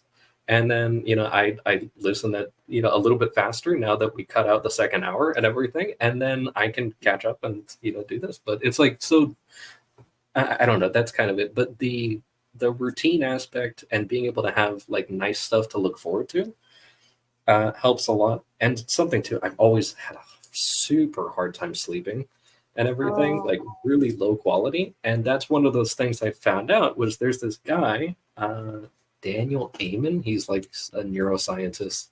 That guy mentioned that prayer activates the brain like REM sleep. And so I was like, oh, let me see if I can, like, you have to be a little good at it, but also you can't get good at it until you build up the basic routine. And I realized that I was terrified of sleeping poorly because usually I would get inflammatory flare-ups as a result of not sleeping well. Yep. And also like the flare-ups are bad enough that I don't eat 3 meals a day because the insulin spike itself causes inflammation. It's like I actually have to reduce the number of times I eat throughout the day. And if I snack, it actually gets worse, even if it's healthy stuff like pistachios, which I love. But yeah, just ridiculous stuff. But it was one of the things I realized that I would wake up, whether I was sleeping 12 hours a day or I was sleeping 4 hours or whatever, and never feel rested, like actually never. And it wasn't until I started doing that at least 30-minute block in the morning that I could actually wake up and feel rested. And I used to drink coffee like crazy. Like I was such an addict. I wish I had something in my room to compare the cup I had. It was actually, I think it even had the word soup on it. It was absolutely ridiculous. It was like a soup bowl with a giant handle on it, and I would sometimes drink that whole thing, and it was ridiculous. But I haven't I've maybe had tea and coffee 4 times this year or something like that. Like I don't do anything caffeine or anything like that anymore because I finish my prayers in the morning and I'm up. I have all the energy more than I ever did with coffee. So that's great. That's great. Yeah, well, and you can imagine that something like prayer zaps out and back into your sleep. Your brain's exactly. like, oh yeah, I mean, once you get dysregulated, people don't understand. Once you dysregulate your body, you're done for a while. Yeah. Like you're pretty cooked. Like people don't. I mean, I know a lot of people like this. They get sick in ways that when they're okay, they're okay. Like me, I'm okay right now. You should have seen me this morning. You should see me on Tuesday. Oh my God, what a mess I was on Tuesday. So they don't realize, right? They don't realize what it means to be like stuck in bed for 3 days because you ate a meal and you've eaten it 100 times before, didn't have a problem, and in that time, I mean, I don't eat breakfast. I'm better. I know I'm better because I ate breakfast last time I was up north, and I actually got away with 3 egg McMuffins 3 days in a row for breakfast, and did not get sick. And I was like, all right. And then in the 4th one, that's when I got sick. It looks like I might be able to eat bagels though. Like, man, I miss bagels. Boy, do I miss bagels. I had oatmeal the other day. That took me out in the afternoon. I'm like, son of a bitch. I just want to have my oatmeal in the morning. The bread I shared the recipe of, the language of creation, if you will. That bread is insane. I do it almost every day, and it's fantastic. It has about as much carbs as the mass equivalent of like cauliflower broccoli or something like that. But it with sheep cheese, which is processed differently. Like there's some protein in there that's different. There's a cream sheep cheese that I put on there, and there's a brand of jelly. I think it's actually called So Good, and they don't add sugar or anything like that. And I'm able to get. I hadn't done fruit in like a year and a half or 2 years or something like that. But I cut out all sugar, like just completely. It was also speaking of withdrawals, absurd. Like just months of just. People can't get off sugar. It's so hard. People can't get off: sleep and sugar. Yeah. I can respect it. I've had withdrawals horrifically with both, and worse than medication. Like it's insane.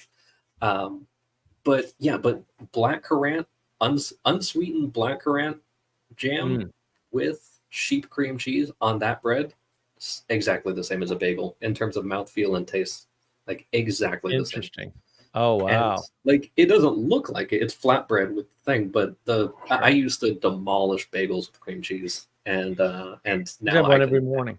I have a bagel slicer. Oh, nice. It's a bagel every morning. I have a bagel slicer. Yeah, it's in the kitchen. I never use it. Yeah. I mean, well, yeah, we got to chat, dude. Like I can totally help you. Like I know so much about this. It's freaking absurd. That'd I be good. can't find doctors because I know more than they do. I've read more yeah. of the damn papers in their field than they. Oh yeah.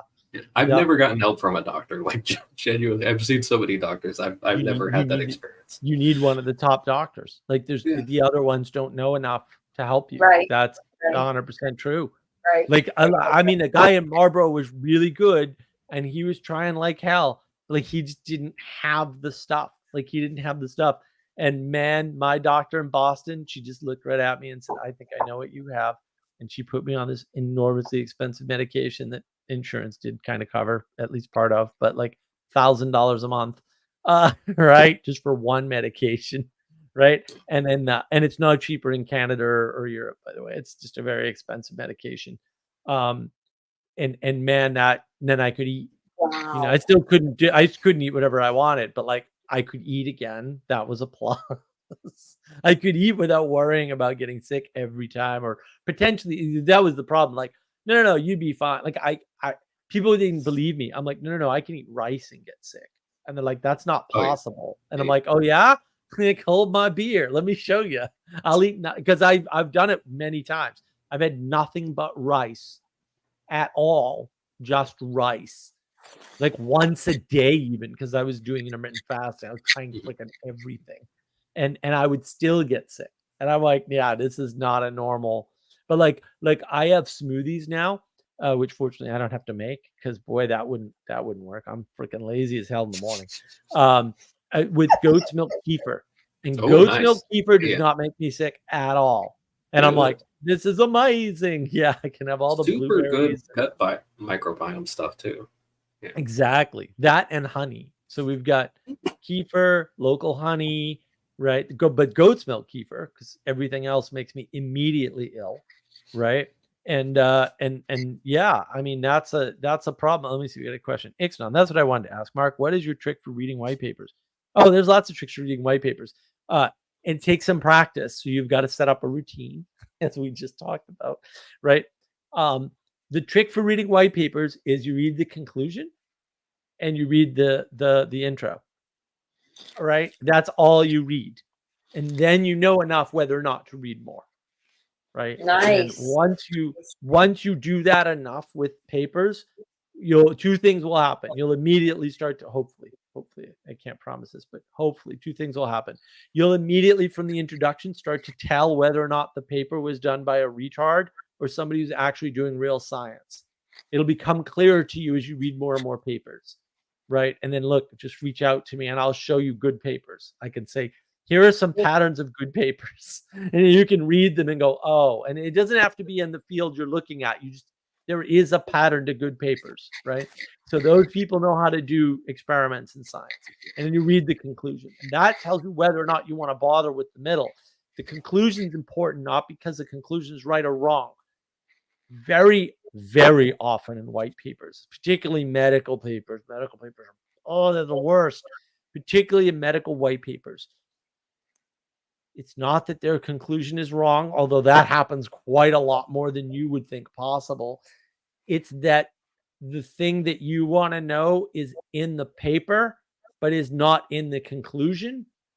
But you can tell from the introduction that talks about the experimental setup and the conclusion that the data is likely to be there. And then once you start reading it, you're like, oh, and you see it right in the paper. And it's like, oh, this is what I need to know. And then like just a little tip, something that I actually came up with for real. And that is probably spread all the way around the world because I gave it to this particular awesome doctor.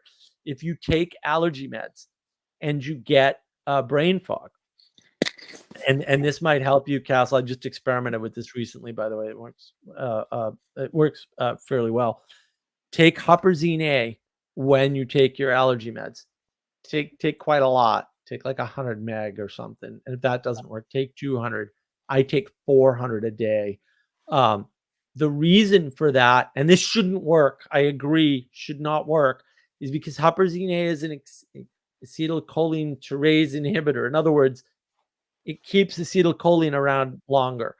The H2 allergy meds, which is, cetirizine and fexofenadine, Allegra, things like that, all that stuff. Those things, and I think even Benadryl, although I don't think this works as well with Benadryl, those things, H2 receptors, that competes with acetylcholine. Why keeping more acetylcholine around for longer works, I don't quite know, but it does. I've had lots of dozens of people use it, and they're like, "This is amazing. I don't get brain fog." I'm like, "Yeah, it cures brain fog." The reason why you're not sleeping well might also be acetylcholine. Take some huperzine A before bed. That has made a difference for me. Also, if you run yourself out of acetylcholine, like I did once and went to the hospital, you risk damaging your heart. And you can put yourself into AFib. And that's not good because that can be a long-term condition, although theoretically you can reverse it. People have done that. It's harder to do. That's all acetylcholine. Like acetylcholine is so vital to your system. And there are some precursors to it, and I've never had any luck with them. But you can try those as well. They're usually amino acids and stuff. In fact, I have some now that I've been experimenting with. Just taking that. That's really important. But yeah, when you're reading, and how did I get there? I got there by reading white papers, right? I got there by reading white papers. So I am ridiculously well read on gut biome, immune system. Like I can just look at stuff and go, yeah, that ain't gonna help your immune system problem, right? Like just, and I usually know because I experimented myself. So not recommended. I don't think anybody should ever do what I did. I'm sure Castle will tell you the same thing, but also I had no choice. Like I was sick long before people knew about some of this stuff. And like one of the things that helped me the most, because it does affect your immune system, is actually vagus nerve stimulation. Like, I could go on. I could do like 24 hours of stream on this without even thinking about stopping. That's how much I know about it. Yeah, and your gut biome and your heart are connected. Right. If you read the AFib forums, like afib.org, I think is one of them, or stop-afib.org. There's a couple of them out there. They will tell you the heartburn problem, like eating and AFib go together, right? And that's because the vagus nerve affects your heart and your stomach, right? And stupid things like that. And yeah, there's papers out about it. One of which I may have caused to be written, by the way, by accident.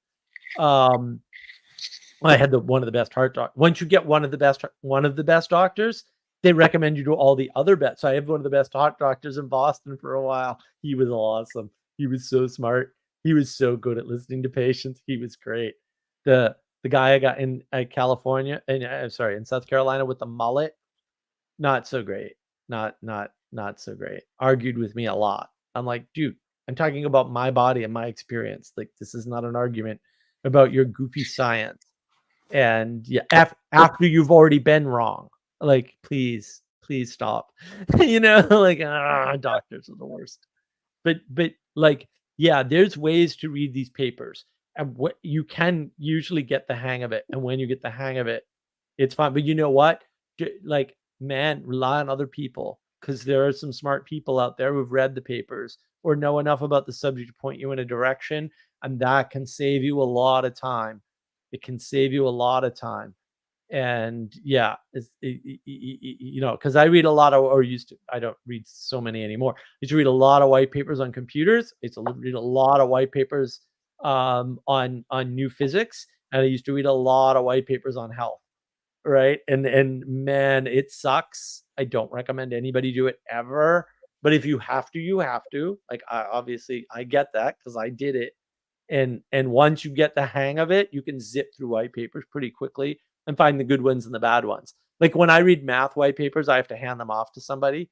And like my buddy, like one of them was like, "Why did you send me this paper, you idiot?" And I'm like, "What are you talking about?" He says, "Well, first of all, he talks about imaginary numbers. And then, I forget what the statement is. It says, imagine if imaginary numbers weren't negative or something goofy." And he's like, "That's impossible. This paper makes no sense." And I'm like, "Oh, mea culpa, mea culpa. Please stop. I don't know any math. Save me." He was pissed. He's like, "Why didn't you look at this and know the math was bad?" "Because I don't know any math. I can't even multiply. Leave me alone." That's why I sent the paper to you. but like when you get the pattern, you get the pattern. But like in that case, the introduction was wrong. I didn't know. I thought the introduction it sounded good. Like it's easy to get fooled when you're a complete retard about it. But you can get the pattern, and when you get and if you have the ability to see patterns, and like if you're here, you might not. Fair enough. I'm trying to help you. Watch all my videos in order. It'll help. I promise. It will help. It might not fix your problem, but it'll make you better. So does this all mean that fasting was probably a very good practice? I mean, look, Nassim Taleb makes this point in his books. Read all his books. They're awesome. Don't pay attention to his Dumpster Fire Twitter account. But like these books are great. Like he talks about this. He's like, he was talking about this years ago, decades ago, right? He's like, "Look, man, like orthodoxy has all this weird fasting. Like they fast from certain foods and stuff for a reason. Religion's been around a long time. Maybe you should listen to that." Like he's not coming at, he's totally a secularist frame. Yeah. It's one of the things I like about him. He's a complete secularist framing guy. It's one of the things that I like about Peterson. Yeah. They'll reach the meaning crisis people. And the crisis of faith people. The crisis of faith people can't reach the meaning crisis people at all. They think they can, which is even funny to watch. I'm like, no, you moron. What are you doing? Like, you can't talk like that. They're not going to understand what you're saying. They're going to smile and nod and agree with you. Like Vervaeke does this all the time. Smile and nod and agree. And they have no idea what you just said at all. They think they do, but they don't. Right. Yeah, well, it's a winding trail.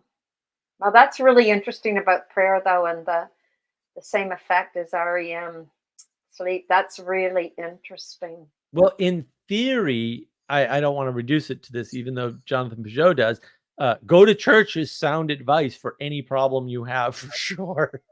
But it's not just go to church, because you have to adopt the liturgy into your own life, sort of a thing. Right. And then there are reasons why it works. And Nassim Taleb, like I said, even he went over that. And I don't think he was Orthodox at the time. Even I don't know if he's Orthodox now, which is good. I like that. I have no idea what is, but like he was on it. Like, he was saying things like, "Yeah, all this weight training is stupid. Just get kettlebells." And the same argument. He calls it the Lindy effect, right? This stuff has been around for a long time because it works, and you don't need the new stuff. That is correct. That is correct. Yeah. No, but it's true. I like what you said, though, Castle, about how your day is with the routines, and then everything else becomes sort of deserved, I guess you could say, almost, right? Like the things that aren't what you're doing on your day, they almost would become almost surprises a bit, right? Because you're so heavily invested in your routine. There's just something really beautiful about that. Yeah, exactly. And that's really interesting. So and I think, does it not just help you remember patterns? Right. And see patterns. Right. Okay, so Mark has seen some of the like ridiculous associations I've made, especially like not even just but just like ridiculous stuff. I was not able to do that a year and a half ago. Just pointing that out. That was one of those things. And I've also, especially since the cognitive overload stream, I've been able to do it a lot better. So just kind of mentioning that. But I also, since the cognitive overload stream, I also added an additional like 15 minutes or something like that to my routine. And then I also started waking up a little bit earlier. And so I have more time to do a lot of stuff and everything. So certain sacrifices were made, but there's a lot of things that I want to say I'm sorry, Elizabeth. What was your question again? I'm a I little don't tired. know. I woke up at 6 a.m. and it's 10 right now, and I didn't sleep Oh, well. oh, it doesn't really matter what my question was. No, I'm just really interested in the REM Oh yeah, sleep and prayer.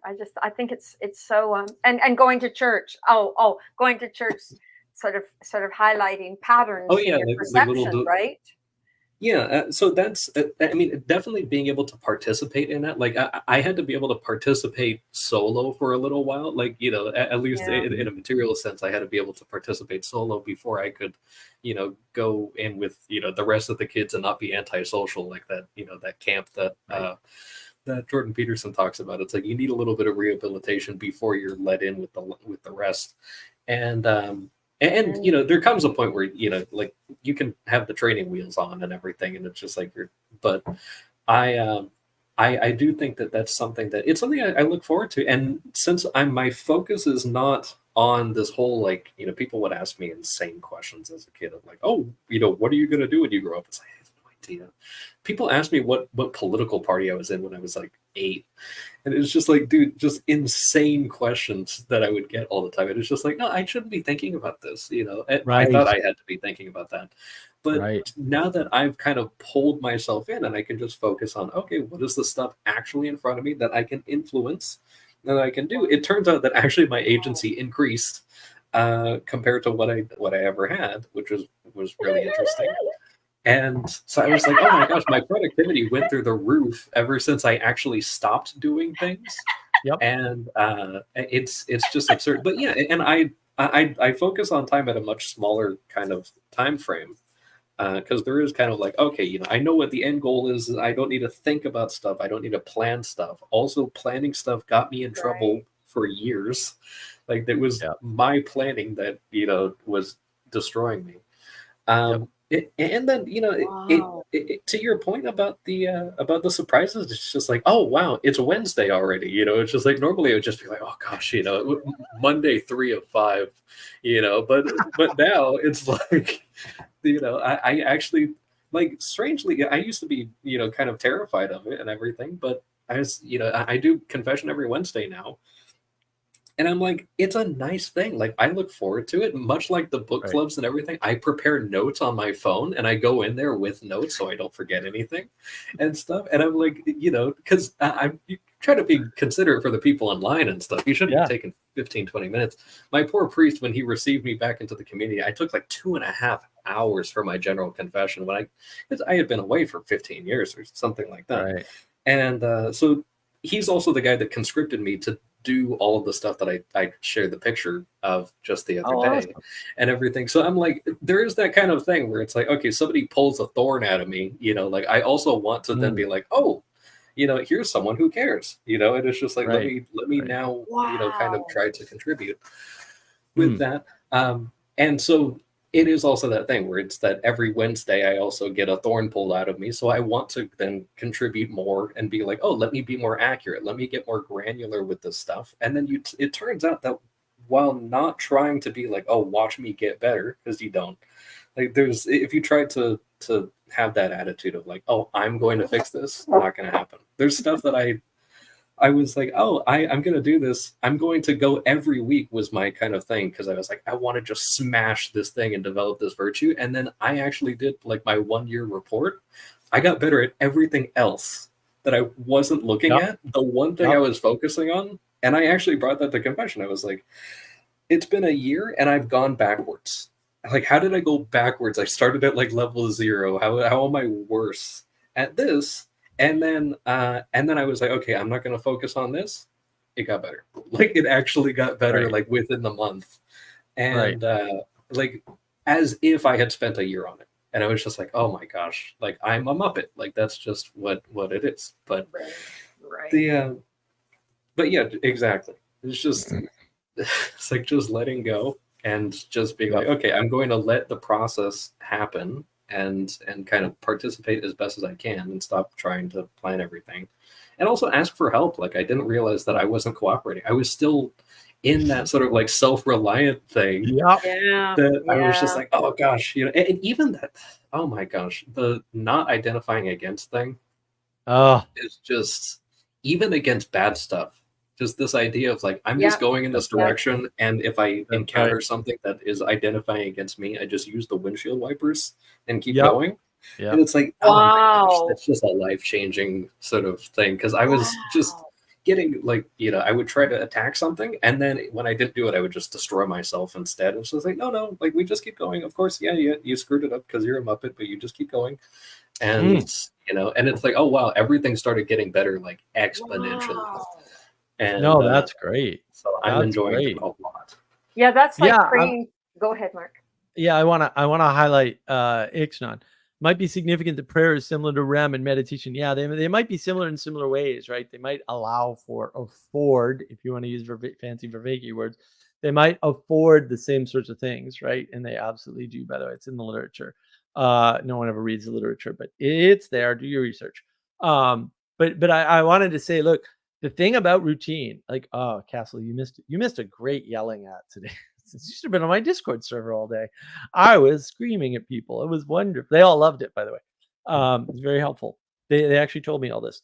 You can ask RJ next time he shows up. But I was like yelling at people. No. You need a place to stand. Like you need to take a stand. Well, routine is one of those ways that you get a place to stand. It's one of the problems, especially the younger generation has, but lots of people have it now, is that they're like, oh, I don't know if what I'm doing is right. And I'm like, what are you talking? And this is why, somebody said, wait a minute, all people who do things don't have imposter syndrome. And I'm like, that's the most ridiculous thing I've ever heard. No, some people are just confident. And they were like, oh, confident? And I'm like, well, yeah, that's me. I don't have imposter syndrome on anything. Like I have confidence that even if I can't do it now, I'll be able to. And sometimes I'm wrong about that because I'm wrong about all kinds of things all the time. Like, who cares? It works. Like, it's not imposter syndrome if you're confident you can get there. Like, because nobody starts where they're at. Like, duh, like, can you get where you're at, right? So it doesn't make any sense that because if everybody got at where they're at through imposter syndrome, why would you use the term? It's a universal. Then it doesn't function in language anymore. Right. So you need routine to give yourself confidence that you have a place. Right. And that's part of fighting domicide. Right. And then and thanks to RJ and Gustavs and Adam and everybody that got yelled at today, because now it's coming in handy.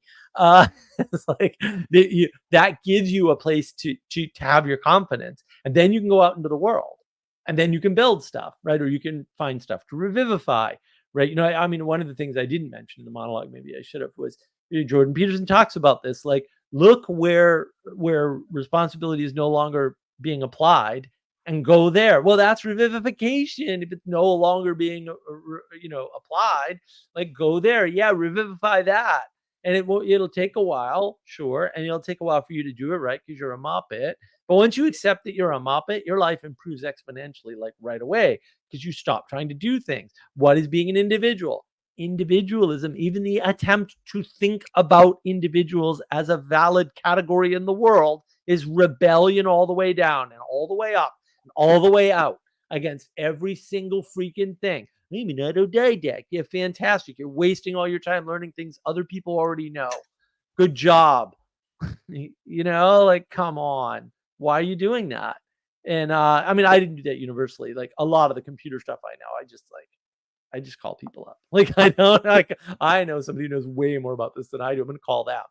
And sometimes that doesn't work. They're like, oh, I don't know, man. You have to look it up. And I'm like, yeah, fair enough. Where do I look it up? And they go, oh, probably here, probably there, maybe there. Go ahead, right? Yeah, fair, whatever. It's a cooperation, so it's fine. But more often than not, they just go, no, the answer is 42. Sorry. And I'm like, okay, cool. I just need the answer. I don't need to know how you derived it. I trust you. And if you can't trust people, that's on you, dude. You're skeptical and cynical. I have a video about that, by the way. I'm just saying skeptical cynicism is a real phenomena. I mean, a lot of people call it, maybe part of it is the hermeneutics of suspicion. Yeah, I don't like the fancy words. Sorry.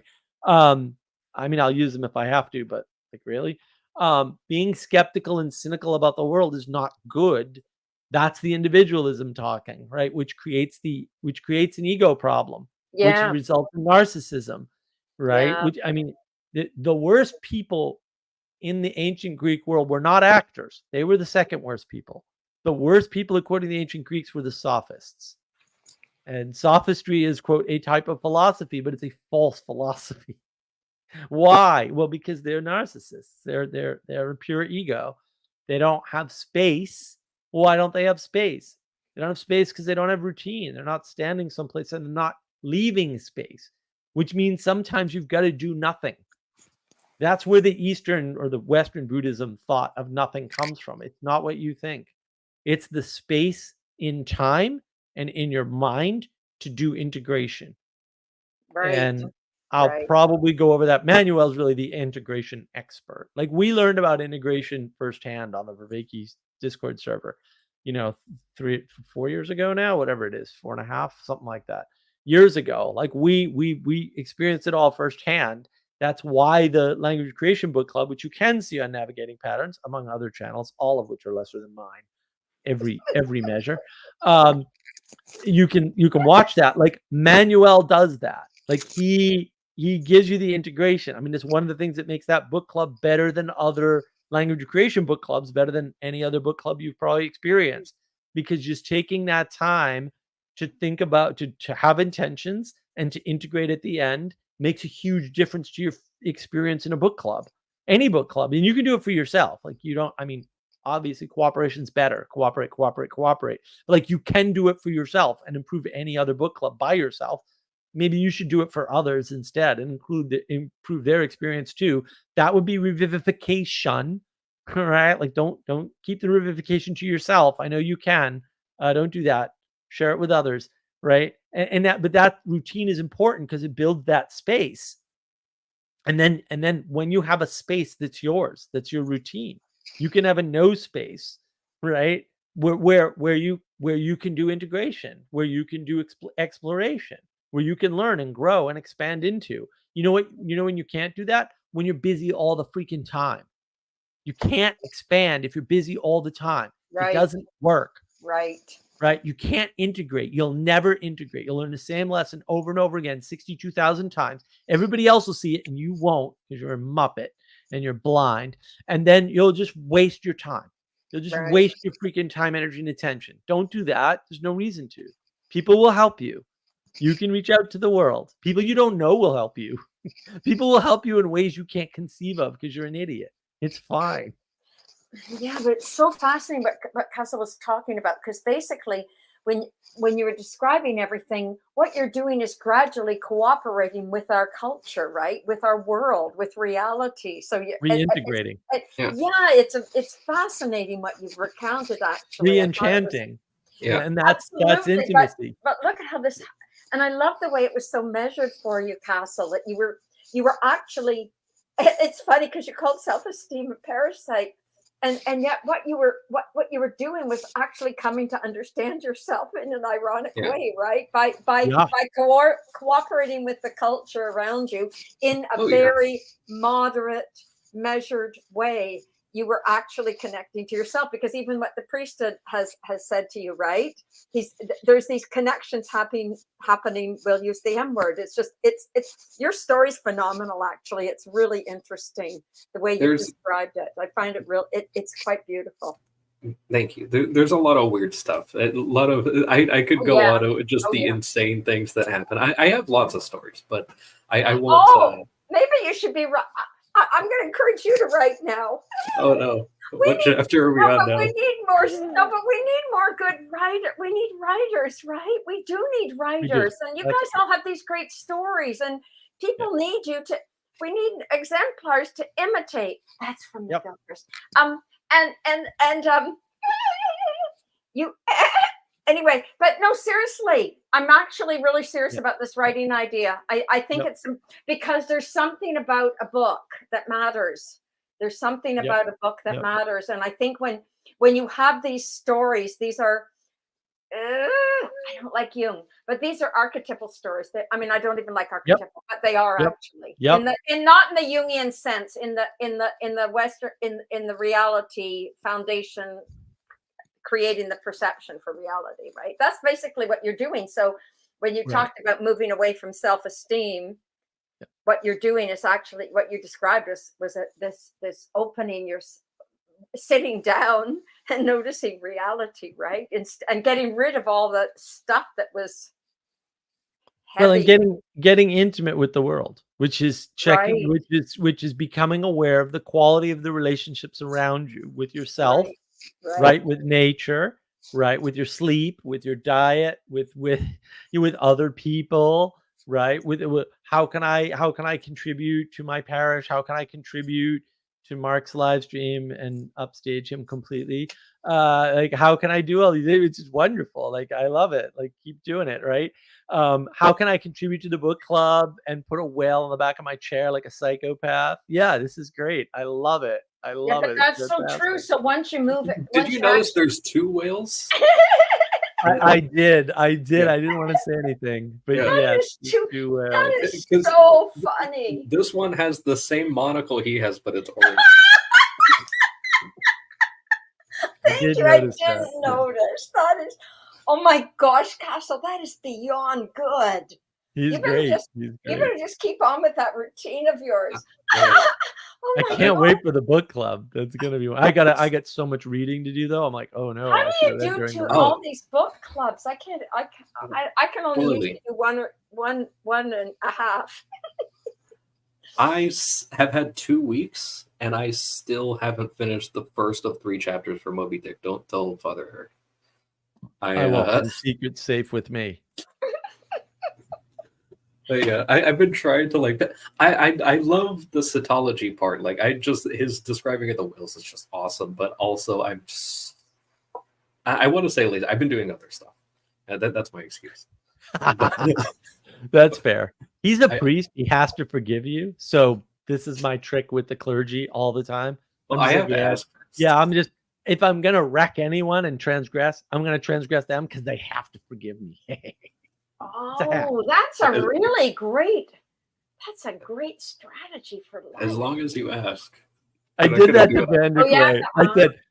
I said, oh, yeah, Paul, I'm just gonna transgress on you because you have to forgive me. He laughed. He's like, you're right. I'm like, see, like, I'm not wrong. It's good. It was pretty funny. I want to read Sally Joe. Intimate relationship is required for the revivification of the self. Right. Yeah. Right. Yeah.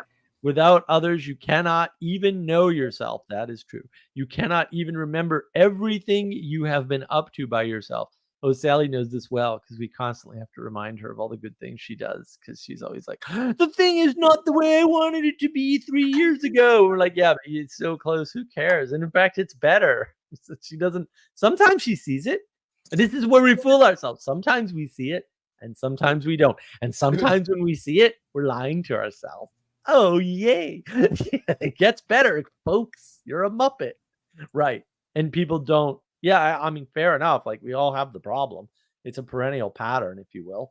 And you need other people to see yourself. Like, you just can't, like, Pastor Paul Vanderclay, right? Like, we outsource our sanity. Yeah, we do. Yeah, We for know this experimentally. Put somebody in solitary confinement. They'll go insane reliably.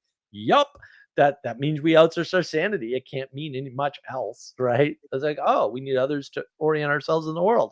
Right. That's why individualism is a ridiculous concept. You shouldn't even think about it because it's just going to point you in a bad direction. Who knows what will emerge, but it won't be good. I can guarantee you that.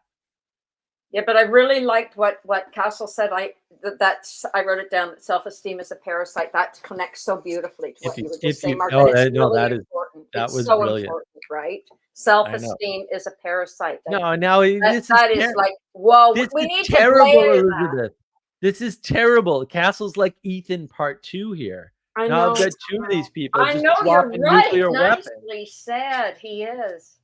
Dropping nuclear bombs all over the place. I'm No, like, but oh, I'm gonna. man. That is. Like, these things are so important, right? I like what you said about the archetypes, though, because I think that's one of those things that, you know, I was thinking sort of about, like, Mark's old video about the narrative story archetype, about the that you kind of see this, and that they are sort of like this, they're in these little, like, containers. Like, I'm imagining a particular sort of diagram from the Language of Creation book club, but I'm kind of thinking, like, you know, you have the story, and then you have the narrative, and then you have the archetype, and then you have this there's this sort of thing where the more if you're so caught up in kind of like looking at your, like the misery of looking at yourself, then all you really have is the story, and you're kind of lost. You're not seeing any of the patterns or anything like that. And you're just kind of getting dragged along and everything, like a character in a story, just kind of, okay, you're at the whim of every other sort of thing. And then, but, you can definitely re-enchant yourself or become, maybe not, that it's a little too, individualistic, but you can become re-enchanted, or enchanted in the first place if you really had like that bad of a condition. Yeah. But I like what Manuel said at one point. Like, it's not like disenchantment, but I'm kind of imagining kind of like unenchanted versus enchantment, where Right. it's kind of like a candle, like that's lit or unlit type of thing. But you can have that relationship, like to Sally's point, like even being able to remember the things that that you've been up to and stuff. I would say even the things that have happened to you, you can get a more intimate relationship with even the bad things that have happened to you, and even be able to have humor about it. And there's some pretty dark humor that you could have about some certain bad things, but that's good contrast for people who are in difficult situations that are similar.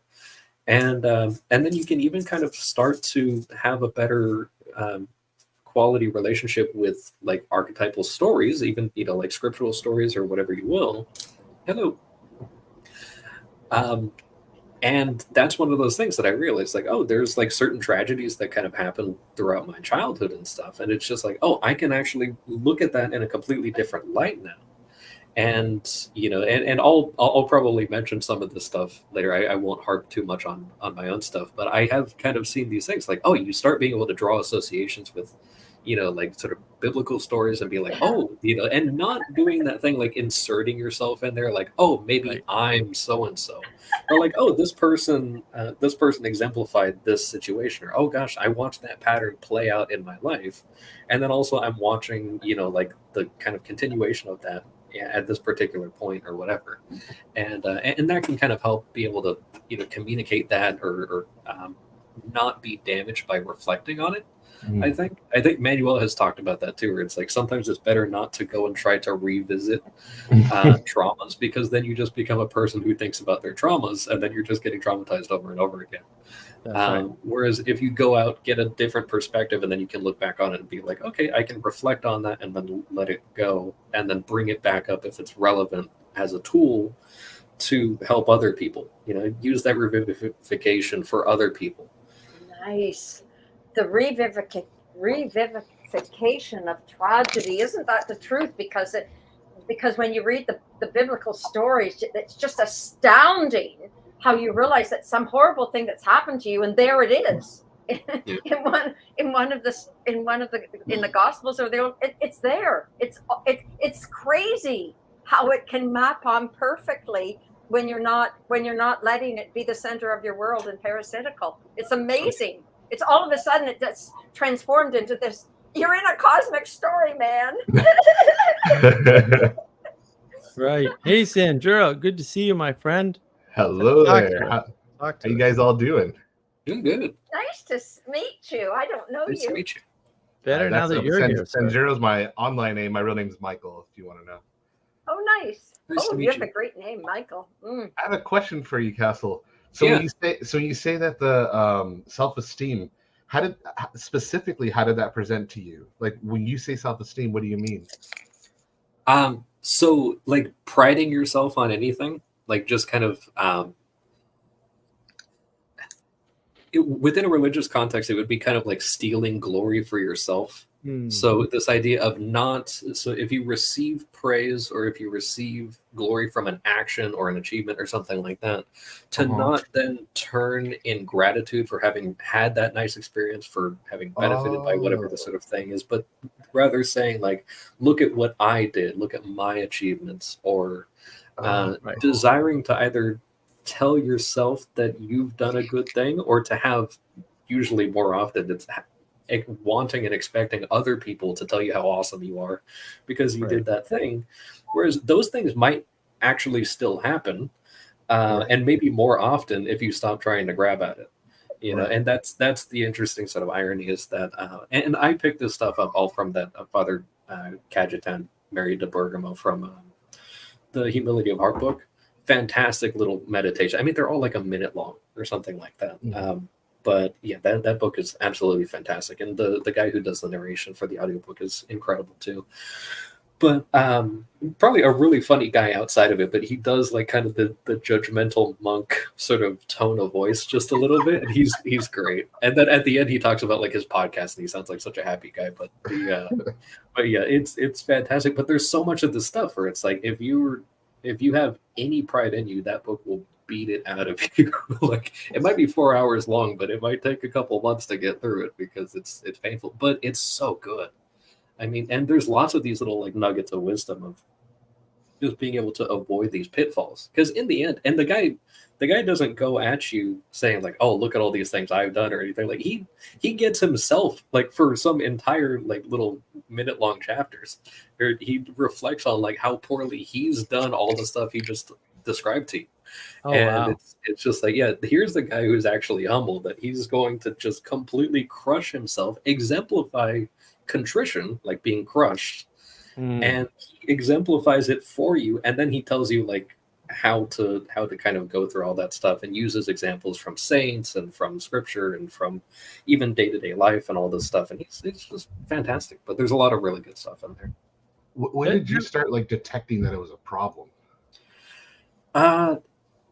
It was, I want to say, so I had been tipped off, I think, by it was probably Father Chad Ripperger. I want to say I probably encountered one of his videos, and then he was actually the one that mentioned Cajetan, and I remembered hearing his thing, but he had talked about that if you have any issues at all, and it's a major subject of the book, if you have any like behavioral issues whatsoever, that it's because there's some amount of pride in you. Like no matter what it is, pride is the last fascinating. thing you get. Yeah. So he's like, pride is the last thing you ever get rid of. So if you have any other problems, you must assume that you're proud. And that's super wise. And it's just like, oh my gosh, that's life changing. So one of the things I started doing was like, oh, I go into confession. Pride is usually the first thing I confess, even if I can't. It's like if it's subtle, but also clearly I did some other stuff, or I thought some other things, or said some other things. So it's got to be in there somewhere. It must be presumption on myself. Like that would also be, presumption is so subtle, but that's also the self-esteem thing. Yeah, that's why I was curious, because it's so subtle, right? And I'm like, well, how did you finally pick up on that? Well, and that to me, that's like what you're describing, Castle, is an emergence thing, right? Right, like, oh, if you think that something emerged from you, like you're already down a bad path. Yeah, right. You should have gratitude for what emanated upon you to create whatever you're cooperating with. And it should be a cooperation and not a creation by you. You know, I created this thing. Now, I mean, Manuel and I years ago were like, no, creation's a bad word. We only use it in one form when we can. I mean, I screw up all the time, but like we try to only use it in one context for one thing, and everything else is a manifestation, right? Because that engenders more humility on average, right? It just points you in a better direction. So it's just manifestation. So in other words, you don't create art. That doesn't happen. You manifest art. And there's different levels of manifestation of art, right? And that's fine, right? But in getting a flavor for what's manifest and what you had nothing to do with is important, right? That's all discernment. And all the hard work is in discernment, by the way. And I do have a video on that. It's over a year old now, live stream on discernment. And that's like really important. But you can see the pattern of emergence right there in self-esteem. Yeah, there's a couple of examples from that book that come to mind, especially with that the focus on the manifestation versus creation is a really useful way of communicating that. And he uses some imagery of one of the ones he describes a merchant that has a bunch of like beasts of burden. You know, you imagine some donkeys or oxes or whatever that are carrying, they're like pack animals. And that, you know, you take these mules and, you know, one of them is loaded with weapons and another one is loaded with books and another one is loaded with religious artifacts and another one is, you know, loaded with money or something. And that, each one, he uses kind of this analogy of like, can you imagine how ridiculous it would be if any of those animals went and said, look how strong I am because of all these weapons I have, or how smart I am because look at all these books, or how rich I am, because it's just like your pack could easily be moved to another animal, like just as easily. And it didn't have to be put on you. Yeah. Like that wasn't, it wasn't your choice to have that pack put on you. And also the fact that it's on you means that there's a debt that needs to be paid, because now you have to carry it to a destination, and you don't know how long you're going to have it or any of these things. And then the other one that that comes to mind too, with specifically the creation thing, is he points out, he's like, if you're created from nothing, then what can you credit yourself with? Then nothing. Yeah. And Yeah. what choice did you have to become, not only something rather than nothing, but a dignified human, as opposed to, like a poisonous mushroom or a worm or something like that? Like just as easily, the material of nothingness, like not even material itself, like that's what you're made out of. So it could have been anything, like, so Right. why are you pointing anything else out to yourself? And then, but that's the interesting thing, is that I remember Jonathan Pajot did a talk at like a university or something like that, and he talked about humility and pride. And there was a student that said something about, she was like, oh, wouldn't that destroy your self-esteem or something like that, or psychologically would damage you? And it's just like, Yep. well, withdrawals, like that's going to happen. Like, I'm sorry that happened to you, that people, but it's that thing where it's like, yeah, you're going to find out that, like, since I've started trying to offload this stuff, like I'm not going to claim to be, humble, because I still fall into this stuff all the time. But I found that people are just way nicer to me, and it's like I have been thanked and also congratulated for stuff way more often than when I was like, oh, look at all the cool stuff I did, or trying to go around, even with the intention, like I could do the same action.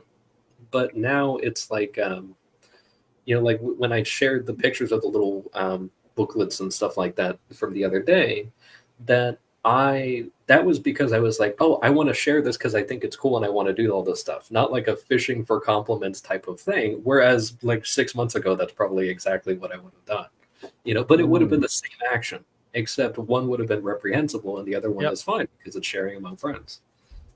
Right. And you can't see the difference from the outside, because contrary to your retarded belief, you can't know someone's intent. Yeah. You also don't need to. So like, bad news, you can't do it. Good news, you don't need to. Right. You can just stop that. Ixnon has a good comment. Right. Watch out if you think something emerged from you. Yeah. Well, and we do. We talk that way. We talk that it's in the language. We don't have to talk that way. Better language. Right. We can upgrade our language. But yeah, I mean, that's why I'm always like, watch your language. Listen closely to people, right? You can know what people are up to. I had this whole thing. I actually dreamed part of it, believe it or not.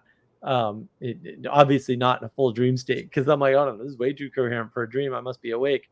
And I was partly awake, but I was like, oh yeah, like all the things I didn't see about Vervaeke. And I was like, oh man, I was all there all the whole time. And like, even like, kudos for me for figuring out Awakening from the Meaning Crisis is misnamed, and it's Awakening to the Meaning Crisis. Okay. That took a long time. I feel stupid. Like, it took me a very long time to find that error. And I'm like, it's right there the whole time. And then his picture. Well, look at the picture. If you didn't see that, it's a famous painting. Look at the painting. Think about what the painting represents. Think about it symbolically. You'll see the problem with Vervaeke 100 times quicker than I did, right? And like, there was lots of possibility for him to take a better turn, we'll say, right? And not go down into hermetics, which is an occult practice explicitly, right? But it didn't happen that way, and that picture tells you why, right? And the fact that he misnamed the series, the Awakening from the Meaning Crisis, is actually his meditation series, and it's Cultivating Wisdom series. I think both of which are still not on playlists anymore, but they're available. If you come on my Discord server, I have links to them somewhere. And if you don't find them, let me know. I have the links in a document. I mean, it's not too weird. I have tea with Thoth every other weekend. I'm just kidding. What do you mean weird? Me and Thoth hang out every weekend. Fair. What was he always like that? Like with what was it? No. Was No, Merch? no. You got enchanted by sorcerers. Technically, It that's just what came out of the I love blue. It that. seemed like all of a sudden did. everything was Absolutely. going along, and then all of a sudden it just like, blah. It did. It was. It kind of coincided with the little thing that he got there too. Right. Sorry, I missed that. Oh, it kind of coincided with that fame that bump of fame that he got there too. Right. That he can't replicate. Go look at the After Socrates series and look at the numbers for Apt MC. They're not. I don't know if they're related, but it did. Yeah, I never that did coincide. You're right. I didn't believe it. I thought maybe I was listening to somebody else. I thought I was. No, this can't be the same man. You're listening to Hermes now. No, right. But it was so disconnected, right? Yep. Right, you literally as it should be. Because you're listening to Hermes. As right. it should be. Yeah, exactly. Why Hermes? What big teeth you have? It's like exactly, yeah. Castle. Exactly. And he's such a but you know, yeah. Cool, so Castle. the interesting. Remember Thunder Bay though. Remember Thunder Bay. Like, oh, you know, normally I'd be cowering in the corner instead of on the stage, you know, at the podium. And I'm like, why would you say that, John? Like, I believe you. I know that's true. Like, I got firsthand information from his buddies. I talked to the guy. I met him obviously at Thunder Bay. But like, why would you say that, John? Like, don't say that. I know it can be true. You don't have to say all true things. You don't have to speak every thought you have. Like, you don't. Like, these are not requirements, and your life will be better when you don't. It's just, be careful what you let out. It's actually, it's really a classic pathway, though, right? It's the pathway from his woundedness. Like it's classic, yeah. And then you jump into you jump into New Age. Those are but Guy Sengstock is a level A class sorcerer, very bad person. Not trying to be, but he is. Gray Mirror, which is Curtis Yarvin, wrote. There's an article on. I think it's. Maybe his Substack is called Gray Mirror. I forget, but Curtis Yarvin wrote an article about his girlfriend getting sucked into circling, which is Guy Sengstock's thing. And in the article, which is just poorly written in my opinion, I'm a writer snob, but like it's all over the place. But in the article, he talks about a trick that I've used many times. He says, listen to the introduction video and shut the video off. Listen to what there's, or read the transcript. I think is what he says. Read the transcript. And you will immediately see the sorcery they're doing on this poor woman in the circling practice. And it's like, And then once John hooked up with that guy, and the reason I knew he was a sorcerer immediately, because his immediate tells for this stuff, is he went on the Aft MC Discord server Q&A. This is on YouTube. You can, I imagine it's still there. Awakening from the Meaning Crisis Discord YouTube channel, right? And we did a Q&A with Guy Sengstock, and Brett asked the question right in the Q&A, like, what do you think circling is? And Guy Sengstock, instead of ever answering the question, said, what do you think circling is? And I'm like, oh, I know that trick. You see the Don't trick. do that trick. Don't do that. What are you doing? Don't do that. What does it mean? And then he never answered the question. Now, there's legitimate times you can do that. But you usually answer the question first, right? And give somebody a frame instead of forcing them. He obviously doesn't know what it is. No one knows what it is, by the way. Little trick. No one knows what circling is. No one can describe it. You ask 10 people, you're going to get 36,000 answers, and they'll all be different, right? But also, like, you can do it the other way around. You can say, oh, what do you think it is, right? And then give an answer and correct them as an authority. Right. He didn't do either of those things. That's what makes it sorcery. Right. I mean, doing it's already suspect. You should immediately be suspect if somebody turns a question around on you. Even if I do it, you should immediately be suspect. That is fair. You shouldn't immediately push back. You should bring up your guard. Like, whoa, what's going on here? I'm trying to cooperate. Why is this person not cooperating the way I expect? Could be your fault. Could be their fault. Something happened. You should pay attention to that, right? But if they never answer the question, that's a problem.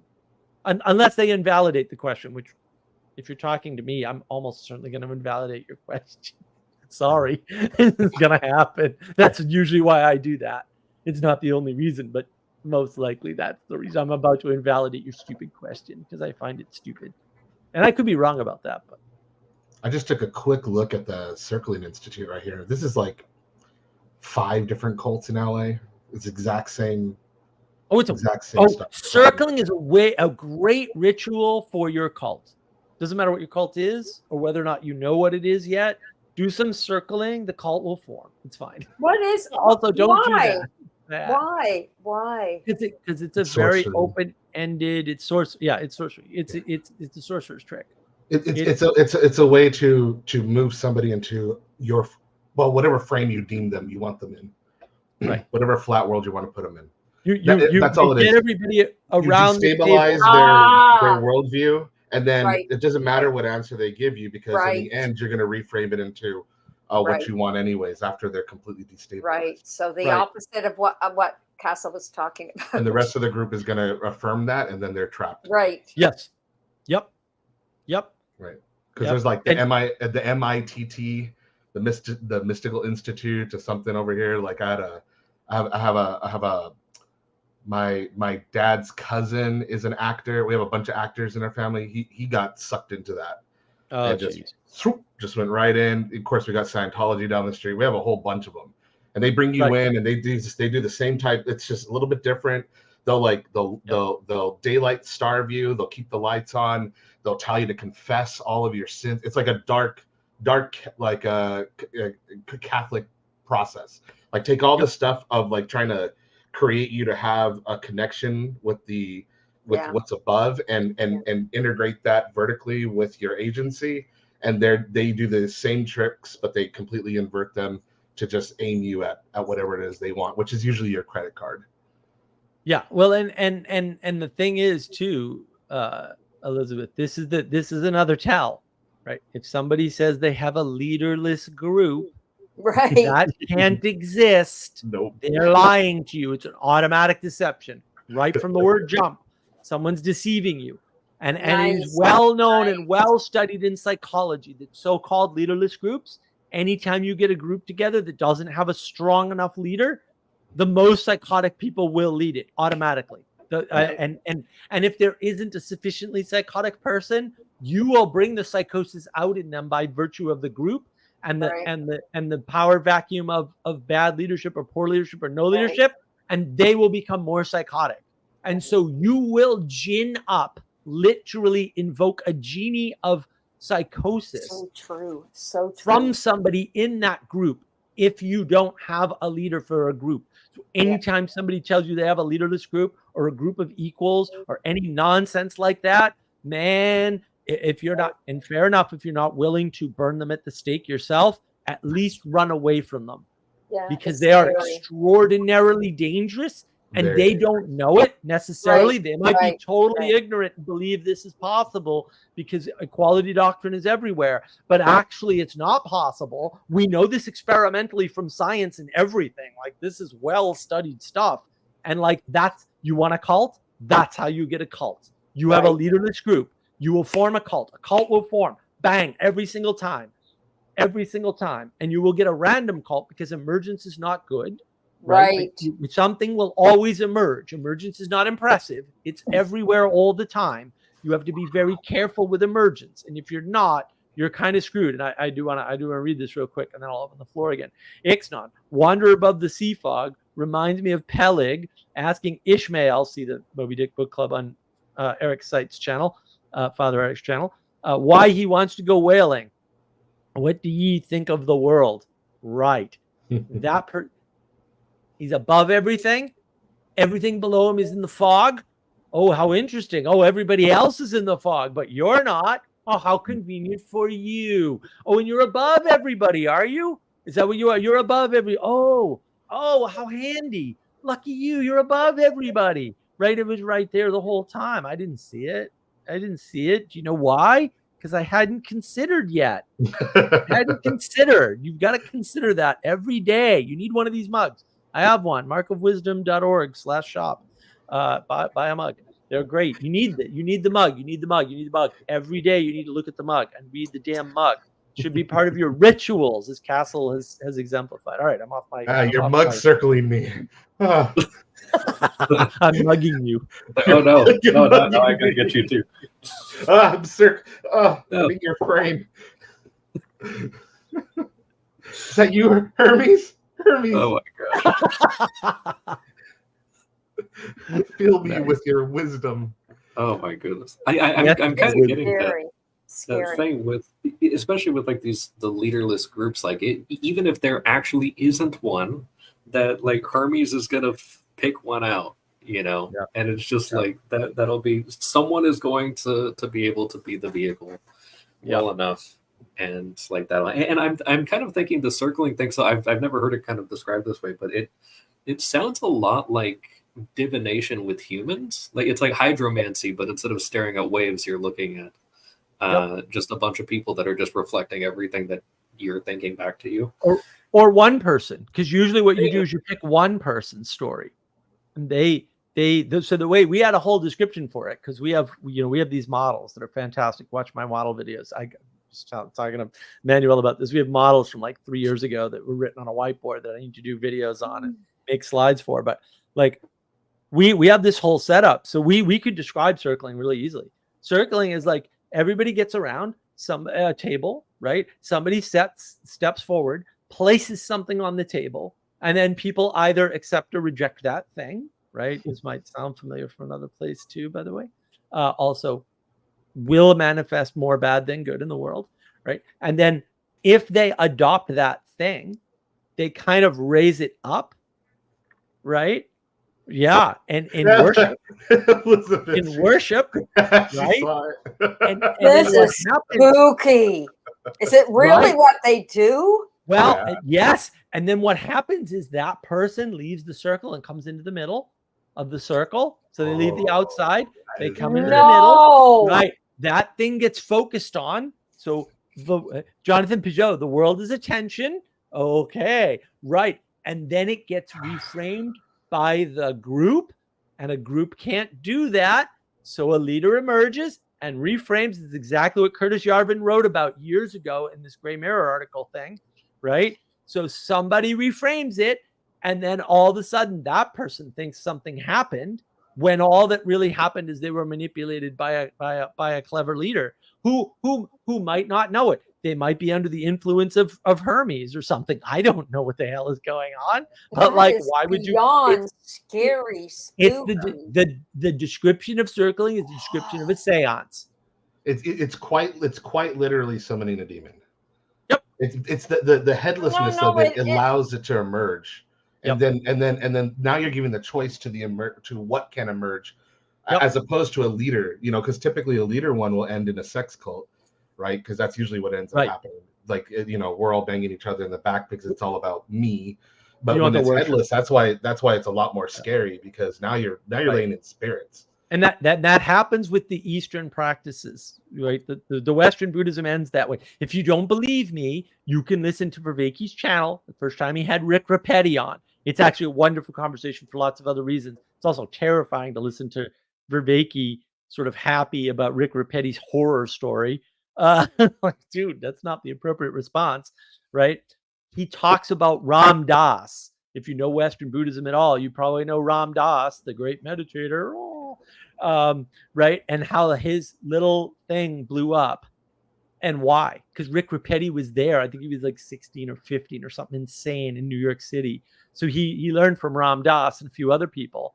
And the story's horrific. And I was just like, holy macaroni. Like, you'd never hear that story. It's probably not written down anywhere either. You'd never hear that story anywhere else. But Rick Rapetti actually has that story and told Vervaeke about it. And I was like, oh my goodness. You think all this like Western Buddhism stuff, this Hinduism that's imported and all this Buddhism is like free of the sex cult problem? Oh no, are you wrong? I mean, forget about the gurus. This is not gurus, buddy. This is Ram Dass.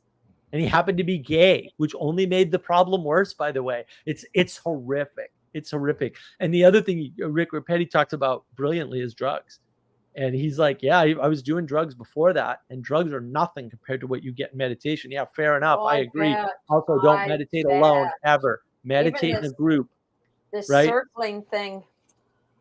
No, seriously, I remember, I'll never forget. There was a family who'd come out of a French cult at L'Abri, and they just had come to L'Abri from the cult. And I have never, and I've seen lots of broken people, but I have never seen broken people like they were. They were, well, they were get absolutely broken. hollowed out, Yeah. gone in every way. They were like they were literally like skeletons. It Like was they get literally bored out. Like They- it is. they're really literally. horrific. I hate to say it, but it's I hate to say it, but and I'll say it very carefully. But it's like they're aborted out. It's like they're Zombies. sucked out. Yeah, they are They're zombies. zombies. They were Yeah, like they're zombies. Yeah, because Like that was it's not a explicitly the goal. laughing matter what Vervaeke's toying with. Like it's. So No, Yeah, you feel it too, like when his discussion with Peterson, and like all of a sudden Hermes comes up. It's like the vibe Whoa. changes. Well, You and inviting Hermes yeah, in. it did. Yeah. Sorry. Inviting Hermes in, because people have done that in their little cult, right? Or actually these little cults, right? They've done that explicitly. Like video titles. This is not a good thing. You do not invite demons or elder gods or other gods into your space ever. That is not a good move. Do not do that. Like, you are messing with powers that actually exist that you don't even understand at all. Like, boy, are you in for a ride, sucker. Like, Wasn't do in not do this. Deuteronomy when people try to they would use the word, was it dreamers or I forgot the other term, but they pull you away from gods to other gods, kill them, kill everybody they've ever known, burn the whole village. Like, that's literally what it says in No, you got Deuteronomy. it. Wow, that might be the right answer. I do want to say hi to Chris. Chris, my friend. Oh, reach out to me, Chris. I want to know how the fam is, dude. Like, I haven't heard from you in ages. And yeah, just tell me how's it all going. Miss you, Chris. Miss you a lot, brother. Yeah, Chris is great. I met him way back, and he's amazing. Yeah, he's wonderful. I think he took down a bunch of videos on his channel though, including ones with me. But that's okay. Those are wonderful videos. I really appreciate them. Yeah, I mean, this is the problem. Like, you got to be really careful what you invite in. You got to be careful what you point at. Like, the world is attention. Oh, Chris, love back at you. Oh, good. Family is doing great. Awesome. I'm so happy to hear that, man. Yay. Family. Big supporter of Chris. Always was. That's why I gave him a bunch He really of videos. sees things. Wow, he sees I know. things. Yeah, he's amazing. I'm glad he doesn't have time for that amazing. anymore. Mm-hmm. That's better. Yes, get out of this silly group and go family. That's better. Right, Ethan stayed outside his house for like 2 hours the other day. He's hanging out, and I was like, dude, what are you doing? And he's like, I miss you guys, and I'm like, that's okay, we miss you too, but like, go be with your child and your wife, please do that. Yeah, for sure. Abandon us. We'll be okay. We'll cry about it, but we'll survive.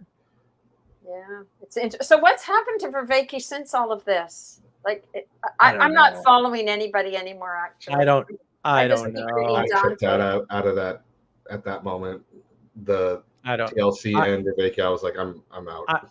I watched his Ralston College, and I got like 22 minutes in, and all the ridiculous stuff he was saying, and I'm just like, dude, what are you doing? Like, why are you doing this? This is terrible. Stop. Just cut it out. When was that one? When did he do the Ralston? I'm surprised he did. Really recently, actually. Blackwood invited him. I'm kind of surprised a bit. Maybe. Stephen mean, Blackwood's amazing. He's the one problem. of my favorites. The problem is there's a lot of good. Like, what am I gonna do? Like, say Vervaeke has no good stuff. We got all our stuff from him. I'm here because of John. That's a good point. Manuel Post is now Manuel Post that you see today because of John. Like, explicitly, Sally Joe, John. Like he's the catalyst for all of this, man. Like, he is. I never followed him. I was just following Peterson and Pajot. Well, I mean, it's not even him. We're a splinter group that came from the meditation series because those are practices. Manuel likes practices. I like practices. Jonathan Pajot hates practices. I'm gonna put that. I like Castle's 3-hour routine thing. That's my thing. I really found that great. 3-hour routines are practices, man. Yeah, but I'm not sure. they're not only practices, right? I mean, a routine gives you a Nah, space nah. to do Castle's practices. got something. Nah, I don't see that, Mark. But we'll leave it.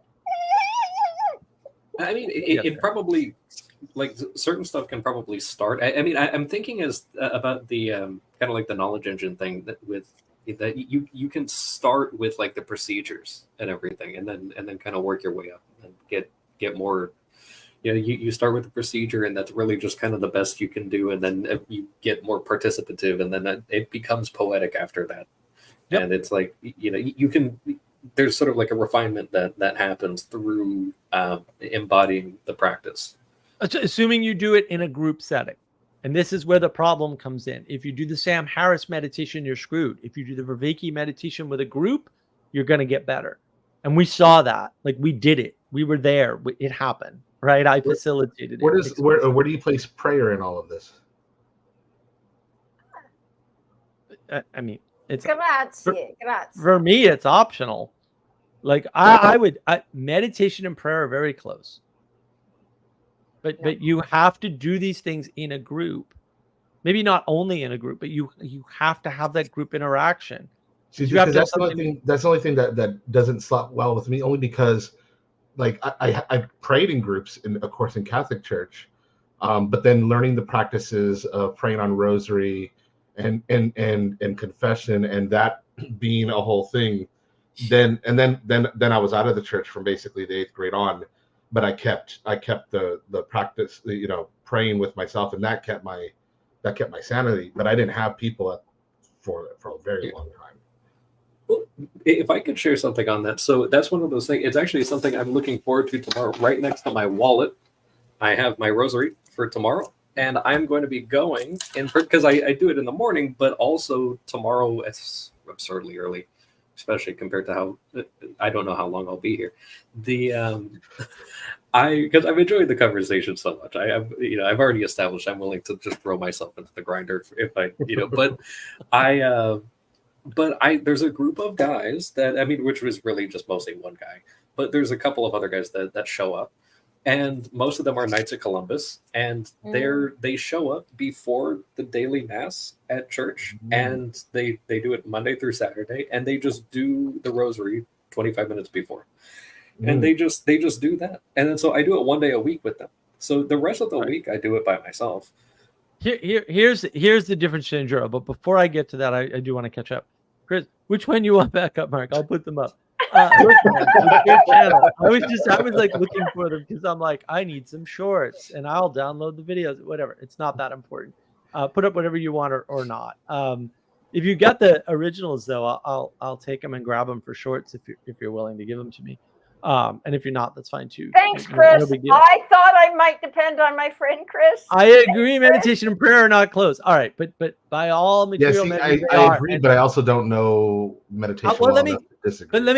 I will go into the difference. I promise. But I wanted to address Chris and you at the same time, which is why I'm reading the comments. Possibly the opposite. You're right in a way, Chris. You're right in a way because you're very smart. Where's your attention pointed? Right. What do you ask? Chris is so good. He can just drop right back into the conversation after who knows how long. Where is not paying attention, and he's already there. Right. Go, Chris. Right. Yeah, well, Chris and I have had conversations, public ones and private ones, right? So here's the difference. Okay. You cannot pray alone if you're quote praying. You can do meditation alone. Do you mean the reverse? Because there's an attentional difference. The attentional difference of prayer is prayer has proper prayer. We'll call it, just because people are going to nitpick. I get it. I'm a nitpicker too. People are going to nitpick. Proper prayer always has a target. It always has an aim. Meditation doesn't have a real aim. Meditation, especially Buddhist meditation as conceived of by stupid Westerners, which we all are, because C. Nesbitt, Geography of Thought, right? Stupid Westerners think it can be self-aimed, right? Or they try to aim it at nothing, right? Or they try to aim it at something amorphous, like the 10,000 things or something, right? They butcher some of the Eastern philosophy or spiritual practice, or however you want to say it. And therefore, that is how they are opposite. right? And that is how they are different, is that you cannot pray alone. You can meditate alone very easily. And that then you get the Sam Harris meditation and it makes you worse immediately. If you're going to meditate at all ever, do it in a freaking group. And do not meditate with the group and then bang out. Stay after the meditation and speak to the other group members about the meditation, or don't speak, but at least listen and hear what they say, because that will make you better and everything else will not. I have a couple things I'd like to add, because I've been actually thinking about some of these words in particular. I think we could be pretty precise here. And I was thinking about like the etymology of the word prayer, and a lot of people go the one layer deep where it's to ask, but you can go a little further. The word, the root pet, which is the same pet as in petition, which is to ask. If you go a little bit further, and I know Father Eric got on me about this one. I'm not getting into the uniformitarian timeline or anything, but I use the pi, thing just because that's what it says on the app or whatever. But the the pet is related to flow, to rush, and like to go to, something like that, or to fly. It's to fly to flow to rush to, are kind of like the meanings of the original pet.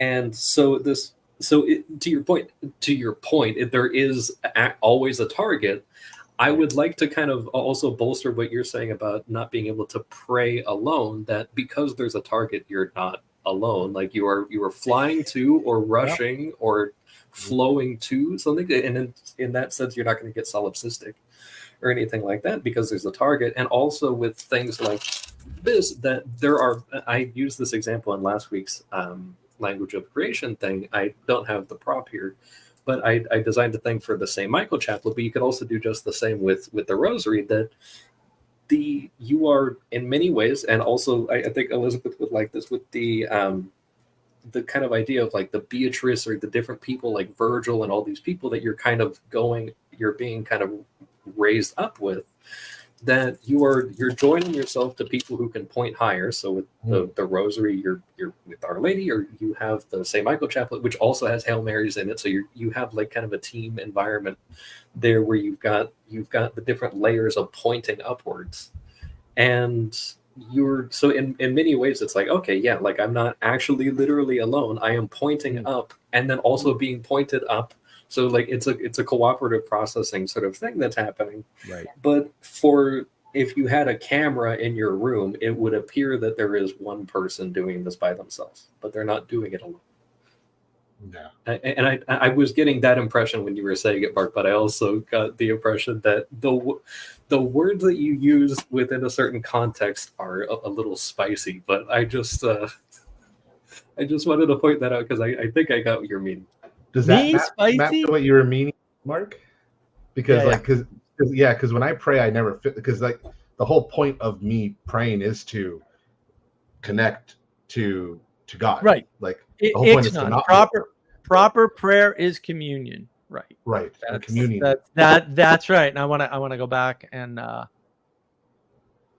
every true Christian knows without a personal prayer life, your prayer among others is meaningless. I have to agree with that. Also, Chris, meditation is as meaningless as public prayer.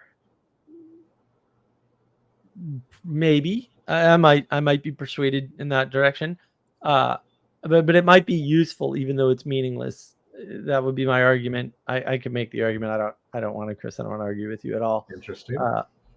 Private prayer is a completely different category in orders of magnitude. I agree. Like, I don't think you can pray alone, because you have an aim towards something outside yourself. And the difference really is meditation is contained within you almost entirely.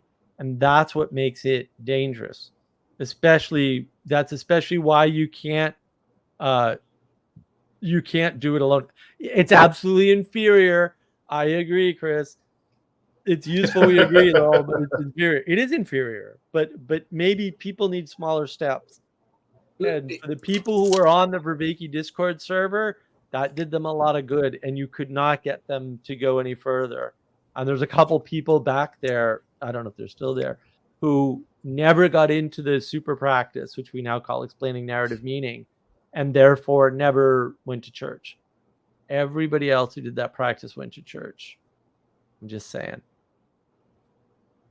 Interesting. It's a very powerful practice. Very powerful practice. You have to have other practices before that. And if we didn't have the meditation was entirely enabled by Vervaeke, because if Vervaeke hadn't done it, actually the story about how the meditation came to be is even wackier. It's not my story to tell, so I won't tell it, but it's even wackier than you'd even imagine. But like if Vervaeke hadn't done it, you know, that's a problem, right? And then none of that stuff would have happened. People wouldn't have done a almost daily, 6 days a week at first, and that was 5. People wouldn't have done it.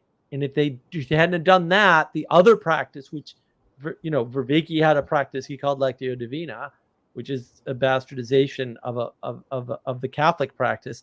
But like we modified it because we were like, no, this is no good. You need a group practice because we were on that early. And when we modified it to a group practice and did it, it just worked. Like it was absolute freaking magic. And that's a problem, Chris. You know, man, I think the youth are seeing the devil. And yeah, I mean, I agree. If you don't do it in a group, or if you do it in a bad group or something, sure. No idea what Vervaeke did. Yeah, look where he ended up, we might say. What was the end of the trip? Manuel and I tried to steer him in the right direction. Yeah, but the end of the trip is clear. So we couldn't do it. We couldn't do it. Well, it didn't end that way for everybody. Francis Schaeffer would say. Well, no, everybody on the server who did our practice went the right way. So I don't know. Like he went the wrong way. You know what he never did too? He didn't visit the server. So I mean, he came on the server and did Q&As. But like he never used the server for his research, which we offered. He never used the server for a sounding board, which we offered, right? He instead went off, got with Guy Sengstock at Circling Thing, and that was right around the time Guy formed his whole new Circling thing, and he's very bitter because his partner stole Circling from him. Might even be technically true, don't care. And his partner made a bunch of money off it, and Guy Sengstock didn't. He went off with Guy Sengstock, and then he started writing letters to Hermes, man. Like, I don't know. Whatever. I mean, hey, that happened by his own admission to Peterson. And who knows what else. Yeah, you were dealing, you have them within a group of kind, well-oriented people. We had a group that was led with strong leadership, which is why we got eventually, like, you know, pariahed off the server, right? And deliberate intent, and you had to set intent before meditation, right? And you had to discuss it afterwards, which might be something familiar to the Language of Creation Book Club people, right? Because we refined that process, we made it much better. We're using Vervaeke's work the whole time. So I don't know why. I'm going to push back a little bit on you, Mark. And here's the reason why, because I hear both sides. I know. Sure. I know. The day came. I think in all goodness too, I think you're underestimating your own aiming towards goodness. Yeah. And Manuel too. Yeah. Because right. Because what Chris is saying and what I'm hearing Elizabeth saying, what I'm thinking in my own head too, pointing them to the right thing would be pointing them to the story. And the story is that that's already been laid out for thousands of years. And even though you may not be explicitly doing that, I think that story already is in you a lot more than maybe you're aware of or want to give it credit to. It's possible. And yeah, I mean, I agree with Chris. Not everybody can do this. Like, you should come to our group, to Mark of Wisdom Discord server or whatever, and do it there. And I'm going to hopefully do an in-person experiment with this coming up in the Columbia, South Carolina area. But like, because we've already done it. Like, I know we can do it again, right? But like we had all these extra pieces that people don't normally like. Meditation is not normally gated with a deliberate practice of intent and a deliberate practice of integration. No, and I hear all that, and that's why it all makes sense on but I think the ultimate conclusion should be something like prayer, where they can go on pilgrimage and they don't need the group anymore. And everybody left the group, thank goodness. That's the goal. Please go away. I will miss you. I will cry. I literally cry about it in some cases, but go away. Yes, please leave me alone. That's my point. There's a lot of goodness and wisdom in you that is affecting that group. Well, thank you. I do hope that is a correct assessment. I really do. We tweaked your intention a little bit, and then we're in circling territory, right? Right. But the intention matters a lot, and pointing people at proper intention matters, right?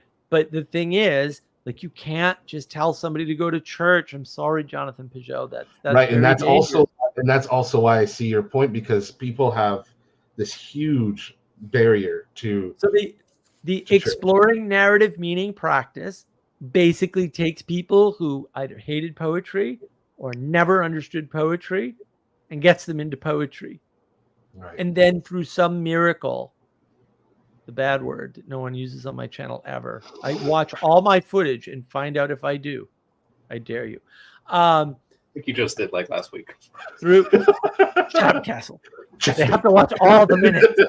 I need more view time. Please give it away, you stupid whale guy. When they do that, though, they get poetic. The poetic information, the ability to absorb poetic information happens. See the knowledge engine model on my channel. I have a video on that, right? The poetic information happens, and you've already ingrained into the discipline from the beginning, well before that intent, right? And you've already pointed them in a expansive, reciprocally opening direction, because we've got that from Viveki already, right? And because of that, what happens is they go to church. Like, I don't know what else to say. It's obvious because you're so deeply embedded in all the patterns of reality, Mark. Right. Well, people get, but it's not hard to see that. They're not able to go to church before that. They can't even read a freaking poem and enjoy it. Like, what chance do you have of enjoying the liturgy at that point or something? None. Zero. Yeah, but so when you're actually, I don't even know if you were doing meditation. It sounds to me like we started exemplifying the patterns of reality, which is we started with meditation. The way you exemplify the patterns of reality is you get people in the practice doing the cooperative processing, right? Because that's what a meditation. You're moving them meditation practice is. That's why it has to be group, because if you don't have a cooperation, you're more likely to spin out. It's not 100%, but it's like, well, you're not tapping into participation. Yeah, you've got to tap into the participation. You need the group has to be part of the aim. And the thing about the group is, so we're doing this group meditation, right? We're following Viveki's work, like every Monday through Friday or whatever at that point. And then he introduces chanting, and me, because I'm not claiming I'm not like this, because I'm still like this. And I'm already surprised, right? I went into his meditation. The only reason why I watched a stupid meditation was to thank him as best I could, because I was still running, I had no income, right? I was still running low on cash. There's zero cash flow. I had plenty of cash, zero cash flow. So I wasn't going to do his Patreon or any of that, but I could like all his videos and watch them all and give him watch time, right? So I was committed to doing that as a thank you for the 50 hours of Awakening from the Meaning Crisis, right? So I watched his meditation series, and I said, I have my own meditation. I spent years studying meditation. I don't care about his meditation. It probably sucks like everybody else's does, because mine's awesome. Mine is still awesome, by the way. His was better. Okay? His was better. Now I've already acquiesced to this, right? So we're several weeks in, and he introduces chanting. And of course, the pattern comes up again. because I'm still me. And I'm like, oh, chanting. Oh no, I know all the research on chanting, which I do. Like that's a fact. I read all of it. I'm like, no, what he's describing is not. It's not. No, he's just wrong about that. Like whatever. Like people are wrong about things. Whatever. This is one of the things he's wrong about.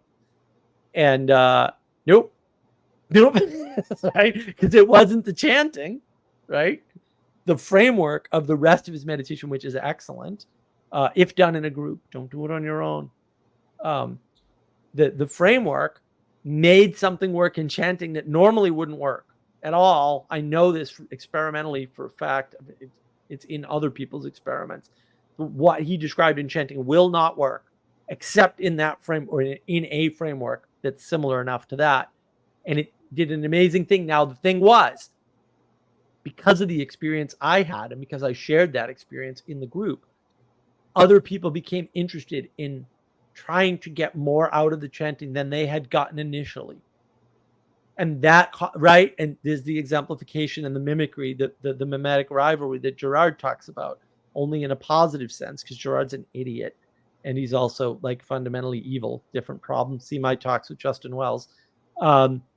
Because of that, other people got more out of the experience. And that happened with all the layers of the meditation. Also because we were able to talk about what was actually going on and use Vervaeke's words and framework, because Vervaeke has an excellent framework of meaning that allows you to talk about meaning as such. You want to understand Peterson's work? Fair enough. Do Vervaeke stuff. I don't recommend it. Like, you don't need to understand Peterson's work. Just do what freaking hell you're told. It's a lot easier than understanding. Like, drop the understanding and do the work, and the understanding will happen magically through another means. Right, You don't need the. But if you want to develop practices, and Manuel and I in particular, we're deeply committed to developing practices to enhancing Peterson's work.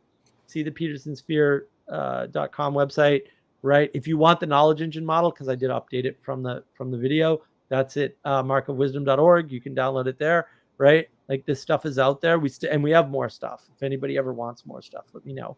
All right. Because of what was happening there, because we were developing the work, because of Vervaeke's framework, like, he gave all that to us as a gift, right? For sure.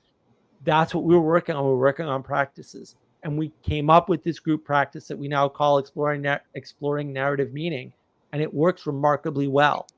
But you need a practice before that. It's at least an intermediary, if not an advanced practice.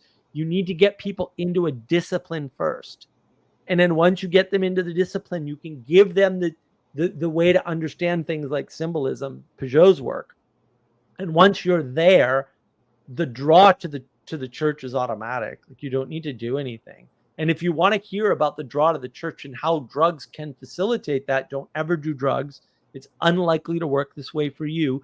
You can listen to Vervaeke talk to Jacob Kashir. That's a great talk. Or you can listen to Jacob Kashir do the Q&A on the Awakening from the Meaning Crisis Discord YouTube channel. He's in both places telling pretty much the same story. And we actually know how and why that works, because it's all explained within our model. Like, we did a lot of work on this, right? And we did a lot of experiments, and they worked. And it's sad that I'm still sad to this day that the Awakening server blew up, and there are reasons for that, and it was out of our control. And maybe that's bad, but like, we never had a chance. Like, we never owned the server. We never had privileges on the server beyond moderation, which were privileges which we developed, by the way, right? And it's too bad that we lost all that. But man, if we had enough people, I would start meditation daily on the freaking Mark of Wisdom server tomorrow, right? But we've never had enough people on there who are interested, and that's fine. I'm not mad or sad. Less work for Mark, that's fine. And maybe Manuel would do it, because he did it. He ran it, not me. I didn't run most of this stuff. I'm just more there as an advisor, right? I would run some things, whatever. But like, this stuff was available. Like, we did a lot of work, and we helped a lot of people. And I want to continue that. And, you know, my YouTube channel in particular, Navigating Patterns, is sort of an attempt to continue that process to some extent by regurgitating some of the more helpful Vervaeke stuff and extending the framework, because his framework is very limited, and giving people a way to engage with patterns. because that once you start engaging with patterns, my thesis, and it might be wrong, my thesis is that you can do that to enough of an extent through a YouTube channel that you can at least point people in the right direction, and that they can, then gin up practices, whatever they are, like rituals, however you want to frame it, and that will eventually lead to the right place. And I just don't you don't have enough control online to do that.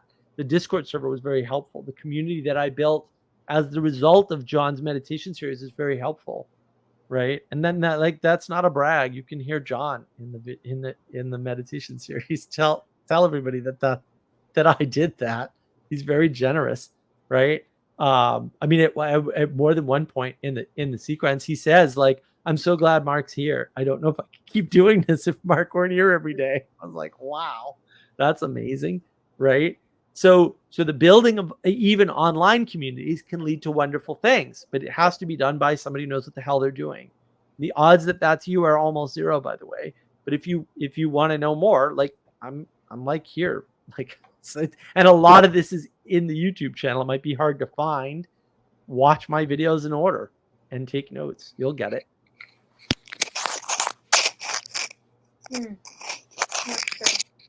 No, you're definitely moving people into the right brain. There's no question. You're doing that, and I can see how. I can definitely see how that allows people to start to perceive patterns. There's no question about that. If you're poeticizing people's perceptual apparatus and shifting it so they can actually start to see patterns, I can see that. But I would no way equal meditation and prayer. There's just I just don't see they're not in the same realm. That's all I would say. They're just not, to me, they're not in the same realm. I can see that they're not in the same. Helpful. They're not in the same ethereal or spiritual realm for sure. There's no question. Never about mind. It. One has an aim and one doesn't. No, I'm talking about reality. I'm talking about the physical, the material realm. They're indistinguishable.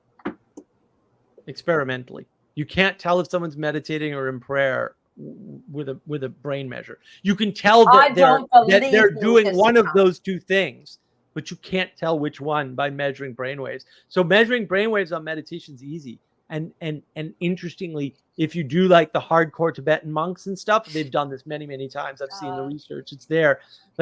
You can't tell them from someone who's on LSD. Wow. I believe that. Yeah.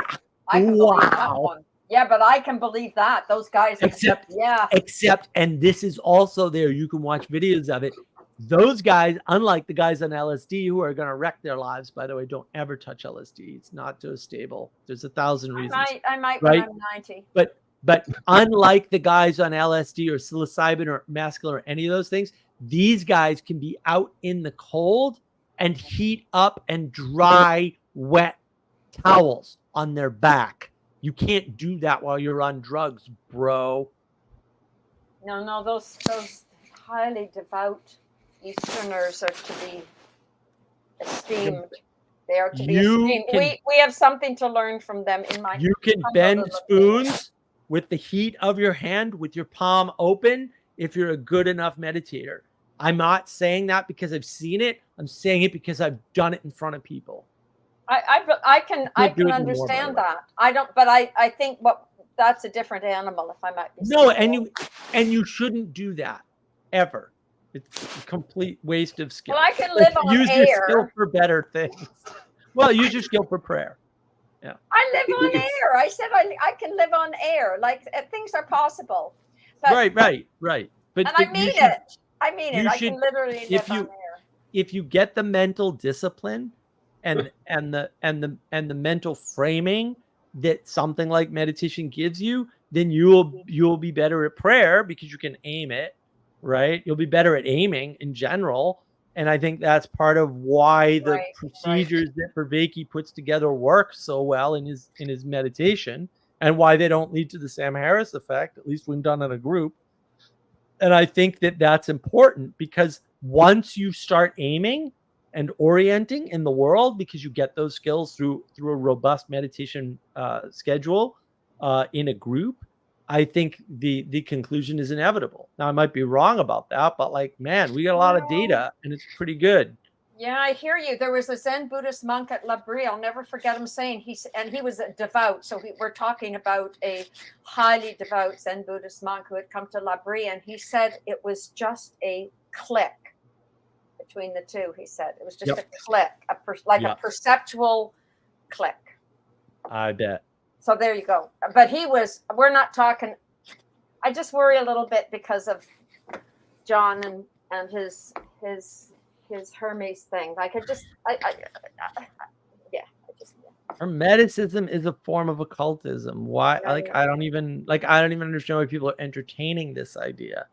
Like, don't sit there and throw around I know, but you're so refined, Mark. I think to. Thank you. Yeah, you are. You're just so incredibly refined. You're like, you're like the Zen Buddhist monk, quite frankly. So that's just that. You are so. You have no idea of your talent. You have no idea of your talent. I sing your praises. I just want you to know. On the book club, I tell everybody they should be listening to Navigating Patterns because no, I'm not saying that lightly. I'm not saying that lightly. No, and I really think doesn't do things lightly. It's true, but no, and the people you attract, like look at the people you have that you've attracted to your live stream. I think it's just something remarkable, and yeah, we're all honored. I think I would say also too that you're incredibly disciplined to warding off bullshit, which is something that it's too because you were not raised particularly religious. You still, though, saw the value in authenticity and truth. Yeah. And like Peterson, you're like, hey, you partly recognize that the reason why I'm getting any results is because I don't talk to Hermes. I don't go off into bullshit world. Yeah. And so I see it a little bit different because I see you kind of you're in the doghead world and you're building the left brain bridge that towards the church, because I'm seeing, because earlier you said they end up in the right place, and I'm immediately thinking well, what do you mean the right place? And you said before that you're not exactly sure, but you what you see is that there's the church and then there's everybody else and there's a gap between that, right? And so I think, and correct me if I'm wrong, Elizabeth, is that you're worried about that aim not hitting the church, not hitting that thing, and that because there's so much that can go wrong in that.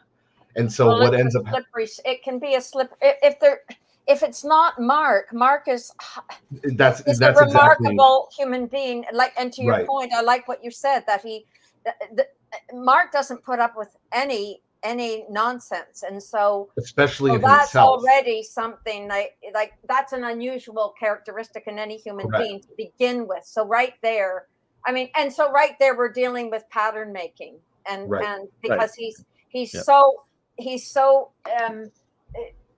clear on the limits of everything, right? Because of the Muppet stuff. Well, and he's pragmatically keeping himself low to the ground. He's not allowing himself. Mark gets the patterns. John Vervaeke doesn't get the patterns. It's clear. It's clear. These are. I think that's exactly the reason why he gets the patterns. I would even go a step further and agree with you even more. I think that's why he didn't make the same mistakes Vervaeke made. Well, I think that's exactly why Mark. Oh well, whoa! No. Let me be extraordinarily clear about this. Not to. What you're saying is right in the order you spoke it in. When I tell you, do not invoke these things, I'm speaking from direct experience. Yeah, I was going to say that. Do not do this. Yeah, I was going to say that. The fact that I am here to tell you that from experience is already a miracle, which is a word I never use on my streams. You can watch every minute and verify this independently.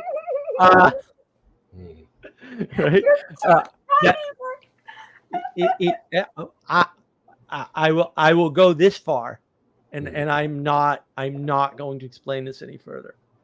Okay. I will tell you right now, the entire internet, you can make it rain.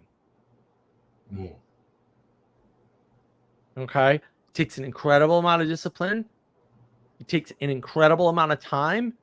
It takes an incredible amount of energy of a type you do not understand. Do not ever pursue anything like that, because even in the pursuit of an ability like that, there are costs, Yeah, and that's they are Faust. serious costs. That's And there Faust, are man. risks. There are risks beyond anything you can imagine. Anything you can imagine. And there are lots of people. I was in a Discord server last year, and I don't even remember which one anymore. I've probably subsequently deleted it. I don't even know how I got on it. And these kids were all talking about going to the woods and doing certain rituals, all of which, by the way, I'm familiar with intimately. Right? I was like, oh yeah, that comes from this book and from this lineage, and well studied in occult. Fortunately, all my occult books got thrown out, not by me. Whatever, forces for good. Let them happen, right? They all reported like, oh yeah, I invoked this thing, and it was really dangerous, and I almost didn't hold it. And there are people that do rituals in the woods right now today in their 20s and 30s and stuff, and they invoke things, and some of these people don't come back. And I do mean in the physical world, like their bodies are not found, sort of thing. And I'm not joking. And this is in police records and police reports. I've done the research. It happens. Do not screw with Hermes.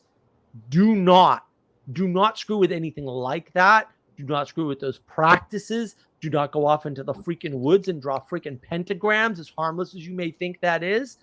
Do not even think about going down that road, because if you do and you get caught by whatever is out there to catch you, you're in a hell of a lot of trouble. You can't even imagine. You know, whatever, Dante, great stuff, whatever. The first Hellraiser movie, I'm not so sure that isn't a documentary, my friend. I really like the first Hellraiser movie. Like, also remember my favorite line from that movie, because he escapes the clutches of the creatures, the Cenobites, right? And at one point, one of them says, "Your suffering will be legendary, even in hell." And it's one of the greatest lines of all time. Also, if somebody wrote that down because they thought it happened to them, I would totally not even question it, because this is real dangerous stuff. And Hermes is one path to the same problem. Yeah, absolutely. And you should not be aiming at that Like, it's at not all. really, it's not funny. It's actually not funny. It's extremely like, I don't know if dangerous. people realize that there's nothing funny about it. Like, No. No. All I can say is not only do I agree with you 100%, but I'll tell you some stories offline. But you know that I agree with you. Oh, I know. Yeah, one of these days. There's a reason why I'm so devoted back this way. Yes. Look, I just met your wife, and she's going to all. hate me already, Michael. This is not good. I'm going to have to fly out there and bring her flowers for taking up so much of your time. All of these people. Oh no, she's very happy. She's like, yeah, you have friends now. I've been looking for a pirate crew for a while. Oh, excellent. Welcome aboard. But all I can do is echo your absolutely. I tell that to everybody I've ever met. Everything you said, I don't have to say one word, because 100% with you. And a lot of stories. There's a lot of stories. Nothing good. And police records out of Hollywood, my friend. Yes, that's part of what I'll tell you my full story later, offline. But I followed the breadcrumbs just like a classic noir, and Cenobites. I barely and invoking God, yeah. So, yeah. And I'm like, never again. You gotta be. I got my answer. I was already home. I don't need it. I have a few thoughts before I run away, because it's getting a little late for me. Fair. With the current line of thought, I definitely with respect to the spooky stuff and everything, I can definitely say if you even if you're not seeking out this stuff, if you're looking to have to deal with more problems. Like if you're looking for problems, also just staying in the game doing the right thing, eventually you get a target on your back, no matter what. And so if it's boredom that's motivating people, don't worry about it. Like that's just that it's if you're doing the right thing, then you're gonna have to deal with some problems. That's a very anyway. good point. And I mean, and a great example is that people can kind of look at is Saint Padre Pio, who is also my confirmation saint, and also I can give major props to him that that pretty much like unrecoverable medical situation I talked about was actually right after the guys at his monastery prayed specifically for my situation. And so that was really cool. I think they have it. I think they actually have it documented over there. Where's the monastery? It's over at San something Rotondo. I forgot the name of it. It's in Italian. Hang on, San Giovanni Rotondo. Oh my gosh! Because this is San Giovanni Rotondo. Yeah, I love Padre Pio. That guy is awesome. But he would literally have fist fights with, like, he would wake up to torment and actually have physical fist fights, and people would like witness this happening in his bedroom, and he's just like, it's another day. Like it's just like that. But he's a brawler. I mean, that's the. Father Chadwick portrays some really cool stuff to talk about him with exorcisms and stuff that people are like. His birthday was Francisco, and that they mentioned Padre Pio, and they're like, not Francisco, but yeah, it's just the beatdown's coming. But it's amazing. How would they have that connection? I'm so interested that they would have the connection with the monastery. How do you mean? Well, if that's that they would pray for you. Oh, that my family actually reached out to them. Oh. Yeah. Wow. But more beautiful. Yeah. But they're super nice guys over there. But yeah, but that's one of those things. It's just like some of these guys, and some people more than others, but sometimes you get a target on your back, like him, for example, where it's just like he's doing everything right. Like he never meddled in anything, and he got more attention than anybody, and it's just like that's just what it is. But also, I mean, like who is you can take like any boxer or whatever, but it's like who is Manny Pacquiao if he doesn't have anyone to beat on?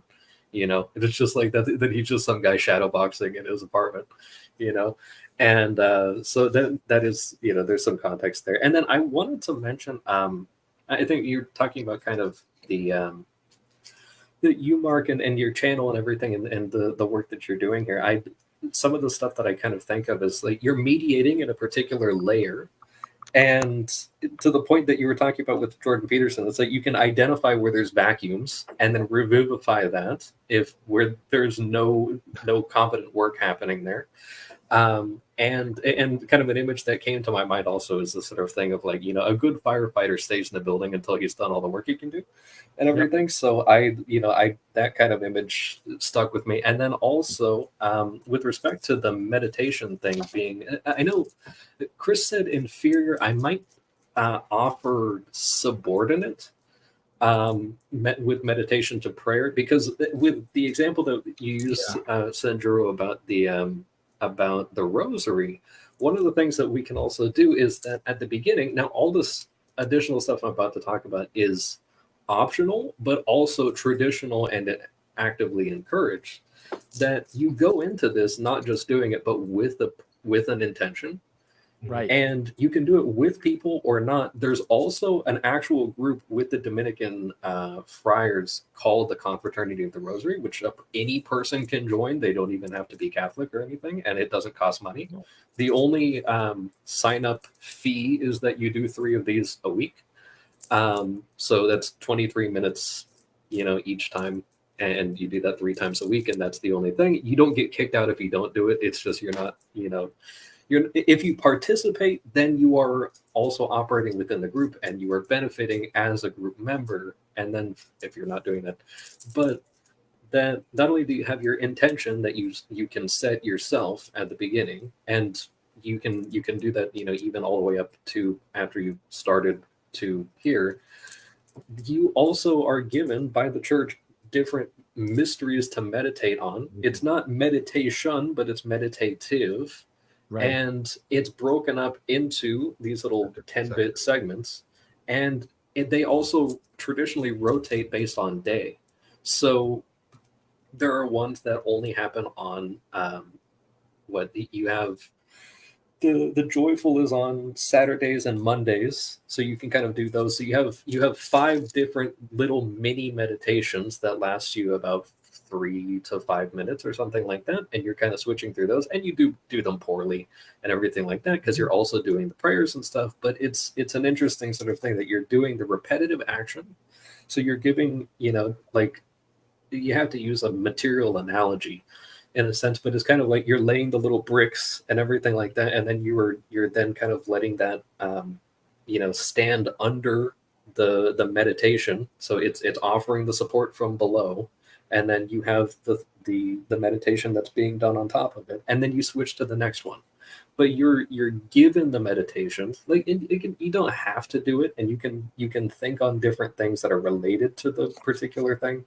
Like for some people, if you're doing like the sorrowful mysteries where there's like the passion narrative and stuff, like some people might just think of like the movie directed by Mel Gibson, and they might actually take some of those scenes, and that is what they're doing if they're more visual, or if they're more on words, then they might do the actual thing, or they might just imagine themselves in the situation. Like there's lots of different ways to do it, but at least you're operating within the framework. You're subordinating yourself to the to this kind of mission that's being given, should you choose to accept it, and then you go and you finish, and you can decide to do it again or not, or whatever.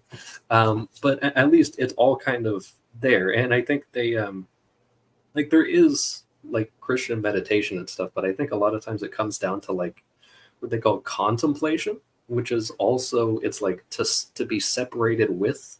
And that it's just like full on just aiming. Like all you're doing is aiming. Right. And that you're actually not supposed to be thinking about much at all or anything like that. You're just pointed. And that's actually part of like what I am specifically trying to facilitate on my Fridays before I come here, is that you just have an hour of just aiming. And then you can also do these other 2 things in between, because clearly like it's tough to maintain your focus on something for an entire hour or anything like that. But you're kind of like, okay, I am aiming, and then I am also doing the prayers, which also subordinate the meditation, and you have these nice little Russian nesting dolls kind of snap together, and nothing rattles. Well done. Thank you, Castle. Thank you. All right. So I think that's all I got. So I'll probably run off, and then I'll. It was great seeing you again, Elizabeth. Mark, I'll see you at the book club tomorrow. And Michael, thank you. It was a lot of fun talking to you. Great to meet you. It was nice to meet you too. All right. Bye, guys. Have a good night. Wow. I'm definitely, on that note, going to try to shut things down. Elizabeth, what you got for closing thoughts? Wonderful as usual. Thank you very much. It was Wonderful as a usual. great conversation. This is fantastic. Yeah, this is way better than most of the combos. So thank you for that. Great. I love coming here. It's so good. And nice to meet you, Sandero, actually, because I think I saw some of your comments past time. So nice to meet you. Nice to meet you too. Thank you so much. What you got for us, Michael? Close us out. Well, I'll close us out, but you close us out before I close us out. How's that? I just had a great time. I like to see where the conversations go, and we went into some we went into the woods. Literally, we ended up in the woods, which was very nice. I really want to talk to you at some time offline about some of particularly the rain. So everybody go out there. Anybody listening, don't mess with anything like that, please. Like, sincerely, it's not worth the curiosity. Yeah. But this was fun. This was a lot of fun. Oh, good. No, I thank you for joining, everybody. I really appreciate it. This is a good combo. I thought it unfolded nicely. I want people to revivify their world, not create new ones, not go off in the woods and find new ones. Why don't you revivify the world that's sustaining you now? Plant a bean, grow a bean, as Sally would say, right? Do a paint by numbers, if nothing else. Like, engage in some poetry, and if you want more stuff, Mark of Wisdom Discord server, come on and ask us. We're, people are there all the time, pretty much, not 24/7, but like during the day in particular, we're around. And, focus on the things that you were born into, that you can participate with, cooperate with, right, in the here and now, to at least keep them rolling, even if you can't make them better, right, to fight the entropy, so that we have a better world, and that you'll become a better person in that. And that's pretty much it. And I think we'll do it again next week. As far as I can tell, I'll be around, unless that changes, but I don't think it will. And hopefully you'll join us then. And if you got questions or whatever, like, I take comments, and do watch every minute of my videos to make sure I don't say the word miracle at all in any of them. And if I do, write it down, give me a timestamp, whatever. Yeah. And have a great week, everybody. I'll talk to you all soon.